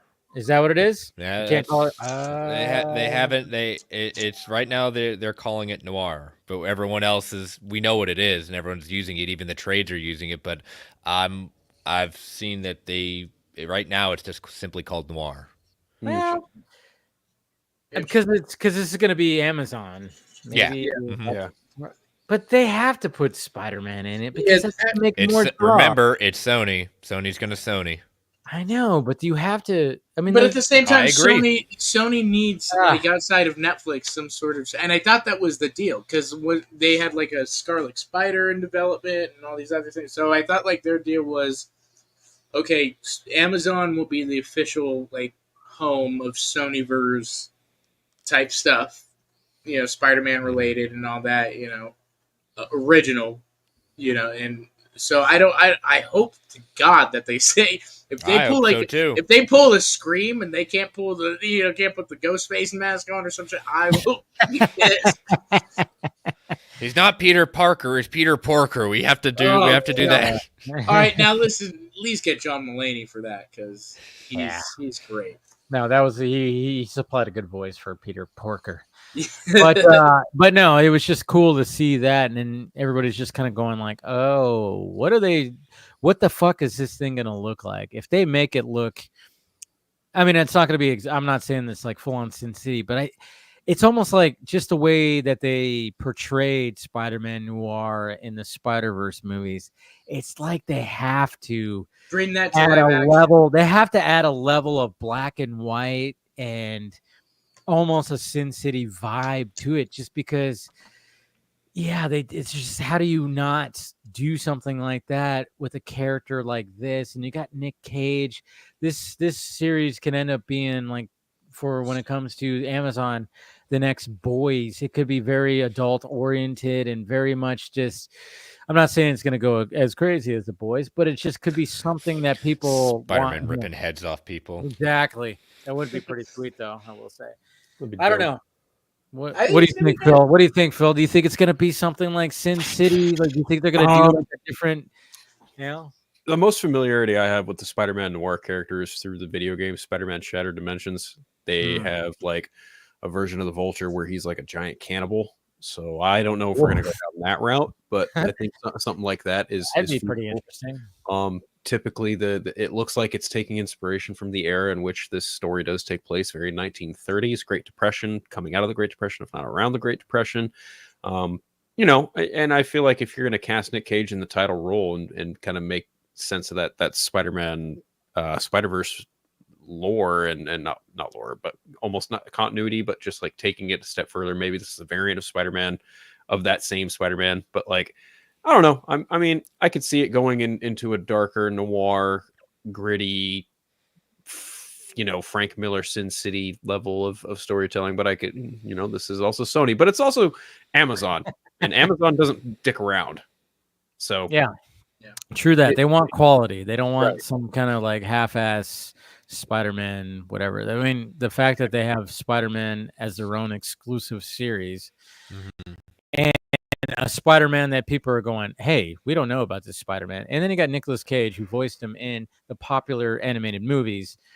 Hey, let's treat this with some fucking respect, and let's make this look fucking awesome, where people are going to go, oh my God, did you watch this thing? Jesus Christ.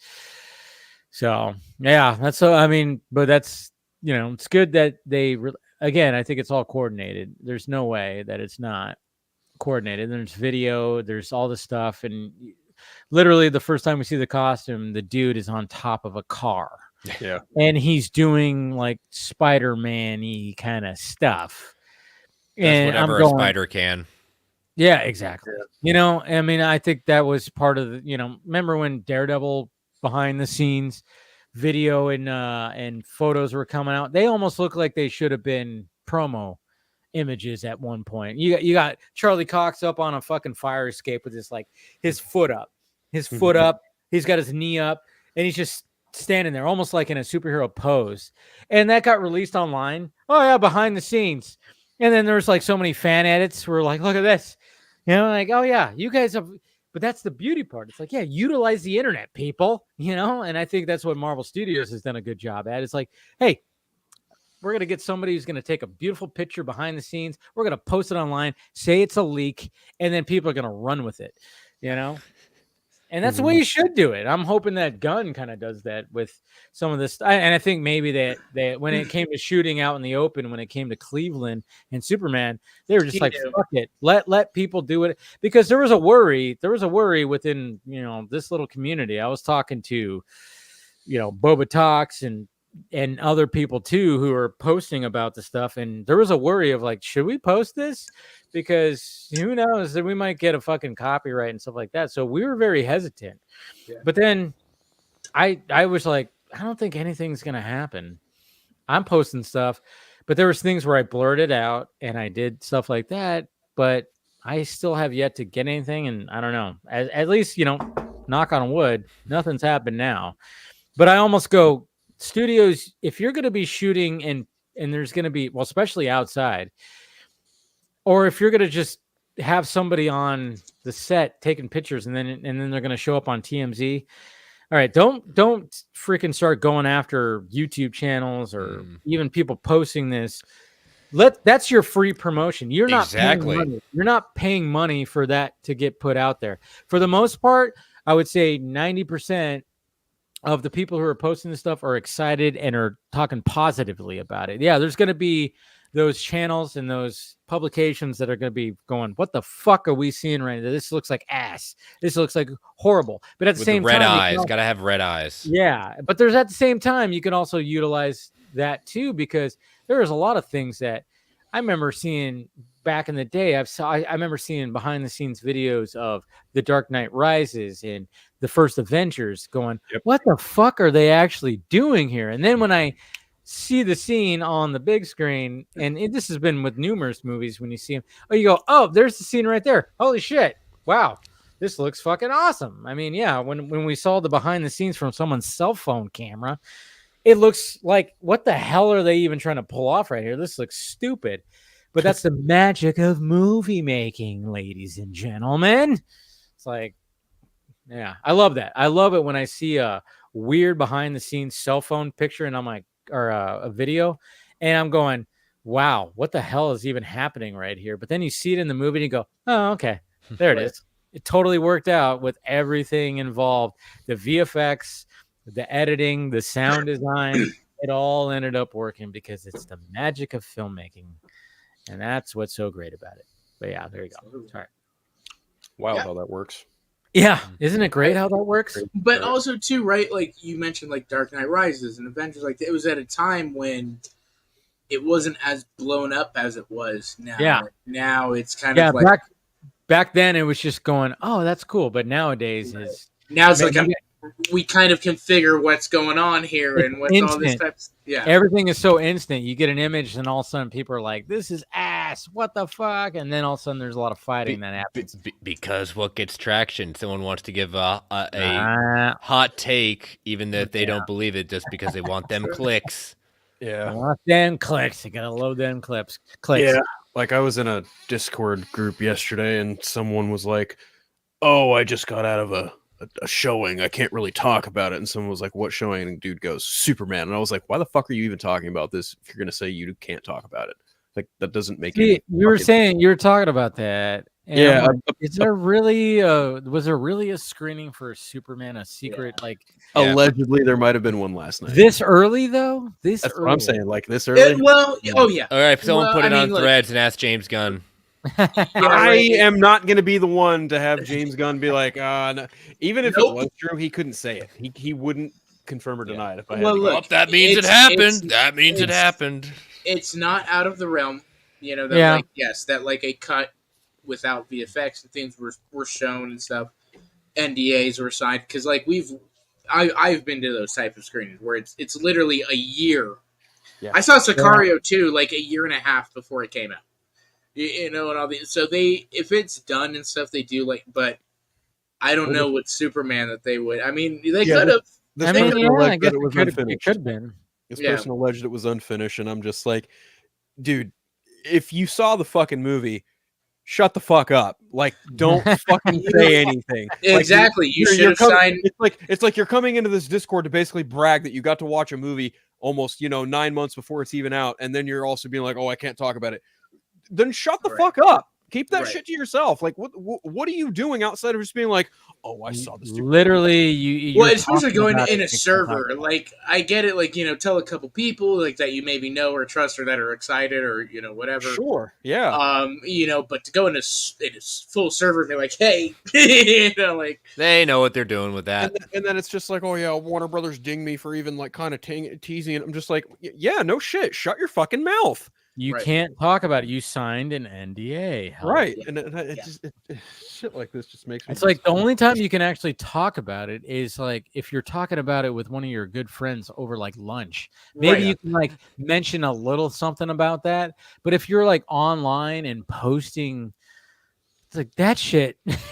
You're risking your ass right there if you're actually doing something like that. Oh yeah. That is pretty curious. I mean, it is pretty interesting. I'm kind of wondering what comes from that. I mean, test screenings, people just go online and just they'll just create an account and just fucking post some shit. And I mean, how many times have we heard a things? lot of times now they know like, okay, I'm gonna reach out to people like My Time to Shine and all these others. Ugh, I hate that.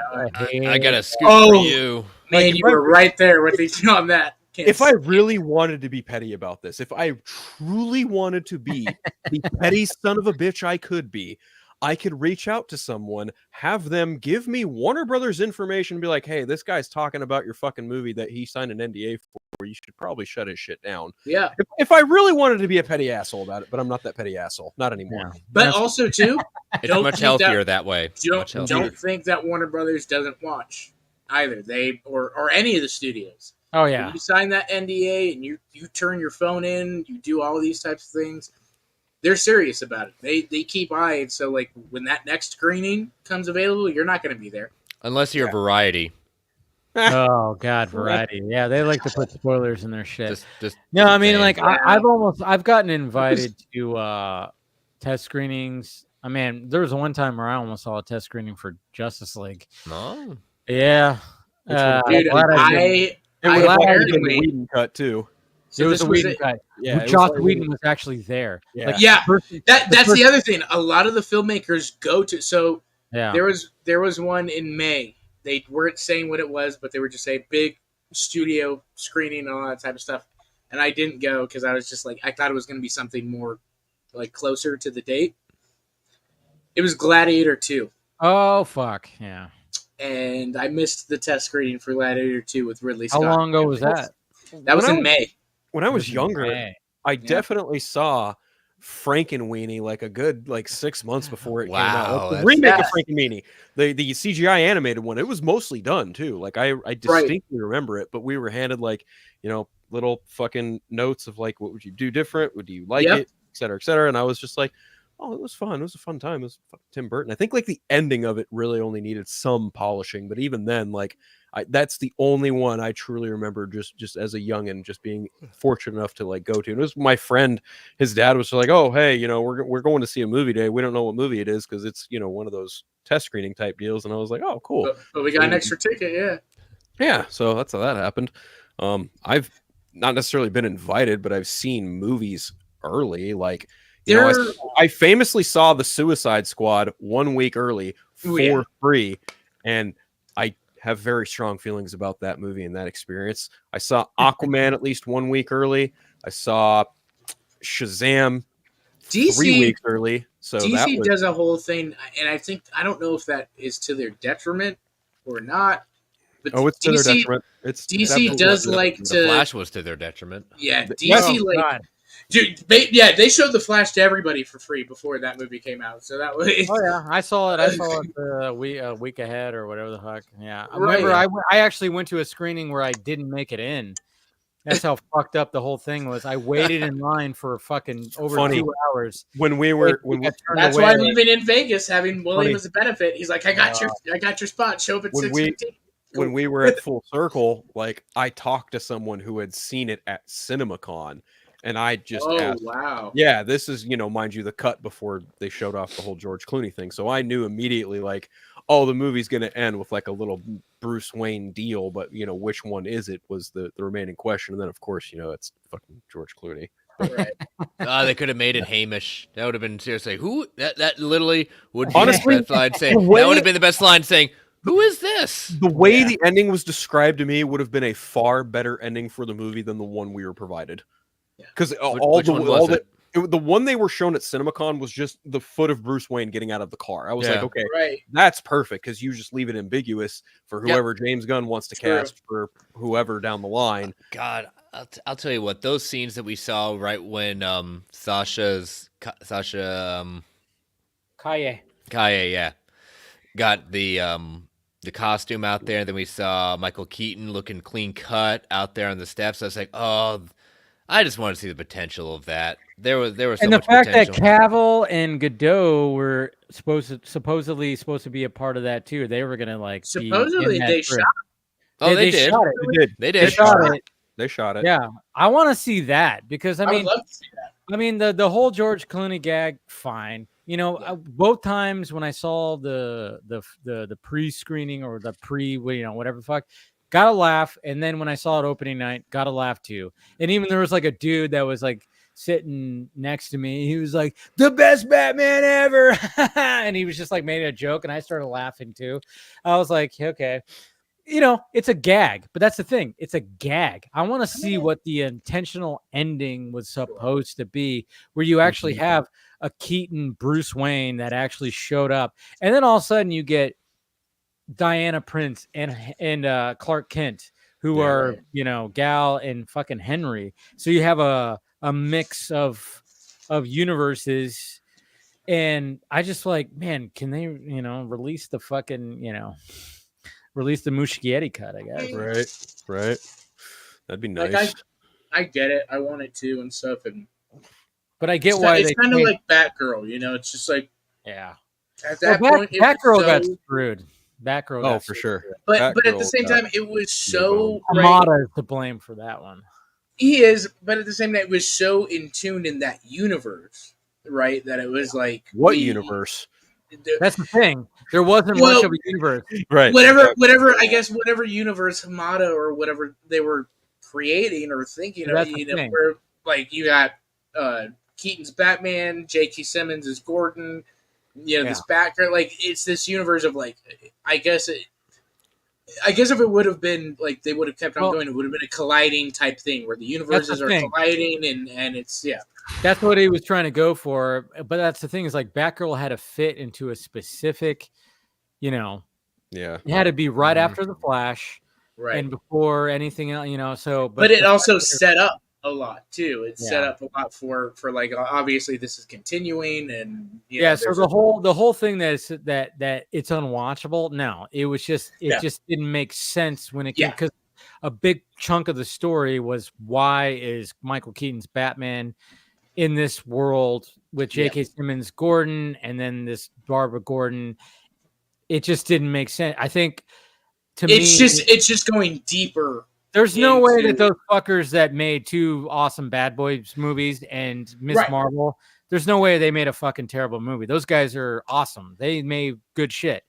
No way that it was just the fact that the story heavily relied on the multiverse concept that it was too established deep in the DCEU, and they're trying to move. And away again, that from was Walter Hamada trying to do some kind of weird thing that was trying to lead into a crisis event, and it just was like, this is not fucking working, and so it fucked over that whole movie. And then Zaslav was like, well, I'm a businessman, let's just write it off as tax guy, and that's what he does.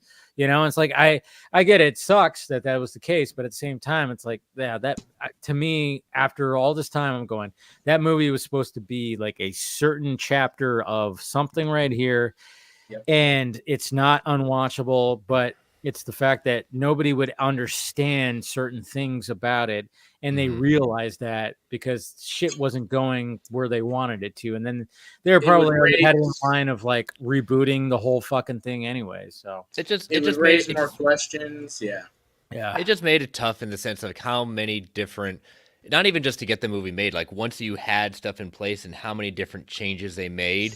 It's just like I do like the Flash. I do like the story. I like a lot of the different aspects. But when you come to where they put it, not only in release order, which we knew by that point was like Aquaman was not the right way to close out the universe. It Fuck should have no. been Flash at Right, that yeah. point. Absolutely not. But- no. But even the way it was ended is like, okay, we get it. The universe is not continuing on. Let's do it. But you know, it's like everything. Like every movie ended with a darn joke, and it's just like that's not what we want to say to this universe. And I'm Aquaman. And then of course it ends with what's his name eating the cockroach, and I was just like going, "Oh my god!" Well, first off, when you get that ending tagline from fucking Momoa, I'm like, "Well, that was a reshoot. That was Yeah. you in front of a green screen. That looked like pure ass." Well, and that's the other thing with Aquaman. It was going to go even deeper because Ben Affleck was supposed Yep. to be in that and Mhm. stuff. And then so, at one like, point, Keaton was going to be the Batman that was going to show up. And Right. God, we that's all what remember I missed. that thing from Momoa holding. It was like, look who's here. Yeah. right? Yeah. Yeah. Oh, man. I mean, that's the thing. It was just there's so many. They that period when it came to the DCU, it was just they didn't know what the fuck they wanted to do, and then They it just got to truly a point- were, trying to figure it. I mean, because They were trying to keep elements of the Snyderverse, the DCEU. Mm-hmm. Dwayne Johnson was trying to take over, and there was just everything was so up in the air, and then it just got to the point where it's like we can't even fucking salvage anything. Nothing makes sense. Let's try to start fresh as much as possible, and that's where Gunn kind of came in. Because what I heard is like Gunn, like when Gunn first came in, he did write a treatment for Superman. Yeah. He wrote an outline. He was like, "This is my yeah. pitch." He wrote a pitch, and then but he didn't want to like actually make the movie. He wrote a pitch for Emmerich when Emmerich was Right. still there. He wrote a pitch, and but then he was like, "Whatever you guys want to do with that, fine. I'm gonna do Right. Suicide Squad. That's my bag." But then and I do believe him because from what I heard, like at first he was like he didn't want to tackle Superman, but he wrote a treatment for it because that's what they wanted him to do. So he did.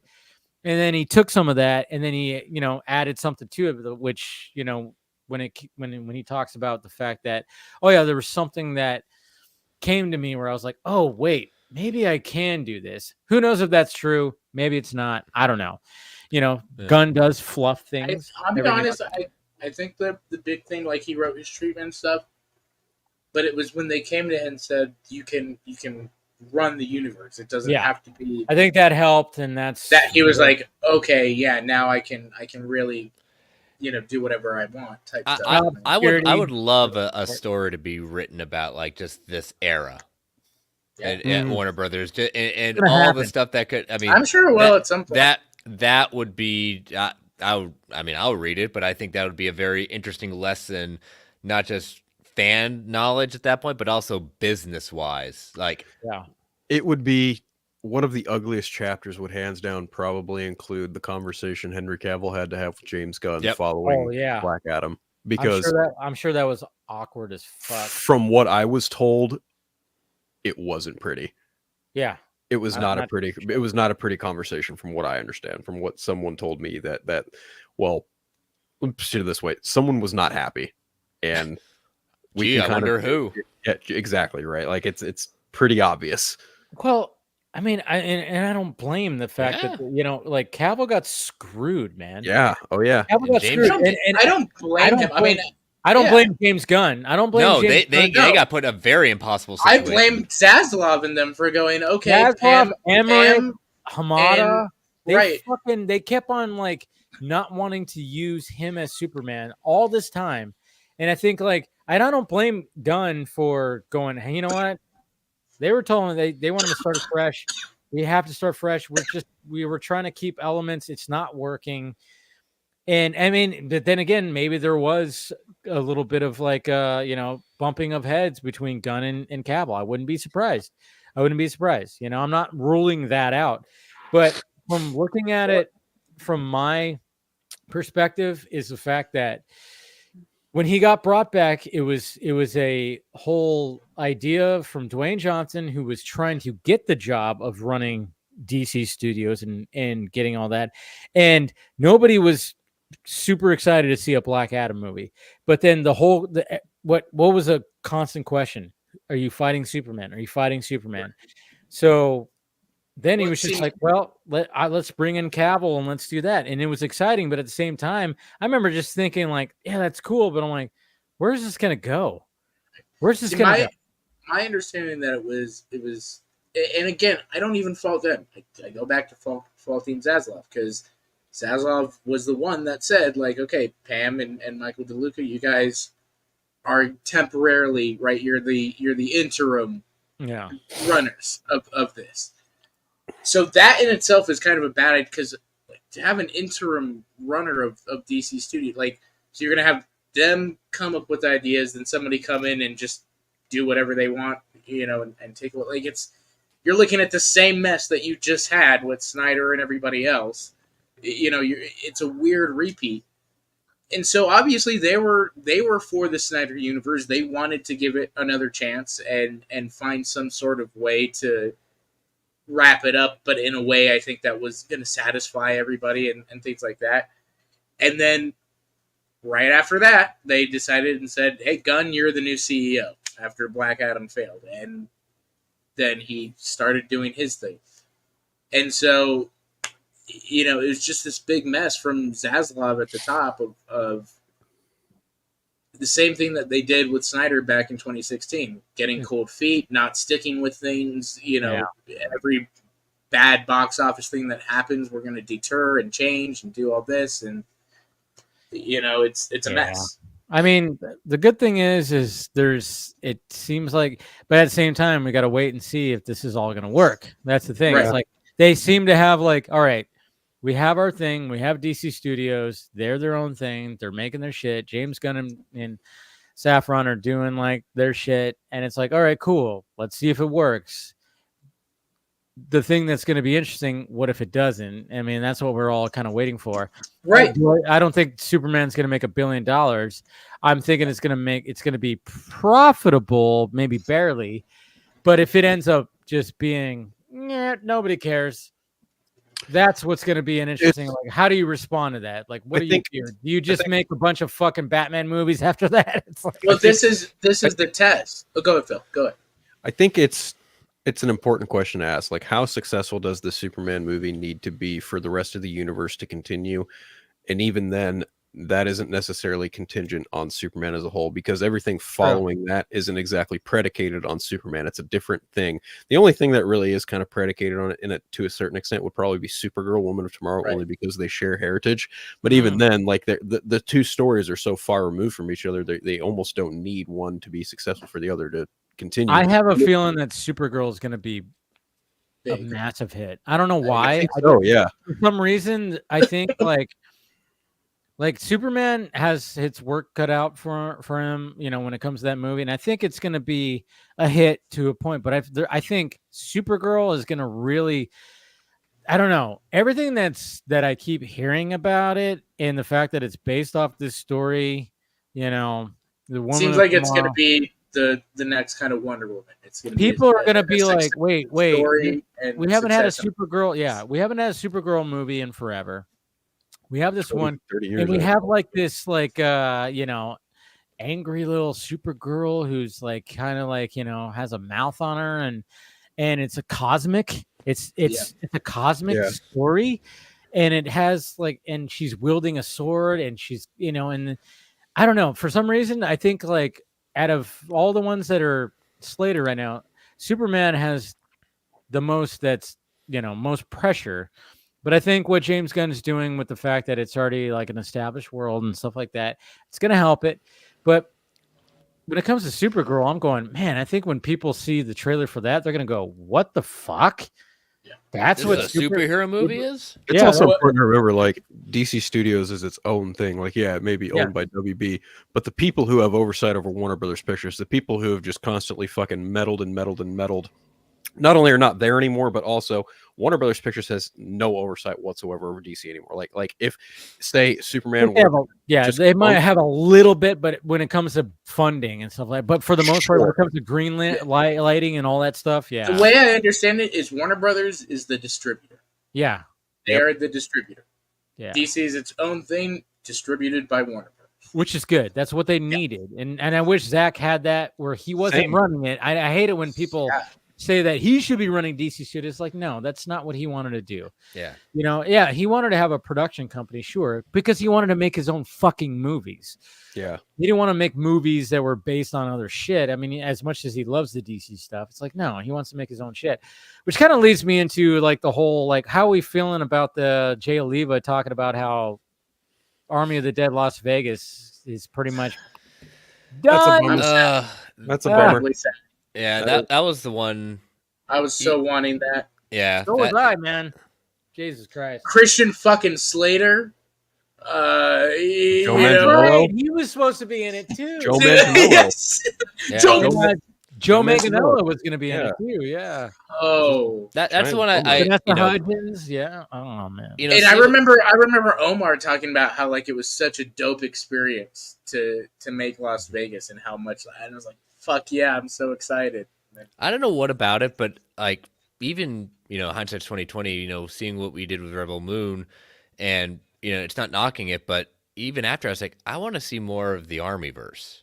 Yep. Like that there was just so much there of possibilities of what they said. I'm not saying Rebel Moon didn't, but that one I don't know why that I gravitated towards the potential. I for think that. it's A lot the of us did. simplicity in the idea. Yeah. People love zombies and smart zombies. And robotic zombies and alien And, zombies. yeah, and all possibly this like shit. conspiracy theory, Area 51. Like Dogs and cats living together, mass hysteria. there's such simplicity in that idea instead of the like complex because that's the thing now, especially with Dune and all these other sci-fi needs to be so complex now, right? To be Yeah. It's like higher art shit. Yeah. right, yeah. But yeah, and there's nothing, and I know Rebel Moon was like Zach's passion project. Yeah. But but to me, I go, man, I was thinking about this recently. Like, as much as I was like, after seeing the director's cuts, I'm like, man, I want to see more because the PG-13 cuts, I was kind of going, yeah, it's cool, but I'm like, I don't know. I gotta wait and see. It just didn't move the needle when I saw part 2. I was like, yeah, it's cool, more action, but man, I'm just not excited for this. I want more Army, and I just kind of went, man, if only the Army universe was more focused for a bit longer than before he started going into Rebel Moon.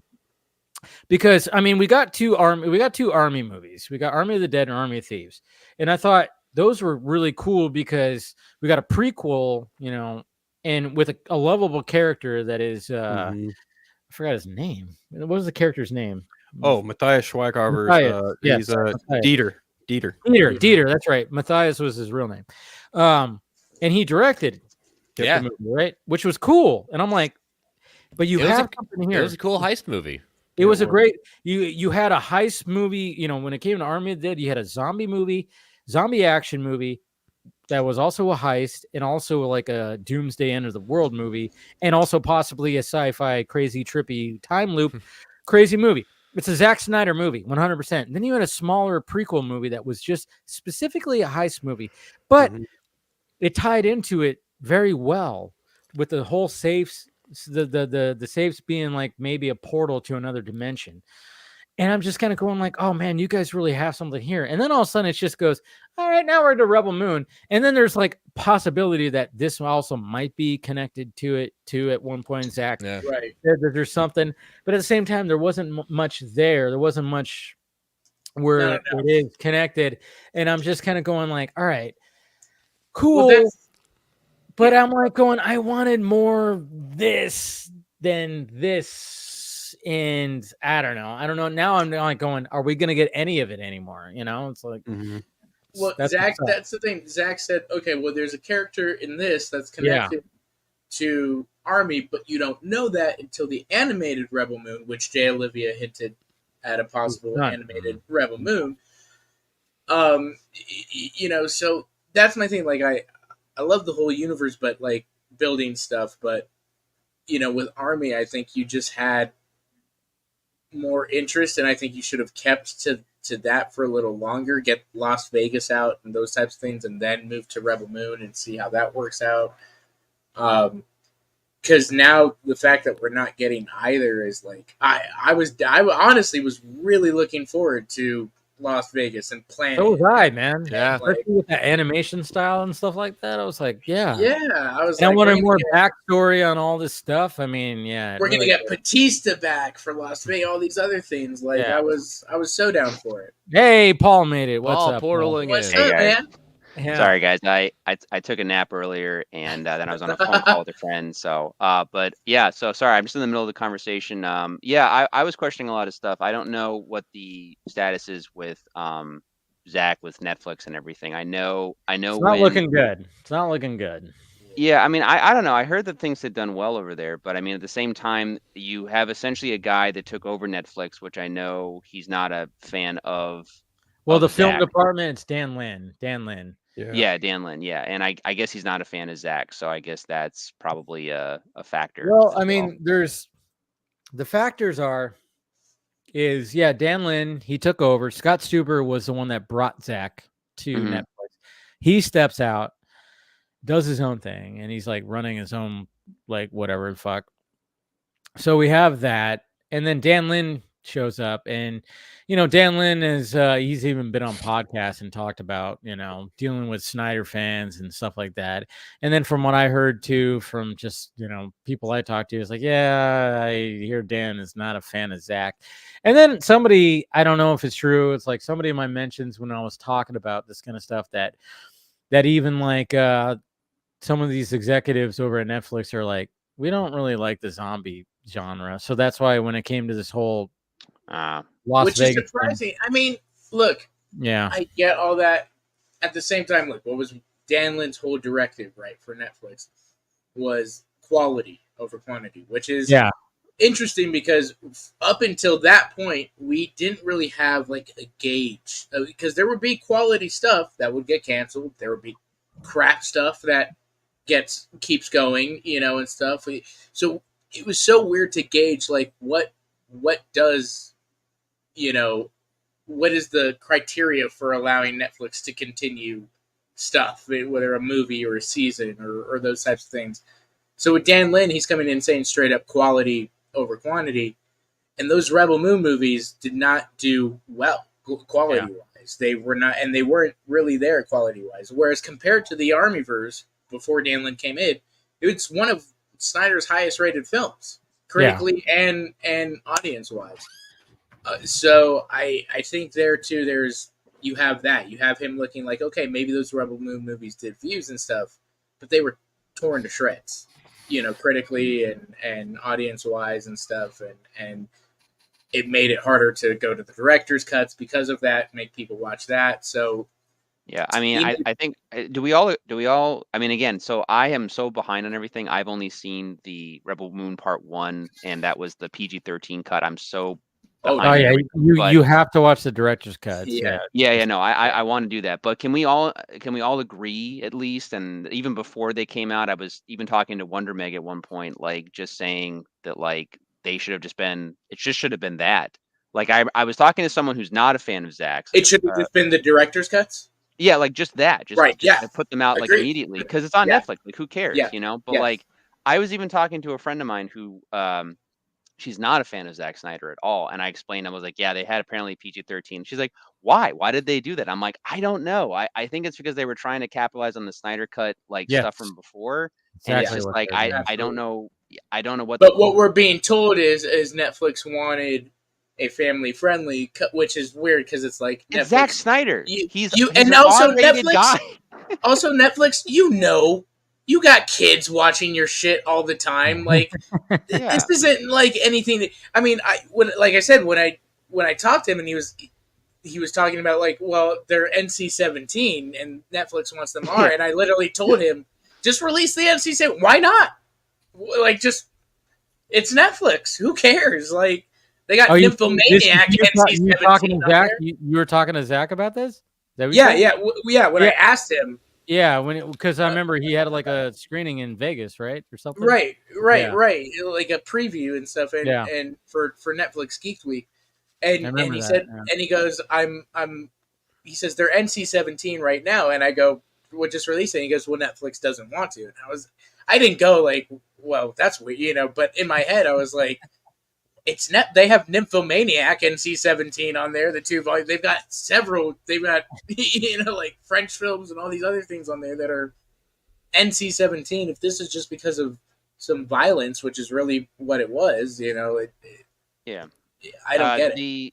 The sex is also very gratuitous in the director's cuts of Rebel Moon, right? Like I think it is, but it's not like crazy. It's just like too crazy. It's just there's one sex scene that lasts way too much longer than it should, and then there's another one that is like, oh, that makes sense, and it's all okay. Which is part 2. Part 1, that there's a sex scene where you just kind of go like in the beginning. All right. Yeah, you go, is this going to end anytime soon? As much as I like to see Sofia Boutella like naked, this is awkward, Yeah, I agree 100%. Yeah. So, but I don't know. But even then, I don't imagine that was the gratuitous NC-17 part. I think it was the violence that they wanted him to tone down to a certain extent. Or like, do you know who you're dealing with? Yeah, I'm like, and so I don't know. It was weird. That director's cuts were definitely better, but yeah. I don't know. Zack is always about like the craft. He's always about the art, and he wants to show. He's always about, and it seemed like there was a good relationship when it came to Netflix. But like I said, when it comes to everything that's changing now, and it's like now we're doing that whole thing again, where we got executives going, nope, yeah, we don't like what you're doing here, and then it's just like going, okay, so when this UFC movie is coming about, this movie seems like okay, I think this movie is 100% going to happen. Because when you're hearing stuff about like, oh yeah, it's a UFC movie, Dana White, who runs the whole fucking thing, is all about it. And they got backers who are billionaires all around the world going, hey, like, there was that interview from that guy from Saudi Arabia or whatever the fuck, who was talking about like that. And you better believe that this budget is, he's like, Zack is going to have whatever he wants. Whatever he needs. And the fact of the matter is like, okay, this movie can be huge, but I could see Zack going like, and people involved. Just kind of going like, okay, we can't just make some kind of, superhero movie that's around the UFC. Let's actually let's have a good story, what it's involved, but the fight scenes are going to be fucking legit. We're going to see some fight scenes that we haven't seen before. Some slow motion Zack Snyder fucking, punches to the face where they just look brutal. We're going to see teeth fly out of their face and shit like that. I think I mentioned a couple of weeks ago, like definitely some anime inspiration. There's going to be some shit like that. Yeah. And I think this is going to be good for Zack, because then it's going to show people like, dude, this motherfucker doesn't just make like these kind of movies. He can make these type of movies too, And I think he needs that right now after making. And he's even said it during interviews with Rebel Moon. I don't know how many times he said, I'm like, I want to make a movie that I can actually just be hands-on and not just be over here, in a big, huge set with green screens everywhere. Right. And we could tone down the VFX for a bit, It's like, I think Zack is really craving doing a movie where he's not worrying about what are the VFX going to look like and what is this and what is that. I think he really wants to make a real movie, and I think the UFC movie can be that outlet that he needs. And I think that could be a movie where people start going, this Zack Snyder guy, he's the fucking real deal. There's a lot of people that think that already, but in the zeitgeist out there with the general public, especially with like the people who love UFC, I think if you get those people on board of, hey, this Zack Snyder guy made this fucking movie, holy shit, and it was produced by Dana White, what? I think it's gonna really bode well for him, man. Well, there's always something to be said for like we were saying, a palate cleanser, in the sense of I need to step away, I need to go back and try something, stretch my muscles, take what I've learned, and not, like you said, not do the CGI fest, things like that. Not because I want people to think I'm a good director, just because, hey, I want to do this. This is something cool. I want to try to do something just a little. I want to do something a little bit different. I still can do this, that, and the other. But you know what? I've done that for a while. Everyone's seen what I can do. Let's see what I can do with this. Right. I mean, for me personally, like I don't really care one way or the other about the UFC movie, but at the same time, it is a new wave or new type of genre that Zach can work with. I mean, did you guys? I know before the Jonathan Majors controversy, but did any of you guys see Creed 3? Yes. Yeah. Yeah. No, There's I haven't like seen it. okay, well, Michael B. Jordan is definitely influenced by anime. He's obviously a huge anime fan. Yeah. And if you know anime, you know, they do sports animes as well and stuff. And him, when they have him in the ring with Jonathan Majors at the end, he goes about it differently cinematically than like the other Rocky movies and stuff like that. And it does have this Really like, good. yeah, I really it has like this what anime he vibe. did. Yeah. Yeah, I could see Zach utilizing that in that capacity and having fun with it. My only critique or my only real want is that, you know, Zach is, to me, again, visually never a problem, but his movie's only as strong as the screenwriter. So I hope that he has a good enough screenplay to work and adapt off of so that the visuals can match like the character, if that makes any sense. You know, it's No, why it does. And I think even Zach would even say that. Like, he would, Yeah. you know, I don't know how many times when he talks about it, he's like, you know, like he's not the best. You know, it's when somebody like another writer that he can collaborate, you know, with. I think that's where he's strong with. I mean, like obviously he does that with all his movies, but at the same time, it's like, I mean, look what happened with BVS. It's like, from what I heard beforehand, you know, when it was just like him and Goyer and maybe somebody else, that they were going like, oh yeah, we're gonna make it more superhero-y, and you know, they had like Metallo as part of the story, and it was gonna be kind of ridiculous and it was more actiony and stuff like that. But once Chris Terrio came in, Chris Terrio was like, hey, how about we kind of ground it a little bit more, make it a more of a political thriller and make it more like this style. And I think that benefited, you know, as much as I would have liked to see like the crazy, you know, Metallo stuff and whatnot. But at the same time, I look at BVS and go like, Jesus Christ. I mean, this shit was. Well, see, and interestingly enough, I'm kind of the opposite. I don't think Chris Terrio is the best with like the superhero genre and stuff. And, you know, I get his ideas, but Chris Terrio is a phenomenal, like, grounded screen when it comes to like the town and Argo. Yeah. Argo, exactly. I think this would be the perfect film to like kind of team up with him because you get a really intimate story with the fighter and what he's going through or whatever and that type of stuff. And then you get Zach with those big, great action sequences and stuff. But yeah, I think that's the type of stuff because they both love character work in that sense. I just think it works better in this type of setting. Right. No, I mean, and I think that's a good way to look at it. I mean, I do know Chris Terrio did pretty much most of the script for Zach's version of Justice League, and I think a lot of the character work in that was very well done. And that was very good. Yeah. To me, that's why I like the trilogy because like Man of Steel is like an alien invasion movie. BVS is a political thriller / beat 'em up, and then Justice League is pretty much these superhero team up movies. So every one of them is like a different genre doing a different thing, yet all dealing and they feel different too. That's what I like about it. Yeah. It's good shit. I mean, you watch all three of those and you go like, this doesn't even feel like the same kind of. It's like you almost go, is this the same director directing this? Because I mean, in Man of Steel, you don't get really any slow motion shots. You know, you don't get those Zack Snyder slow motion shots. And then all of a sudden BVS, and you know, but at the same time, it's like it just feels different. When I watch those three movies, I'm like, man, Zach was really trying to do different with each one. It almost feels like how the original Star Wars is to me. Like you got New Hope is Man of Steel, and then Empire is BVS, and then Return of the Jedi is fucking It's Zack Snyder's You know, it's kind of interesting. You know, we come off of Superman Returns with Ralph and the critiques and criticism of that, and then I remember seeing the first trailer for Man of Steel. It's like, oh, we're going, you know, some of the action sequence, things like that. We're no longer having Lex Luthor with a land deal. You know, we're trying something different, and it's just like then they went against that. It's like, you know what? You can't have it both ways. You know? Yeah, and then you get to BVS and people, minus the hate campaign that was clearly targeted online prior to that movie coming out, people will deny that it didn't happen. It did. Go look at fucking the amount of Twitter posts that are near identical, word for word. You cannot sit here and tell me there was not a hate campaign targeted against that movie. There was.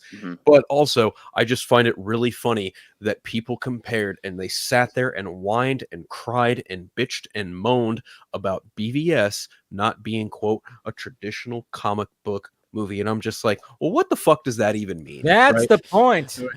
Like, what the fuck does that even mean anymore? Like, you want to sit here and say, oh, we want something different than Marvel. That's exactly what he does. And you're going, oh, but it's not like Marvel. Fuck off. Just fuck all the way off with that shit. Yeah, that's what I love. That was dumb. I mean, I'll be honest, like the theater that I came out of for our early screening, the main complaints weren't that. That's not, because it was weird. A lot of us were liked the fact that it was darker and not Marvel and all these other things. It took itself serious.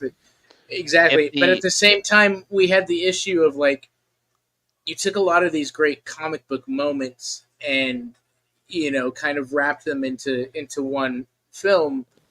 And it felt like, I guess to us comic book readers, it lost some of that emotionality. Well, okay, you know what? I'm just gonna shut up. But again, I'm not critical. That was also the theatrical cut.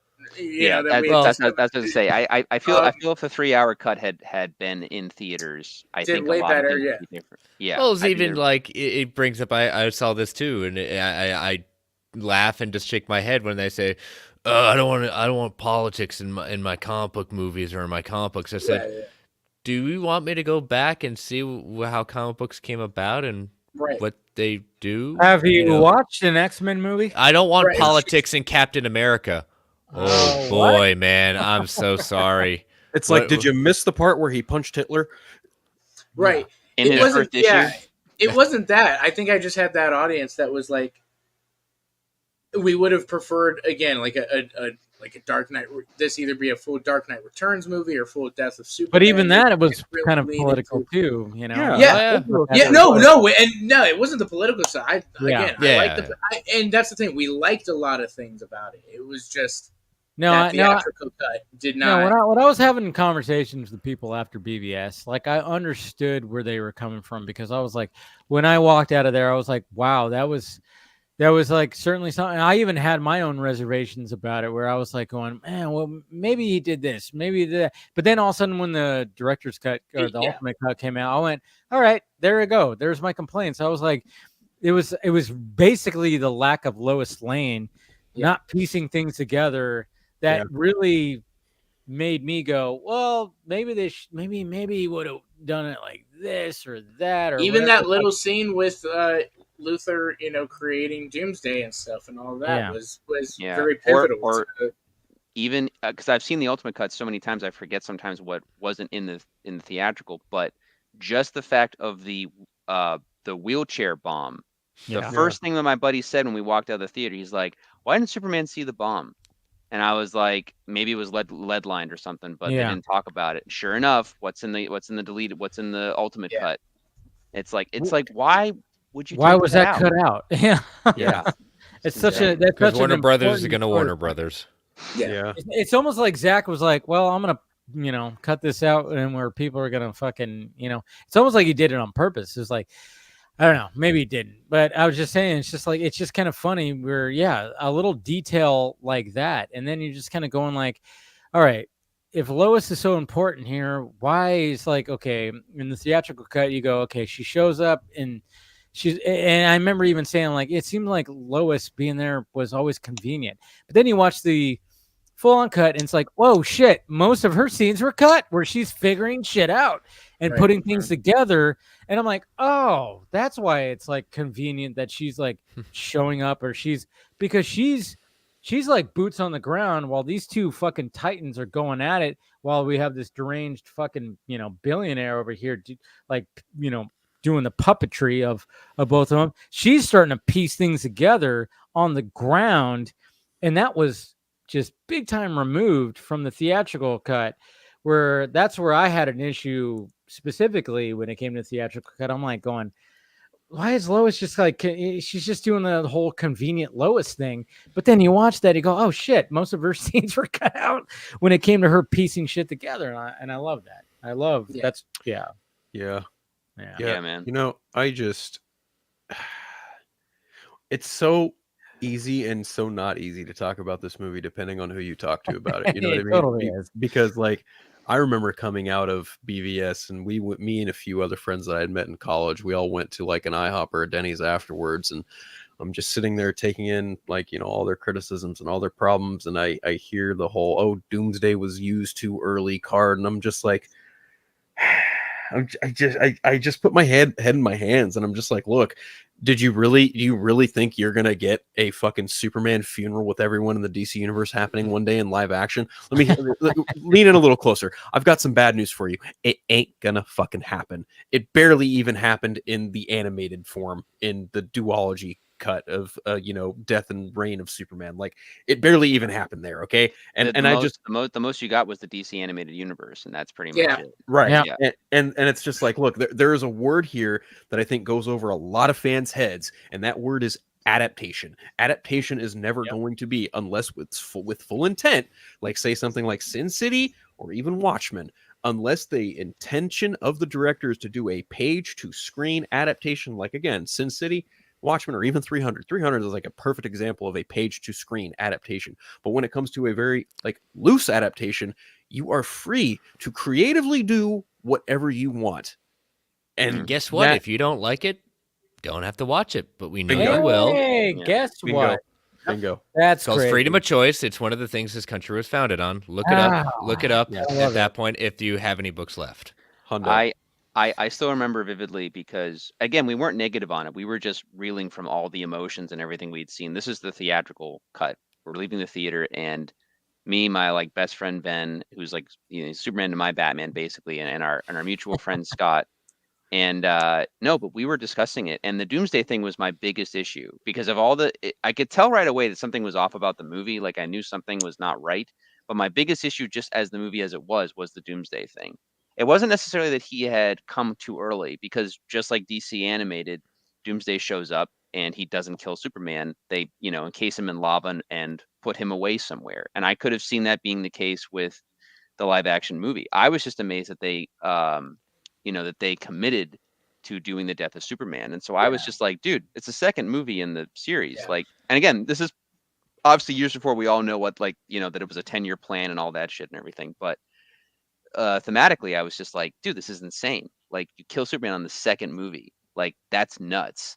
That's where I was. That's very much where I was. Where it's like, I liked a lot of the movie. I was happy with. I had no problem, especially as a comic fan. Like, I get general audience, right? Like, I need a Batman before this to see this. No, I know this Batman. This is Dark Knight Returns Batman, and he's disgruntled and all these types of things. Yeah. It was just that you like you said, you fully committed to killing off this character, you know, that's supposed to lead the Justice League into our Justice League movie in the second movie. And of course, kind of, you know, too, like, they're going to bring him back. He's going to show up in Justice League. I mean, even the dirt even coming off the coffin at the very, very, like, everyone knows. But exactly. But even then I was like, but we're going to have and we still get a lot of Justice League movie without a Superman. Yeah, and that was ballsy. It was ballsy to do that. Yeah, but I remember like when I knew like Superman was gonna die. I remember like going to like my friend who was sitting next to me. I started tapping him. I'm like, they're gonna do it. They're gonna fucking do it. They're gonna kill Superman. I was like, it's happening, dude. They're actually gonna. I remember. Yeah, get him, Doomsday. Stab him through that heart. Yes. Yeah, dude. I was like, oh, it's happening. It's totally happening. Like, I remember, like, as soon as he goes, like, you know, you're my world. I was like, oh god. I was like, I started doing this. I started doing that whole thing. I was like tapping him, like. And I'm sure you got annoyed, but I was like, dude, they're doing it. Because I did it earlier when I was like, dude, the Flash is traveling back in time. I was like, I did the same thing. I was like, I can't believe it. That's the Flash. It's the Flash, dude. He's traveling back in time. That means something. What the fuck? Yeah. You know? Oh, no. See, that's actually the moment that I realized. Parademons. I was like, I was 3 times the moment I did that shit. Yeah. that not the apocalypse scene, but the Flash coming out of time. That's how I knew that the main audience was lost, because me and my friends, we knew because we had all read Crisis. So for us was like, oh, it's a Flash moment. Like, this is awesome. The rest of and we were like, yeah, but I could just feel no one else in the audience had any idea what the fuck was happening. They were like, what is this? And that's how I knew we were in trouble. But the bigger point is too, with the Doomsday thing, is that my buddy Ben is smarter than I am when he thinks, like, when we discuss story and like and logic and all this other stuff. He already was seeing like the plan like way ahead of time. He was like, no, dude. He's like, think about it. He's like, yes, I can agree that it might be a little too early. However, the whole point of the Man of Steel and BVS is the ideal that basically the media and everything else is basically turned against Superman. Everyone is terrified of him. People are like, Batman might think he's another Zod. Like, there's nothing other than like him trying to do day-to-day acts to try and appease the public, to just trying to, again, just a guy trying to do the right thing. But the sacrifice to Doomsday, and again, the government will probably, I'm assuming from what we see in the movie, that kind of makes it clear that Doomsday would have destroyed and killed everybody had he not been stopped. Like, the fact that Superman does it allows everyone to actually be like, oh man, like, we miss him, and like he sacrificed himself. So it's like it's appeasing the public, so that, again, and then you have a Justice League movie where Batman, the most antisocial of any of the members, has to now form the team, which is an interesting aspect to go into. But you're seeing the reflective quality of how people viewed Superman and how people want Superman back. So it's like, and again, he was seeing that, my friend was seeing that trajectory the whole time, whereas I was still just like reeling from like, man, I can't believe they did this move. But then, yeah, by the time we got to Justice League and then we see it all like fleshed out, like, it pays off, and it does like in a big way. The only thing we never really got fully answered is you know, the Superman Clark Kent identity within the new, new version of the movie and stuff. I know there was the plans that they had written out in the drafts and stuff, but I know that was different. Yeah. You know, it's funny because like you get to Justice League, and at the end of BVS, Bruce is like, I failed him in life, I won't fail him in death. Help me find the others like you, talking to Wonder Woman. And it's like, there's something superbly novel about reversing the idea of, oh, the rest of the world and the rest of the heroes in the DCU like honor Clark by burying him. You reverse that notion. It's like, no, we're going to build the Justice League on the back of what Superman stood for. There's something actually really idealistic and hopeful about that I think went over a lot of people's head too. General audience, fans aside, whatever, but like that whole idea to me has just always been fascinating.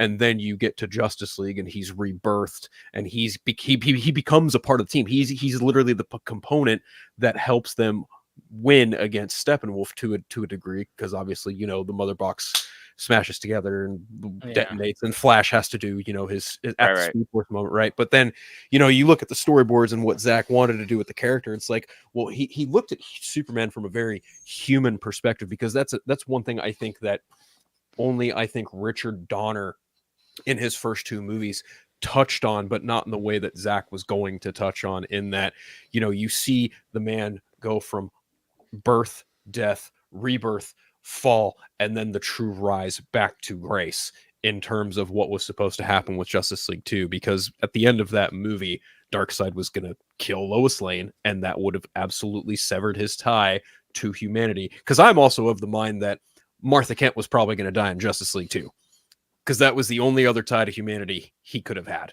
Yeah, maybe it's hard to say, but the whole point is like, yeah, Lois is the key, like she's the whole thing, and like, you know, but there's just this dichotomy of because I think Zack wanted to go back and forth in time as well. Like, he goes forward to the Apocalypse timeline, then he goes back to, you know, like what happens, and then, you know, and then by the third one, then you see the trajectory change because of Flash, and then Batman making a choice. And then he's the one that jumps in front of the Darkseid, you know, the Omega beams. Yeah. Right. So like all those things. And yeah, and again, it's like you said, Phil, it's adaptation. Because like even that scene alone of Batman jumping in front of the Omega beams, like that is something that could have been, that is a clear callback to Final Crisis. Different outcome, different universe, different thing. But like, it's a homage because in Crisis, because has anyone, Chris, have you read Crisis? Which Final one? Crisis? Final Crisis. Yeah. Okay, so I don't know if Austin has, I don't know if Dave has, but like in Final Crisis, like Batman and Darkseid are having a literal fucking showdown. Oh yeah, no, it's much different. It's much. It's vastly different because like Batman for once in his life makes the exception of being like, I don't use guns, but I can make an exception for you, and shoots him with the same bullet he killed Orion with.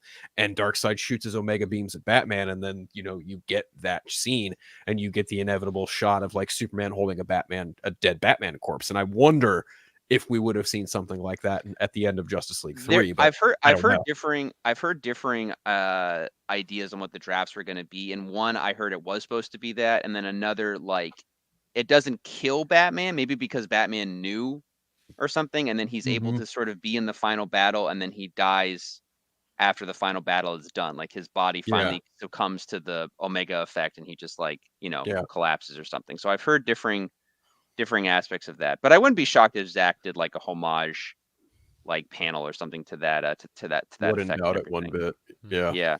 But I do recommend to you guys, if you're DC fans, to read the 10th anniversary Final Crisis Omnibus.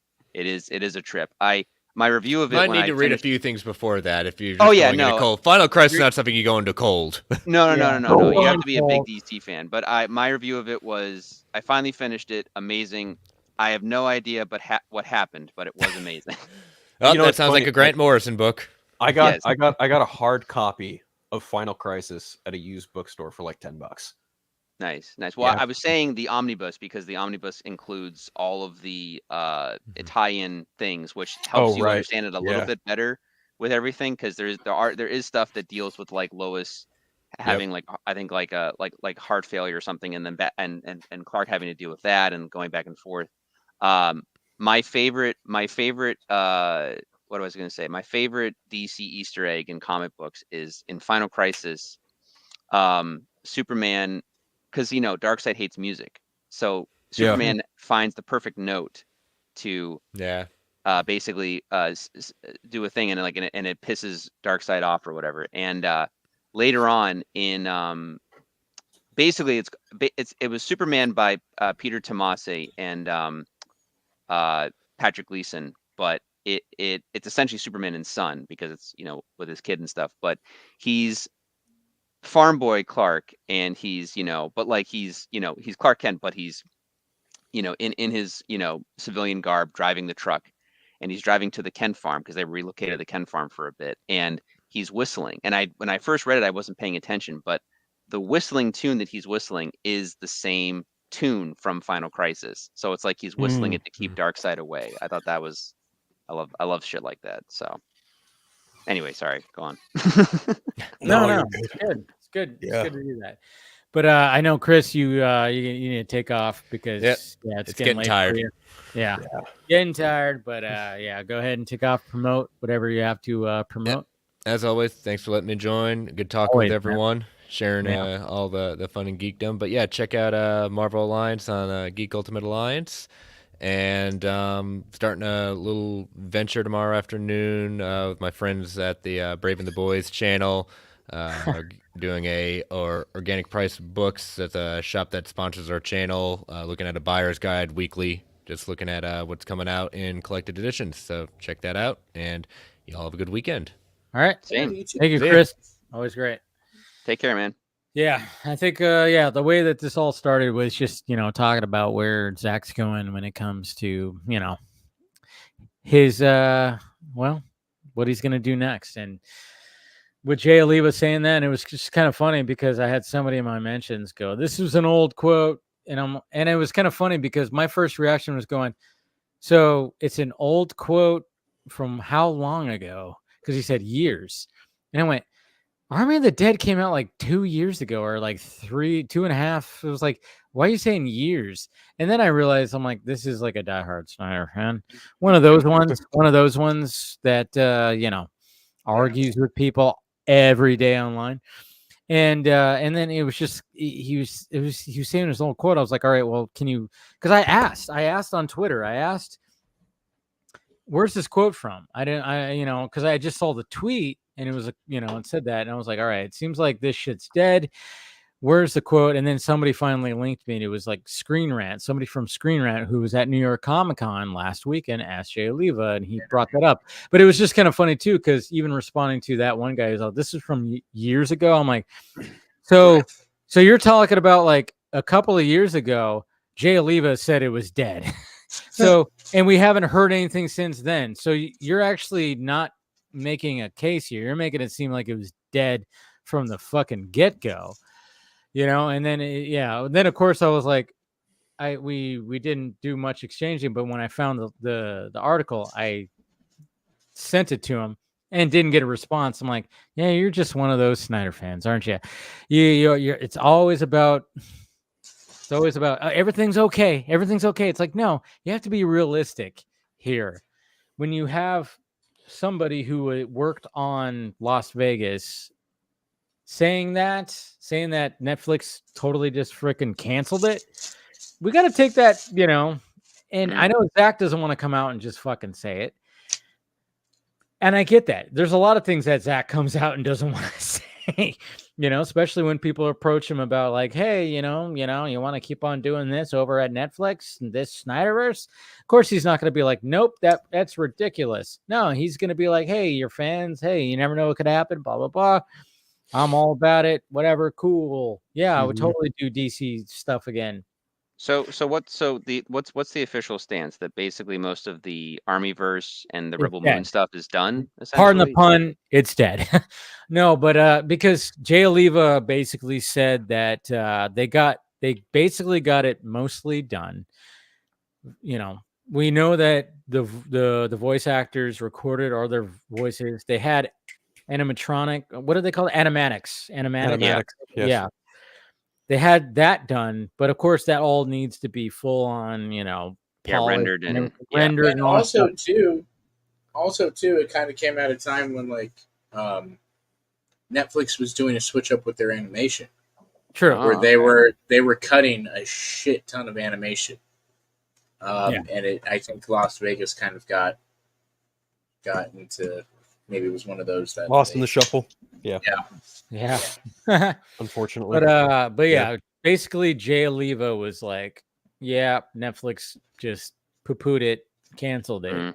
And so it's just like one of those things where it's like, God damn, and we haven't heard any.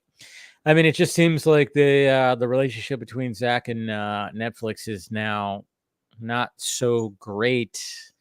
And it sucks because I mean, like, are we gonna do another hashtag when it comes to like, hey, release the Lost fucking series? I don't know what we even do because it's like, I don't think it's gonna have that much impact.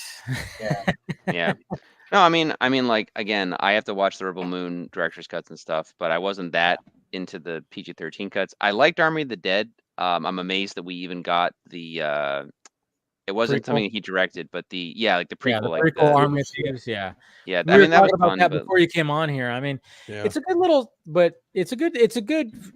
I was more intrigued with that than, and I think a lot of us kind of felt that way. It was like we were more intrigued by the Army verse than the Rebel verse. It just seemed like there was just too much happening. And I get that Zach was like, hey, if I'm given the opportunity, I'm gonna fucking make what I want to make. But at the same time, I'm going, okay, you just introduced this crazy zombie universe that could have time loops, aliens, and robots. Yeah. And then all of a sudden it's like, oh yeah, but then I got this Rebel Moon thing that's like a fucking adult Star Wars that's like heavy metal and stuff like that. So then it's like, okay, we just went from this to this, and I get it, but usually when a director goes like, hey, I'm gonna build a fucking universe and a franchise, he sticks with it and then maybe does like a small side project that has nothing to do with like, hey, I just want to make this movie and it's going to be a one-off story. But he literally was like, oh yeah, here, I'm going to plant the seeds for this. And then now I'm going to plant the seeds over here. And I'm like, and I think like that maybe had a little bit of a thing where it's like, man, you already started developing something cool right here. And now you're going to start doing something right here. And then of course there was talks about that it's connected, and I'm like, okay, cool, but then still it's trying not, to do 2 universes. a little too at the much. same It was like a time, little yeah. too much. I think like after being on the DC stuff like back to back to back, and then having what happened with Justice League, maybe he was just like not only like one movie at a time, but also maybe not trying to get stuck in the I don't want to get, you know, dialed into just doing one thing over and over again. That's probably maybe why he went from Army to just full on into Rebel Moon, and then mapping out all of Rebel Moon with John Stadd and Shay Hatton. And you have 2 projects, because Army of the Dead he had pitched to Warner Brothers. They said no. Rebel Moon was basically a Star Wars project which Lucasfilm passed on. So it was basically like, I got to make these projects now while I have the opportunity, and if I don't, they may not ever get made. So I mean, that's true. He wanted to put it in there. But the quote from Jay Oliva was, "We completed it, but then Netflix eventually pulled the plug. But I think their plan is to maybe do a Rebel Moon animated. So I don't know if that's going to actually happen. But what I did with Zach on Las Vegas was amazing. And it's sad that you guys won't see it." So. Nah, it sucks. I did get to meet Jay Olivia myself at New York Comic Con. Super sweet guy. Very, very nice. Very down to earth. Yeah, he seemed like that. I walked by him at San Diego. Like we were very close to each other. Like we were in the Marriott, and he was with Phil Lamar, and my colleague like is on talking terms and like cordial terms with Phil Lamar. She's like, "Hi, Phil," and he like waved at us. I was like, "Oh, hey, it's Green Lantern. How about that?" Yeah, right. Nice. That's cool. But Paul got to like fucking take a picture with him and everything, man. Yeah, well, I was at this booth, and I didn't realize they were advertising Twilight of Gods, and I didn't realize that it was Jay Olivia's like thing. I didn't even really see that he was at the con until later. Oh, that was the funniest part though. I started talking to him, and then you know how it is, like people don't recognize somebody, and then when someone starts talking to them, and then eventually a little line forms behind you and stuff. So that happened to me, but it was literally like right out of a comic book, because right as I was almost done talking to him, I turn around, and I'm not even kidding, like these 6-foot tall women who are dressed like Zack Snyder's Amazons. I was like, I'm gonna go. you have fun talking to these nice ladies, and it was nice. We had a very good convo, and it was good. I learned a lot about behind the scenes stuff and everything. I can't remember all of it right now because I had a lot going on at the convention and stuff. But no, he was very cordial. He was more than happy to answer like all my questions and stuff. And I got to talk to his other friends who were running the animation studio, and they themselves are very, very nice guys. We were just riffing on pop culture and stuff for like an hour. It was great. And yeah, it was cool shit. And I like what they're doing. Like they're really like, you know, like bringing it and just having fun with everything. So yeah.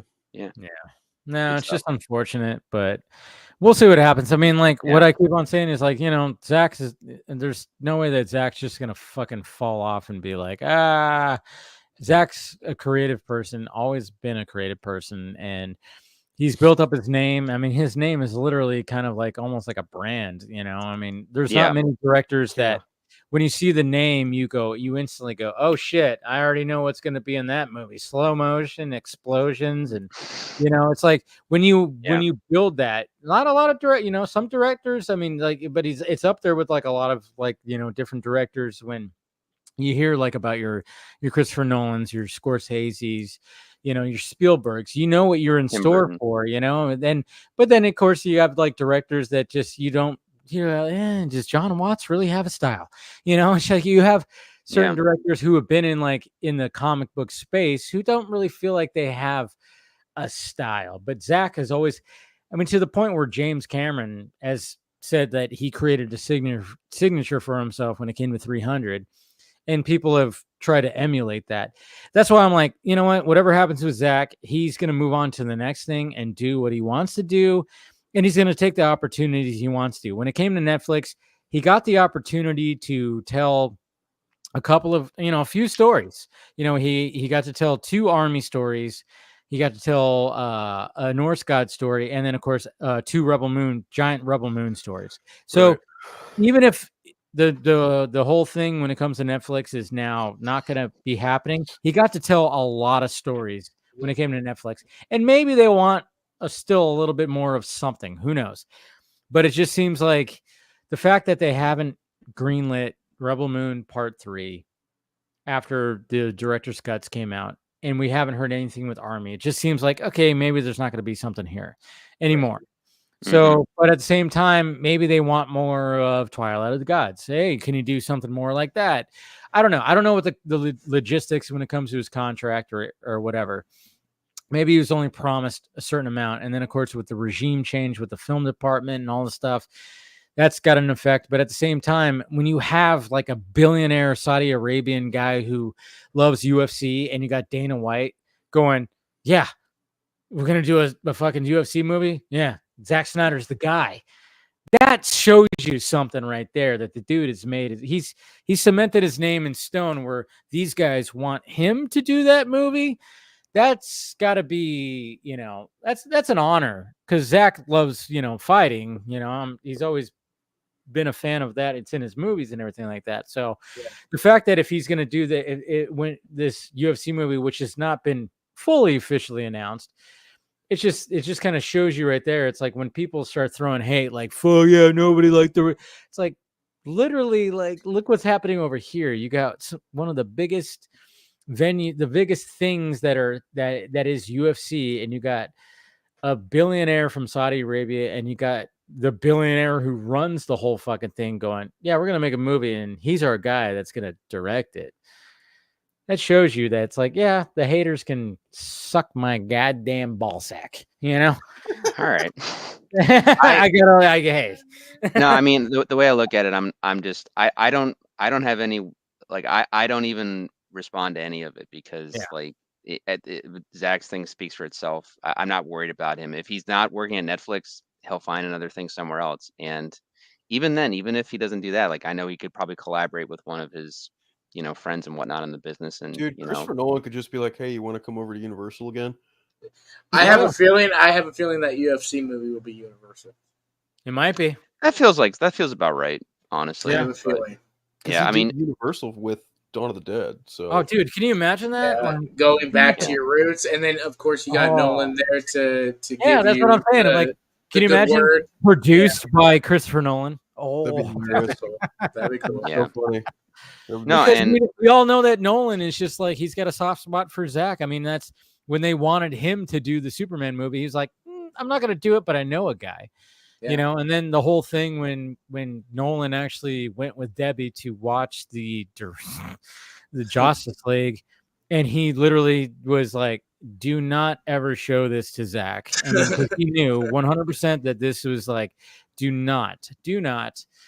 That just shows you something right there where Nolan is just like that kind of guy who he's going to back up filmmakers that he believes in. And he's always believed in Zack, and he defended Zack, and he kept the fucking suits away from what Zack was trying to do with Man of Steel. That's why Man of Steel there's no director's cut. There's no anything. Right. That's what Zack wanted, but he wasn't there for BVS. He wasn't there for Justice League. So, yeah. Well, and like we said, like the second Warner Brothers stopped listening to Zack and Chris, that was the beginning. It all of the went end. to shit. Yeah. Yep. All went to shit, and they're still trying to fix it to this day. Oh yeah, with 7-figure checks, and even then, no one's like, nah, I'm good. Yep. Right. I love that.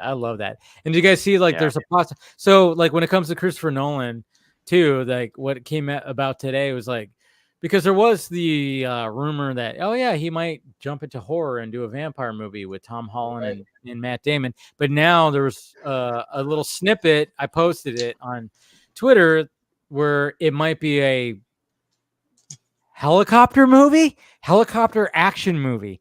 What? Wild. I don't know. I mean, Chris Nolan's in. Oh, sorry. Go on. Oh, the other thing was that it could be set in the future. Yeah, futuristic. It's a futuristic So I was helicopter movie. Is he trying to one up James Cameron in Terminator 2? Maybe. It's a possibility.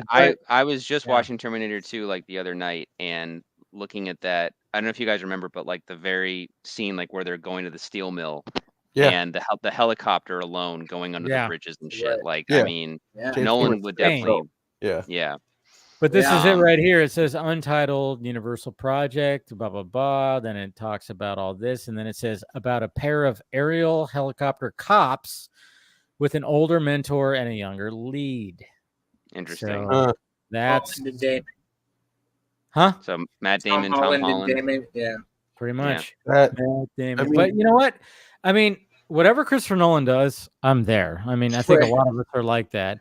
So, I mean, yeah, I want him to tackle a horror movie, and maybe that'll be next. Chris Nolan could come out and say, "I'm doing a remake of Harold and the Purple Crayon," and people would show up to that movie. So I'm just saying, like, yeah. Yeah, I know. That's the thing. It's like no matter what, you would be a damn masterpiece too. It would be a masterpiece. That's the crazy thing. It would be a masterpiece. It would be Leonardo DiCaprio would play Harold. No, it would be. No, you know who it would be? It would be Chris Evans. Oh God. No, but yeah, I mean that's the thing is that's what's so great about it's another with thing. Tom Hardy as the sidekick. Oh yeah, Tom Hardy would be somewhere in there. Maybe Tom Hardy will be in this movie too. I don't know, but actually, real quick, because I didn't see the beginning of the stream. I haven't seen it, and I don't care about spoilers. All of you saw The Last Dance or whatever. Yes, you saw it. No, I'm saying I didn't, and I don't care. Like you can spoil it for me. Like you go into it, but yeah, did you all? Oh, we already went into it, but we all had kind of like a fucking hell. Kind of like I mean that's what I figured. It's enjoyable. It's enjoyable. It's an enjoyable movie. Don't get me wrong. I enjoyed it. I hated the fucking ending. I was like, dude, did you guys? It ends with a Maroon 5 song, if that helps. Yeah, it ends with a Maroon 5 song. And a montage. And a montage that sounds what I paid money for. Yeah, they probably pieced together within and they put Tom Hardy in front of some green screen for about a fucking 2 minutes and said, "Say this," and then that's it. And then it was like, when the credits started rolling, in my head I went, "What the fuck? That's the way they're gonna end it." His last lines. After 3 movies, they're gonna end it like that. Like the final battle, I was okay with, and I was like, the way that the final battle ends, I was like, okay, cool. But then the way that they full on end it with like this stupid fucking half-ass montage and where the fucking thing goes, it's so stupid. It's so dumb, Paul. Yeah, it's so dumb. Okay, just tell me that someone gave some compensation money to Donnie Cates for all the shit that they stole. Dude.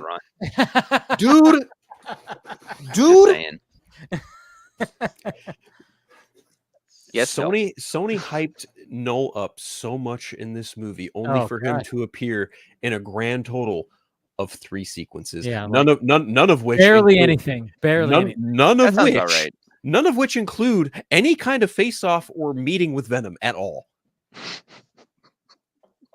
Yeah. Paul. Yes. It opens up with him doing like expositional narration, which is never a good way to. When that started off, I was like, "Oh boy, this is not a good way to start off this movie." When you're doing expositional like narration to explain why you exist, you know. Then I was mention the way my friend put it: knock off Doctor Strange portals. Pretty much. Yeah. I'm entirely off base. That appear that Noel can't go through, but all of his creatures can. So that's. So let me ask this, because it's on my radar, but I'm avoiding it to like not hit it kind of thing. So like, is the movie PG-13 or is it R? PG-13. Okay. Look, here's my thing. Venom is an R-rated character. He does R-rated things. Carnage does R-rated things. Noel does R-rated things. Why do we have an R-rated Craven movie and not an R-rated Venom film? This is why I have a little faith in Craven, because I'm going, they finally recognize that, hey, let's not fucking hold back on this character because, you know. And they got a pretty damn good director too. With it. Like that guy. Who's the director on Craven? J.C. Chandor, yeah, Most Violent Year and Triple Frontier guy. Oh yeah, that's right. Okay, all right, yeah. Fingers crossed. Fingers crossed. Yeah. But I agree with you. Yeah, this is an R-rated character I think honestly that this would have benefited from that last movie being rated R, where it gets that boost of like, oh, you're going there, you know, like more audience is going to come see. It's funny today that Tom Hardy came out and goes, I'd like to do a Logan Venom-esque type movie. And I'm like, these all should have been rated R. I mean, I get that. And it's weird. Like, I think they just tried to do the 20th Century Fox thing with Wolverine. Like, we can play it off as PG-13 for as long as we can until we can't. The worst part about the R rating on the Wolverine stuff is the Wolverine was an R-rated cut, and they made it PG-13 because the director's cut is the R-rated version. Yes, exactly. And it made it slightly better, but still not great, but slightly better. Yeah. But yeah, you know, Dave brought this up that people are out there saying this one's the best of the trilogy, and I heard the opposite. And I've heard like everyone. I'm like, how is it worse than Carnage? Like I was surprised, honestly. But sorry, go on. Okay, the exact order of entertainment I posit these movies: Venom, Let There Be Carnage, Last Dance. The exact order of release because the quality just declined from movie to movie. And that's I'm different. I'm 1, 3, 2. Like Let There Be Carnage. I just got frustrated with that. But maybe I need to watch it again because I only watched it maybe twice. So maybe I need to watch it again before I should like really rank it. I would ask why would you want to do that though? Yeah, why would exactly right. I mean, if you're doing like a movie madness midnight, you know, like Mystery Science Theater where you're getting drunk or you know you're hanging out with your pals, I can get that. But like, I gotta rile up some people. I remember vividly when before Carnage was officially out, but everyone was already talking about like, oh, there's a tie-in with like No Way Home and all this and that, and I just did not want to see the movie. So I turned to my friend who's a Spider-Man fan in general, and I was like, look, you pay for me to see this movie, I'll pay for the next movie that you want to see, and we'll go together, and it'll, you know, like. And he's like, all right. So he paid for me to go see Carnage. And we're probably like 15 minutes into the movie and I'm already like losing it. And I'm looking at him and I'm just like, why did you make me see this movie? Like, dude, and instead of even like arguing with me, he was just turning to me and said, I'm so sorry. Like, even though it wasn't his fault, like he just like, dude, the opening scene where you got Cletus, like a young actor, and then they dubbed his voice with Woody Harrelson's voice. I remember going, oh my God, did they really fucking do that? I couldn't believe. I was like, why did you just de-age Woody Harrelson? But they fucking just, they got another actor and then just put Woody Harrelson's voice coming out of his face. And it was so weird and awkward. And then they're trying to build up like this whole thing with them, but it was such a bad scene, and I couldn't get past the fact that I'm like, that's Woody Harrelson's voice coming out of this other actor's face. I can't do this. And Venom at a rave in the middle of it. Oh, it was God. like, I see what you guys were trying to do, but the execution is just not there.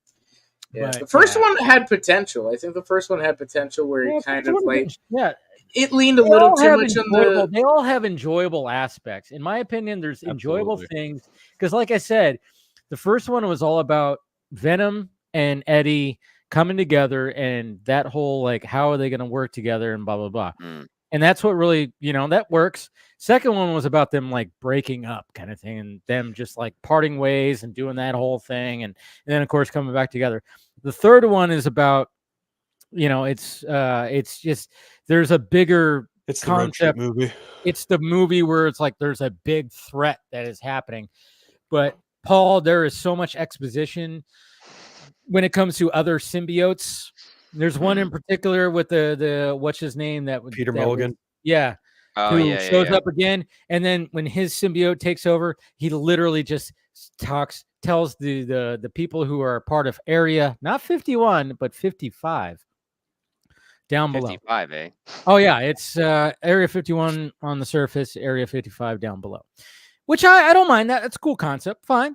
But when you're talking about these humans that are trying to know what the fuck is going on, they get all the information from his symbiote, which is like, you know, just kind of telling them everything. And then there's one girl in who's part of it who basically kind of knows, like, I know how this all works. And then she gets one of them, and she is part of the final battle, which I was like, cool. But I'm like, how does she know that she's going to be okay? Well, Like they build it up where she's like, she's in the know of something, but we have no idea why. But I could tell that there were some things that were left out, because I'm like, she knows shit. They're like emphasizing that she knows shit. And then when it comes down to when shit goes down, she's like reaches out to a symbiote and it's like, attach to me, let's do some shit. And exactly. Yeah. And then she's a badass. You know, and it's just like, but how did you know that? You know shit, but we don't know why you know shit. And then also, where was she in this movie? Like, yeah. So she just shows up and then doesn't show up, and then okay, great. Look, okay, great. no, talking from a comic book perspective, 'cause I was already seeing where Dave was going, and I'm just like, okay, I see. Like, and again, not having even seen the movie, like I can kind of see what happened. But if we're talking from a comic book perspective, the symbiote stuff was basically huge in the 90s.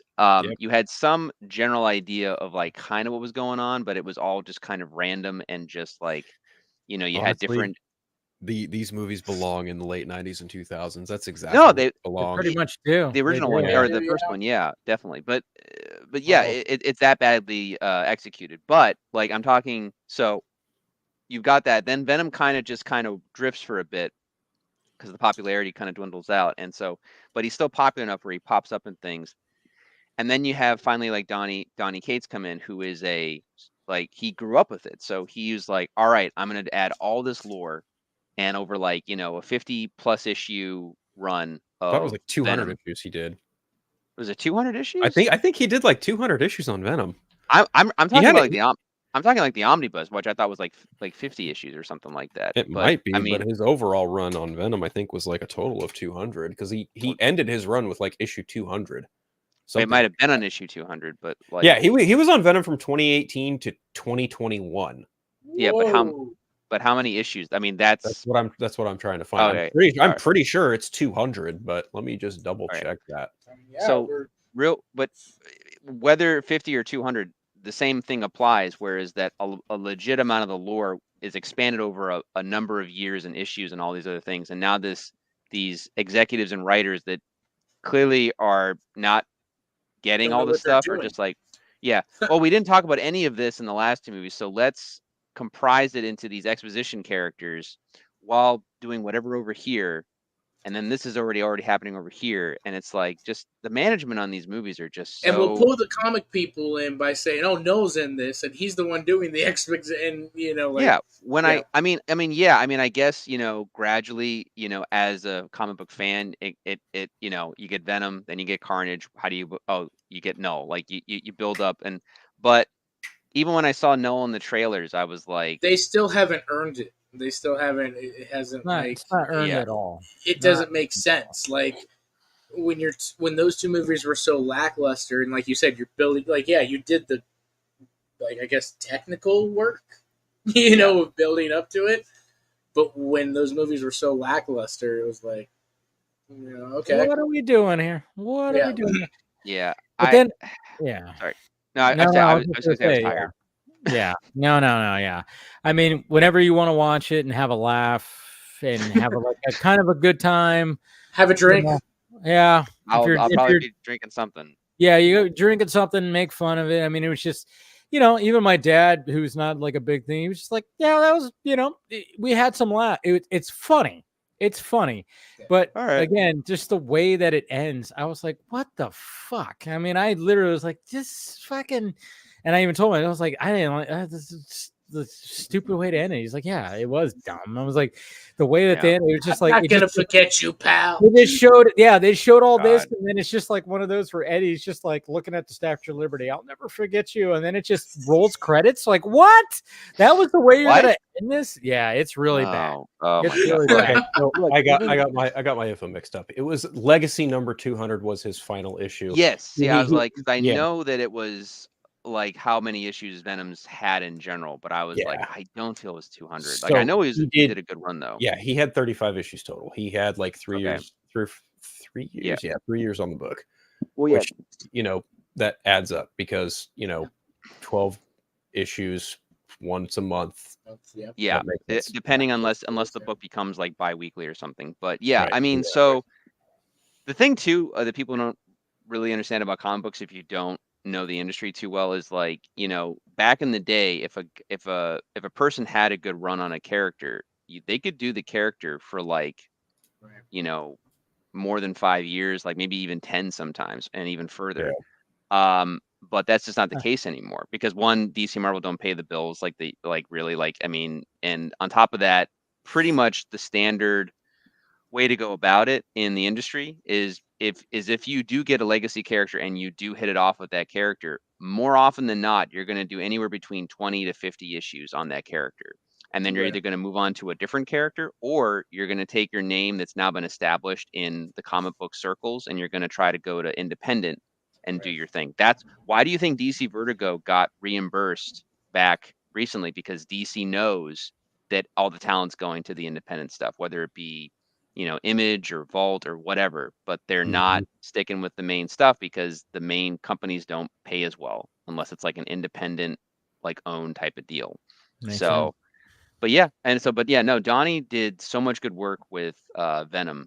And, I just hope that he was somewhat compensated in some way. But, the way these deals work, is just, and especially Marvel doesn't fucking pay. Like, I think DC used to, because I know Neil Adams is going on about that, but that was years ago now. And obviously the regime has changed so many times. So, I mean, I can tell you, it just depends, obviously, who you are. I know some guys and some friends that talk to and are good friends with, like Philip Kennedy Johnson. He does great at DC. They do him very well. And they continue to, like, when he's done with the run, give him kind of like a bigger thing to do, or that type of thing. But he's also Philip Kennedy Johnson, so I don't know if you're, I don't know. And like it's I mean, like, for instance, I think Scott Snyder, he obviously did very well in the independent circle, but like I think he's pretty much running the absolute universe, so he's probably getting compensated 100%. For a lot. He's getting a check. Yeah, they saw what was happening with Hickman doing X-Men and then doing Ultimate, and they were like, "Yeah, we got to do that over here." Well, I think a big part of that too is Jim Lee being in charge. He, as a creator, he knows he wants to compensate his creators, and he wants to give them. So, Jim more than anyone else in that business knows. Well, he knows that you need writers because Image when it started was mostly artists doing their own book. And like, what a full circle thing for him with DC Vertigo to bring that back. Like I absolutely love that. Pretty cool. Right. So pretty cool. It's all everything comes full circle anyway, right? As they say. Yeah, as it does. But speaking of a DC piece of property, the Penguin, obviously, it's so fantastic. But how are we feeling about John Turturro coming out and talking about the reason why he didn't fuck him? I'll say it. And I love John Turturro. Fuck him for saying that. All right, guy that made a shitty Coen Brothers sequel to one of the best Coen Brothers movies, and Jesus rolls. Okay, it's too violent for you. All right. Yeah. I mean, look. He realizes he killed Catwoman's mother in the Batman. Well, I mean, literally, and there's a scene of him like holding a pole cue up to her neck. Yeah. And then actually, strangling her and then slapping her and doing all that stuff. It's like, so when he comes out and goes like, this show, too much violence towards women. And it's also just like, dude, your character straight up fucking strangled Annika in the movie too. Even though it's not shown, it's implied. It's just like, but it's just funny. The fingerprints was the whole thing. Everybody reacted the same way to the point of like, dude, like.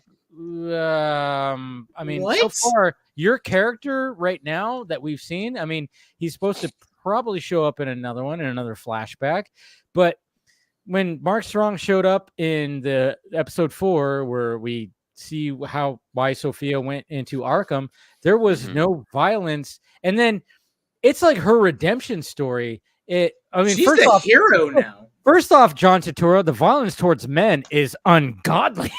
But I'm just saying, like, Jesus Christ, the violence towards men is like At like it's probably like 98 too. Anyways, no, but I'm just saying, like, it just seems to me, I'm just going, all right, scheduling conflicts, which of course you did mention, just stick with that. When you say like, oh yeah, the show is so violent towards women, when you had like scenes where you literally were just like, you had Violent towards women. your hands wrapped around Zoe's neck, Zoe Kravitz's neck. Piece of crap to him. It's like, dude, it's acting, but it's acting. I don't think Colin Farrell is like, totally Going all around about hiring prostitutes and selling drugs. Yeah. No, look, I mean, maybe the scripts were different, in the beginning phases. Maybe he just read it and just wasn't into it. And honestly, it's fine because most of his stuff or his scenes are in the past anyway, so you can put it up to. And I'm kind of wondering if that was the reason why. It's like, I'm barely in this. I'm busy. Part of me, did you even really read the whole thing? Because, like, yes, the first couple episodes are about. That's what I'm thinking. The women killings, I'm thinking like that he got sent the scripts and it was mentioned probably by the people, his PR or whatever, probably like, oh yeah, your character is in this and then this. So it was like, I'm barely in it. I don't have time, blah, blah, blah. But then they wanted to be like, well, say something of why you're not in here. And then of course he brought up this and it's just like, dude, you just made yourself look fucking stupid by trying to pat yourself on the back because violence towards women, when literally most people watching the Penguin were going, hey, you know what? Something likable about Oz. I'm kind of liking Oz. And then all of a sudden he starts fucking over Sophia and we see how she gets fucked over by her whole family. And then when she has her redemption, now everybody's going, Sophia, fuck yeah. Look at this. And everybody's going, hey, look at this strong female character. We're all getting behind her. And you're going to come out and say like, I didn't want to take that because the violence towards women. It's like, what the fuck, dude? This is all about a redemption for a woman who's come back and, taken over the fucking family and taken over the fucking city. And yeah, it was bad timing. And the second woman in the family that the men have tried to erase. Yes. Right. And it's like, it's so well written where it's showing that. And then all of a sudden your quote's going to come out where it's like, we're literally people, diehard fans are going, what, John? What'd you just say? And I'm like, this doesn't put you in a good light as you probably thought it was going to.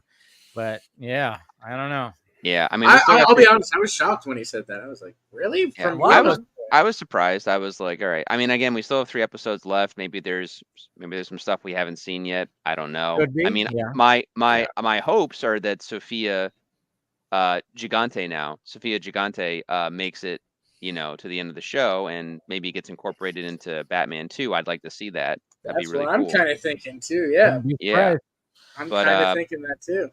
Yeah, but we're gonna see how it goes, and I think that would be great because if you kind of do something, you can continue on with the kind of same, in a sense, formula of the first one, right? Where you have your character, your Riddler or Joker and Penguin, right? And then you have the grounded mob of the underbelly of Gotham that kind of sees this different, more gritty side and things. So like. Yeah, I think kind of continue with that, but now instead of Carmine, you've got Sophia. Yeah. I mean, there's so much to do. Honestly. The show is just so well written, and I mean, not everything's perfect. It's never going to be perfect, and it's all subjective and stuff like that. But it's so well done. But yeah, it's like this is one of the craziest like kind of castings, because I even brought that up when I talked about it when this all came about. It's like when Mark Strong was like cast as, oh yeah, he's now Carmine Falcone and he's going to be like quote unquote a younger one, even though it's not that much younger. It's about 10 years prior. I mean, because that's how long she was in Arkham, about a decade. Right. But for the most part, Chitoro was perfectly capable of he could still play that. I mean, it's not much of a stretch.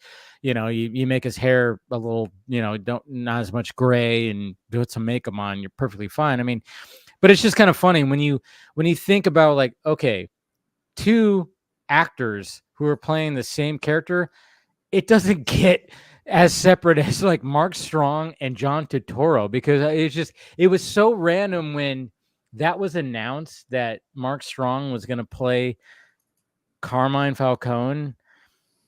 I remember just doing a double take going, wait a minute, that doesn't even make sense. Like they don't even resemble, but like Turturro did a good job in the Batman. I'll give him that. He was very violent towards women. How dare he? But at the same time, when episode 4 came out where we saw Mark Strong, he fucking nailed it. I mean, Mark Strong was fantastic. In the, I mean, I called him the gaslighter. I mean, obviously he was just gaslighting and like, oh yeah, you're to Sophia, just basically telling her, oh yeah, you're crazy, you're doing this, you're doing that. This sounds like your mom and blah blah blah.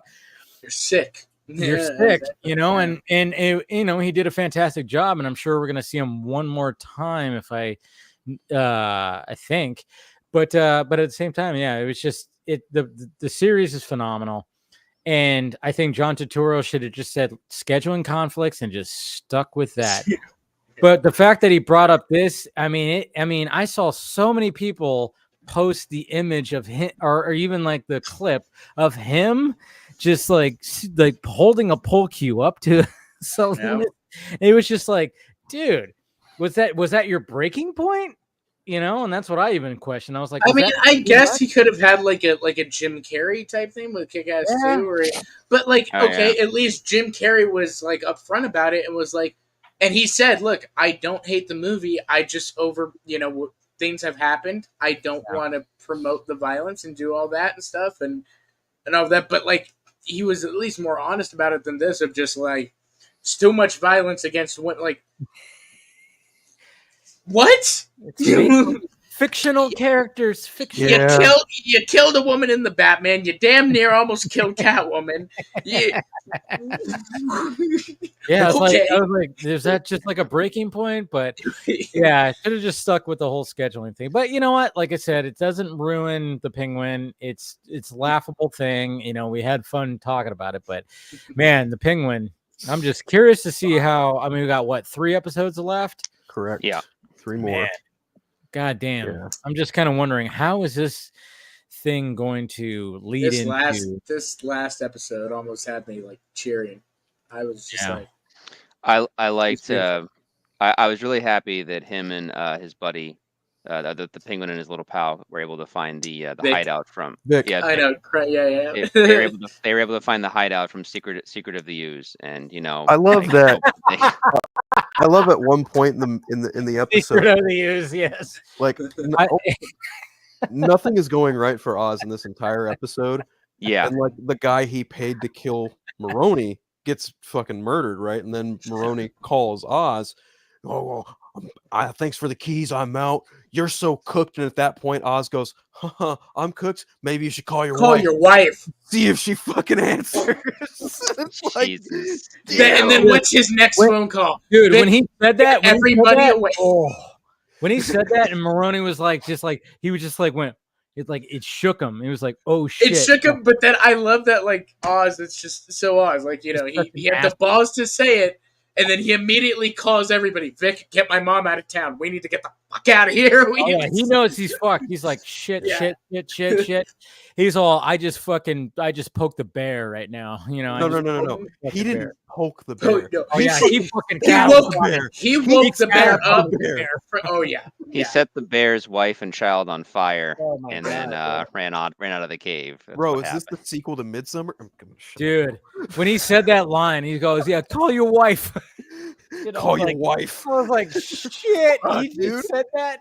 He just said that. Or like in a completely opposite direction. You've got Sophia Gigante. You've got Sophia Gigante sitting in front of all these goons in front of Gotham, basically letting them know, like, yeah, you know what? My father, fuck him. He didn't take care of you. And then you got Johnny Vitti, who's just like, all right, calm down. We need to focus. And she just goes, bop, pop that motherfucker in the head. I was like, yes. See, I know for a fact. Like, damn. I know for a fact I would have been the one henchman in the room to also get shot, because she shoots that guy and then she throws the money on the table, and I would have been like, did you have to throw it where you just shot a guy. Like now I got $100 bills covered in blood. Literal blood money. Literal blood blood. money. It's great. Dude, that was badass though, because I thought scene. I thought he was gonna last for a bit. I thought he would at least make it to the end. I of the show. know they tricked me. He's a great character actor too. Sorry, go on. Yeah, because he was in, he was in House Man of of Steel Cards. and Dawn of the Dead. He was also in Dawn of the Dead. Yeah, that's right. That's right. Yes. Yeah. I forgot about that. Yeah. So he's but the fact that it was like I actually had to I remember I diverted my eyes for a moment and then I heard the gunshot. I was like, wait a minute, and I was like, I had to do that 30-second rewind. I was like, she shot him. I forgot his name. I was like, holy shit! You just fucking totally just He had one opportunity and he was like, no, I think this is a good time for me to go against the lady who was clearly crazy and just show that, no, I don't think that's a good idea. And that's it. He just blew his. I absolutely love how she just walks in. Okay. And she's just like, let's moment, get it over with. I killed them all. The moment they announced he was Johnny Vitti, I was like, oh, he's going to be dead by the end. He's going to be dead by the end because that's kind of how it happened in Long Halloween. Like they opened up the Long Halloween story with the death of Johnny Vitti, and I was like, he's done. He's going to die at some point in the series. He's done deal. Then you got the Army of the Dead guy, which I think is really interesting. That storyline, Army of the Dead. Dude. Oh yeah. What's his name? Who's like? Who the fuck is this guy? Like Theo Rossi. Yeah. Who the fuck? There is something about him. I'm going. He's good.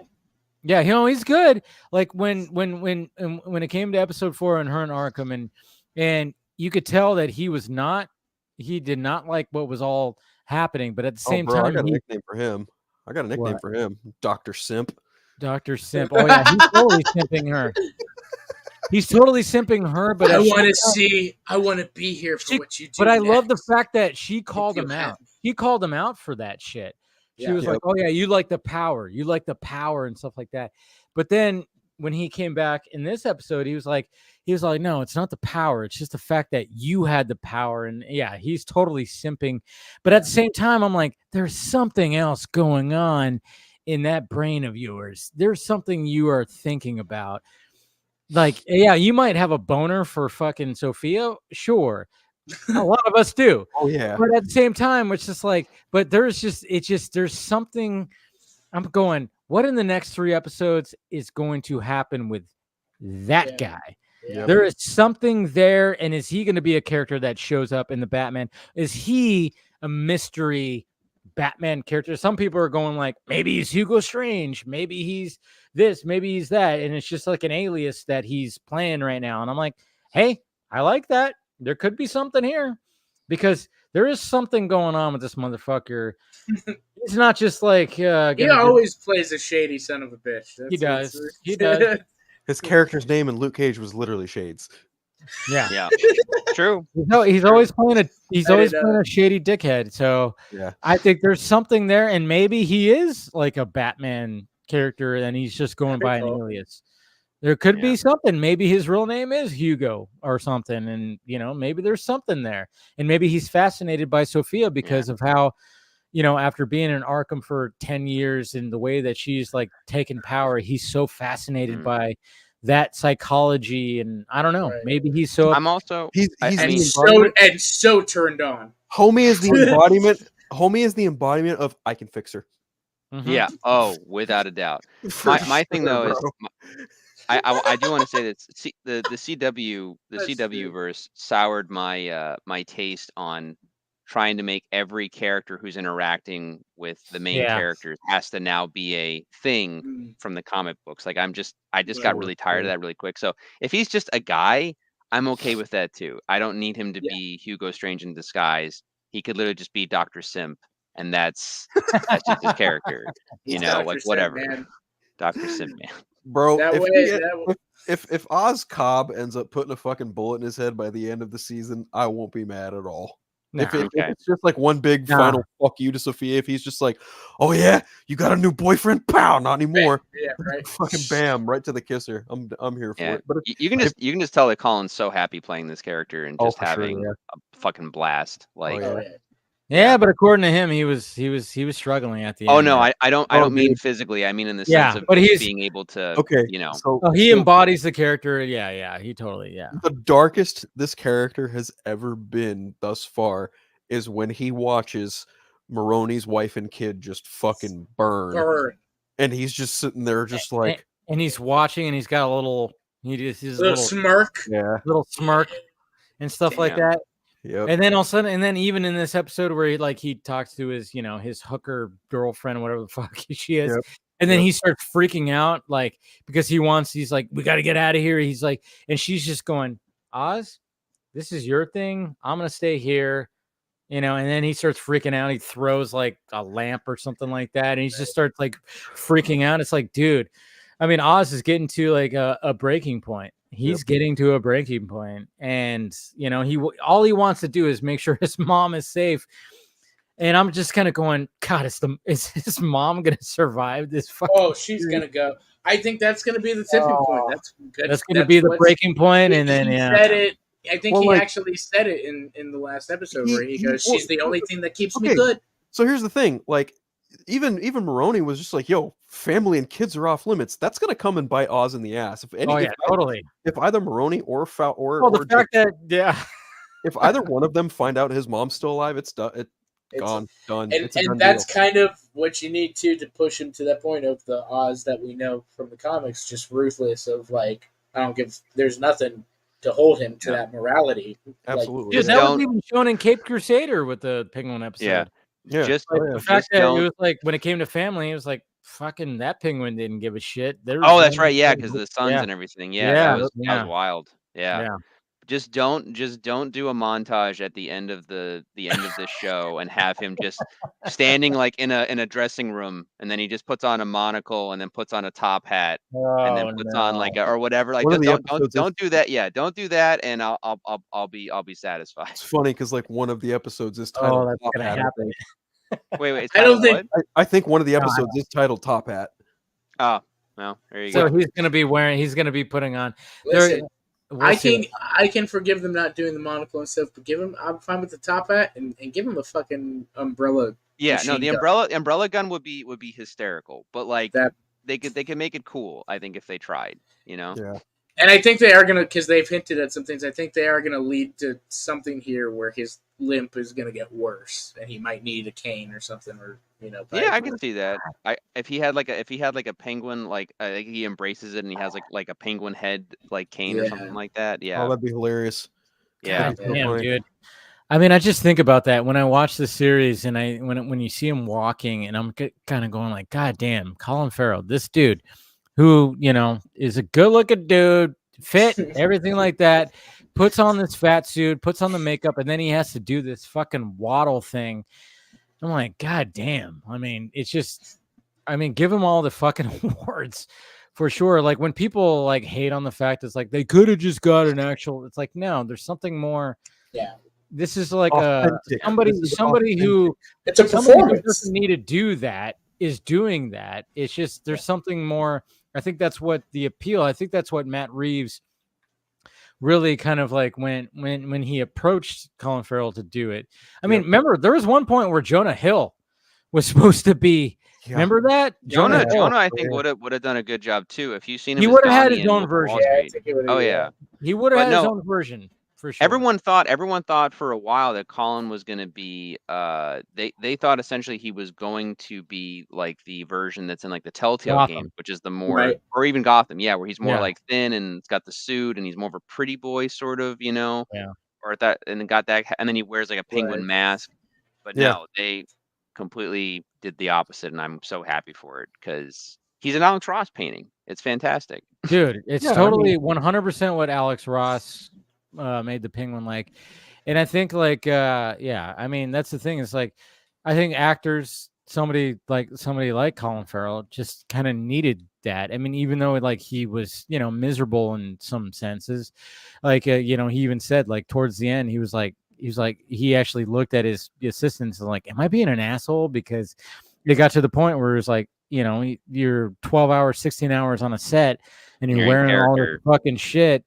and you just get to a point where it's like, fuck, this sucks. And I totally, 100% get that. It takes 2 hours, 2.5. They got it down to that.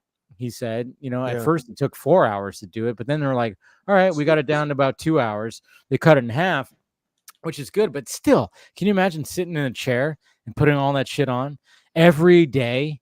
Yeah. And it's just like, and then there's probably days where he barely shot stuff and he had to get in all that get up and then get out of it. And it's just like, wow, we barely shot. Like I did like fucking 4 sentences of dialogue. That's all we had to shoot today because shit was so, that probably happened. And that's got to be kind of frustrating because I can only imagine, like, you want to get as much done as possible when you get into all of that. Mm-hmm. And, and then of course, but I mean, he's just nailing it. He's going to win awards. There's no way that he doesn't win awards for all this shit. And I think that's a foregone conclusion at this point. Him and Kristen Milioti for sure hitting the Emmy circuit. Yeah. They're I would be shocked if they're not nominated for something. Oh, they're gonna definitely be nominated. Yeah, definitely. Gonna be. I just hope they win. Yeah, because everybody's just raving about it, which is great. Because again, you have to keep on adding some spice to the comic book realm, and and I think this is definitely a way to do it. Where I think people are gonna visit the Batman and be like, "Oh, wait." So this is based off of, let me watch the Batman. And I think more people are going to start watching the Batman that didn't watch it before. And then they're going to look forward to the Batman Part 2 when, whenever that fucking thing comes out. Right. So. Well, look, I wasn't like, again, I think you guys know, like, I didn't like hate the movie or anything like that, but I wasn't blown away by the Batman. Yeah. Just, but again, it's not so much Matt Reeves. It's just because like, this is a guy that has to follow, Tim Burton at his peak. He has to follow Chris Nolan's Batman trilogy. He has to follow Zack Snyder doing his most Zack Snyder. So it's like it's a lot to handle. But before the Penguin came out, my friend and I went to go see, the re-screenings and stuff. I got the bat symbol and everything. And the more I watch the Batman, I like it a little bit more each time. I still have issues with certain flaws, certain choices they make, but not enough to make me hate the movie. No. Yeah. But yeah, the Batman 2, I'm anticipating more now because of the Penguin. Penguin is such the Penguin's such a good show. So I'm just like, and as long as you incorporate this stuff in, like I'm good. I'm in. So now again, it's still 3 episodes. They could, knock on wood, they could fuck it up. Who knows? Yeah. The ending could always fuck it up, but I have faith. I have faith. Yeah. Same. I have faith. But one of the things I wanted to end the stream tonight with is the fact that we have, somebody here who released a short film, Mr. Austin. It got released. Stab, a Woodsboro story, got released for 4 days ago? Earlier this week? Yeah, 4 days ago. Yep. Yeah. How's it feel, man, to get that out? It's good, man. It was great. We've gotten really good response. Over 1,000 views? Yeah. All right. I guess we're over 1,000 now, so that's cool. It was really cool, really exciting and stuff, and it's been cool to promote it and talk about it and finally get it out there. We've gotten, like I said, one of the best things when you open this up is when you show was it Barris, right? It's called Barris. Yeah. The fact that you show the logo, like the Dimension logo, in these movies, dude, I immediately when I saw that, I was like, I wanted to just go slow clap. I was like, good job by doing that, because I missed that logo, seeing that logo in front of the Dimension Films logo that was very when it came to Scream movies and just movies in general. The Final Destination ones. All that stuff. And even like the opening of this is fucking, dude, I don't even know how you shot this. Yeah, we did a little cool. Yeah, a little cool, like kind of like filter. Almost like simulation almost. Yeah, it's a pretty crazy opening. Yeah, but yeah, dude, great stuff, man. Really good. Yeah, it was a lot of fun. We had a blast. I think I said like Bradley does the voice of Ghostface. Nice. So he's in there, and so it was a lot of fun. And now we're doing the 48 hour, and so I just came back from a mixer before this. And that's right. You're doing the when is that going to start shooting? next week. Ooh, Next wow. weekend we start Friday night. We get our genre and stuff, and then we go all weekend. Nice. I was a part of that. I think 2 years ago or something like that. It was pretty fun. It's a fun project. Yeah. I love it. I haven't done it in 8 years, but it's a lot of fun. We got some great actors and stuff. It's cool. Yeah. Sweet. I want to be involved in that one of these days for sure. Oh, yeah, I'm gonna man. make it out there, man. Oh, yeah. So you got but yeah, everybody watch Stab, a Woodsboro story. It's on. I'll link it. I'll put it underneath the stream and everything. And but yeah, people are digging it. And it's cool. Like, Sweet. check it out. I mean, it's like I said, it's only like a 15-minute short film, and it takes place all this. I saw that Saggy Sheep made a comment. She's happy that you guys did that now, but it's what, when you like I said, you had me when you showed Barris Films in that Dimension Films logo. I was like, good job. I mean, to put it, just little details like that. That's the thing. There are a couple other cool Scream details in there that just sure that's the thing. That's the thing. You guys, attention to detail when it comes to stuff like that, where it's like, remember how these films were back in the day? Yeah, little homages, and I was like, so you guys really did a good job with this. Appreciate that. Thank you so much. Man. We had a blast. Looking forward to seeing what happens with this 48-hour film thing, and that just sounds like a lot of fun, and it sounds stressful at the same time.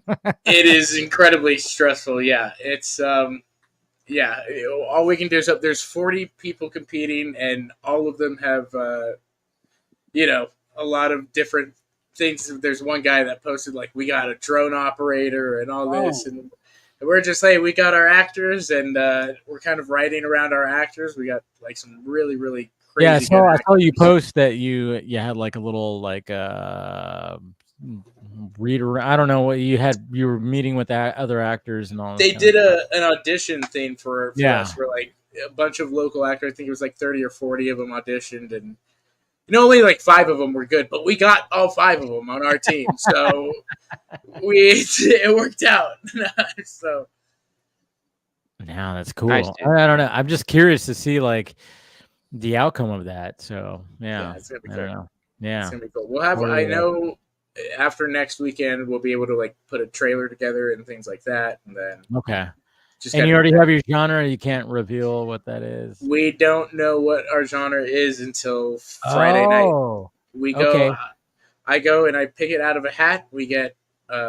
It's like one of 2, or you can combine them. Okay. I thought you already knew what it was, but you had to keep it secret. No, nothing. We don't get everything.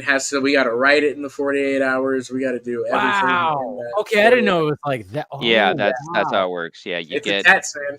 Yeah. Okay, I thought it was like you already got your genre and you got time to write it, and then it was 48 hours to make it. So it's like 48 hours to get the concept, get the locations, film it, edit it. Wow, this sounds even more fun. God damn it. Store it, turn it in. Yeah, it's a whole. I want to drive out to Vegas next week just to do that. I'll be on. Do it. Do it. Dude, Jesus. This sounds like so much fun, man. God damn. It's a lot of fun. That's what I say is like it's stressful and but like you learn so much about filmmaking in literally 48 hours. I'm sure. And it's such great experience for your next project or for whatever you do after. I love it. So you got to shoot it in 48 hours, and then of course you probably sleep for a day. I'll be up. I'll be surviving on Red Bull. Like that's the thing is like, because we don't know the genre, we've just been going to places. We have like a list of locations where we're like, we may or may not show up to film on Saturday, but just in case, be available. So it's that kind of level of you can't really prepare, but you can try to. That sounds so much fun, man. Yeah, sounds cool. Wow. All right. Well, looking forward to see I don't imagine you're going to be on the Vodka stream next Friday.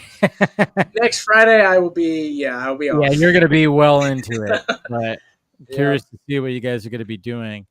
Man, that does sound like a lot of fun over there. Yeah, absolutely, man. Yeah, cool. But yeah, everybody watch Stab, a Woodsboro story. Like I said, it's just a short 14 and 40-minute long short film, and it's very well done. Very well done. There's some, I mean, yeah, like I said, I don't need to tell you. I don't need to promote it anymore, but I'm just saying, like, little things. And yeah, you guys did a very good job with it.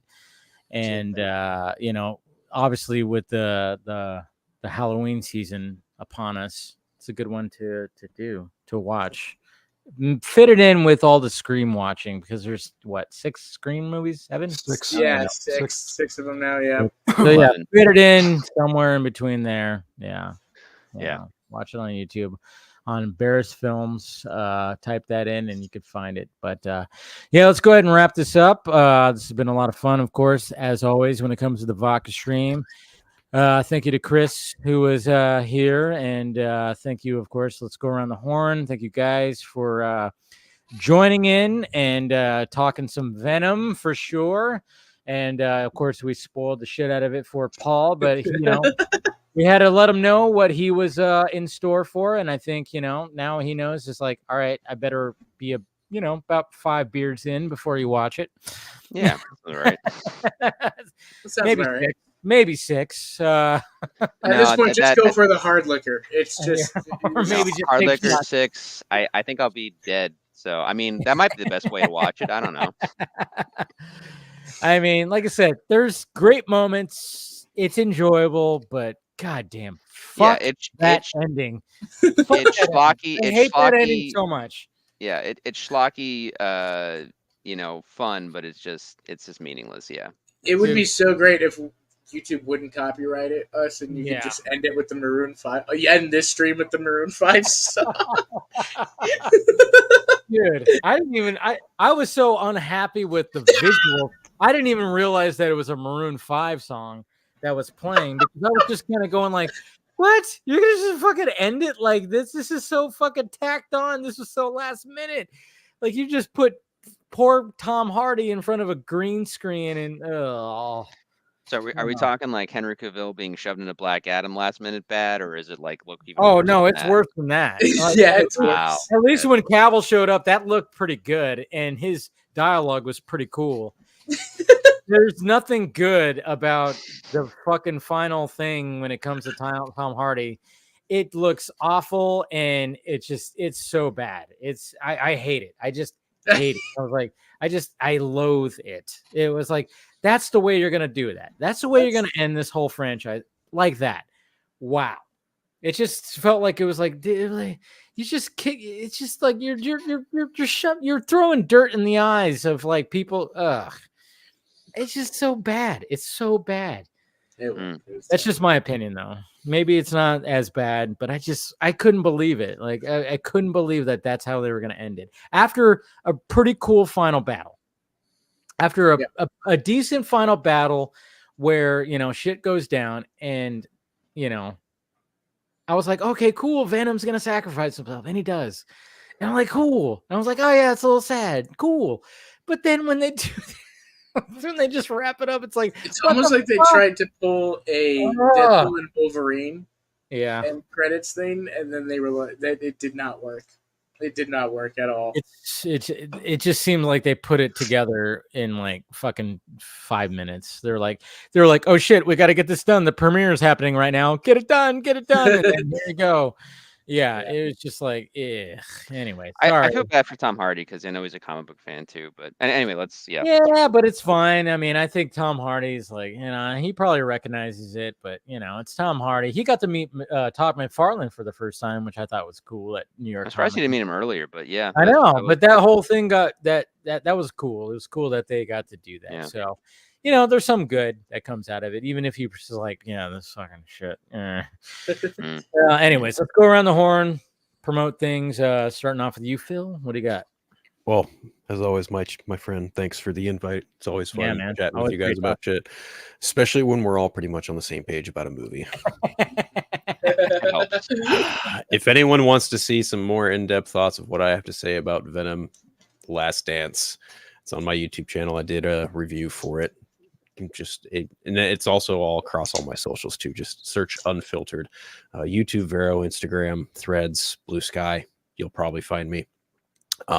Trying to get another episode of The Eternal Night done. Probably going to have to do a double bill of the last 2 episodes of The Penguin.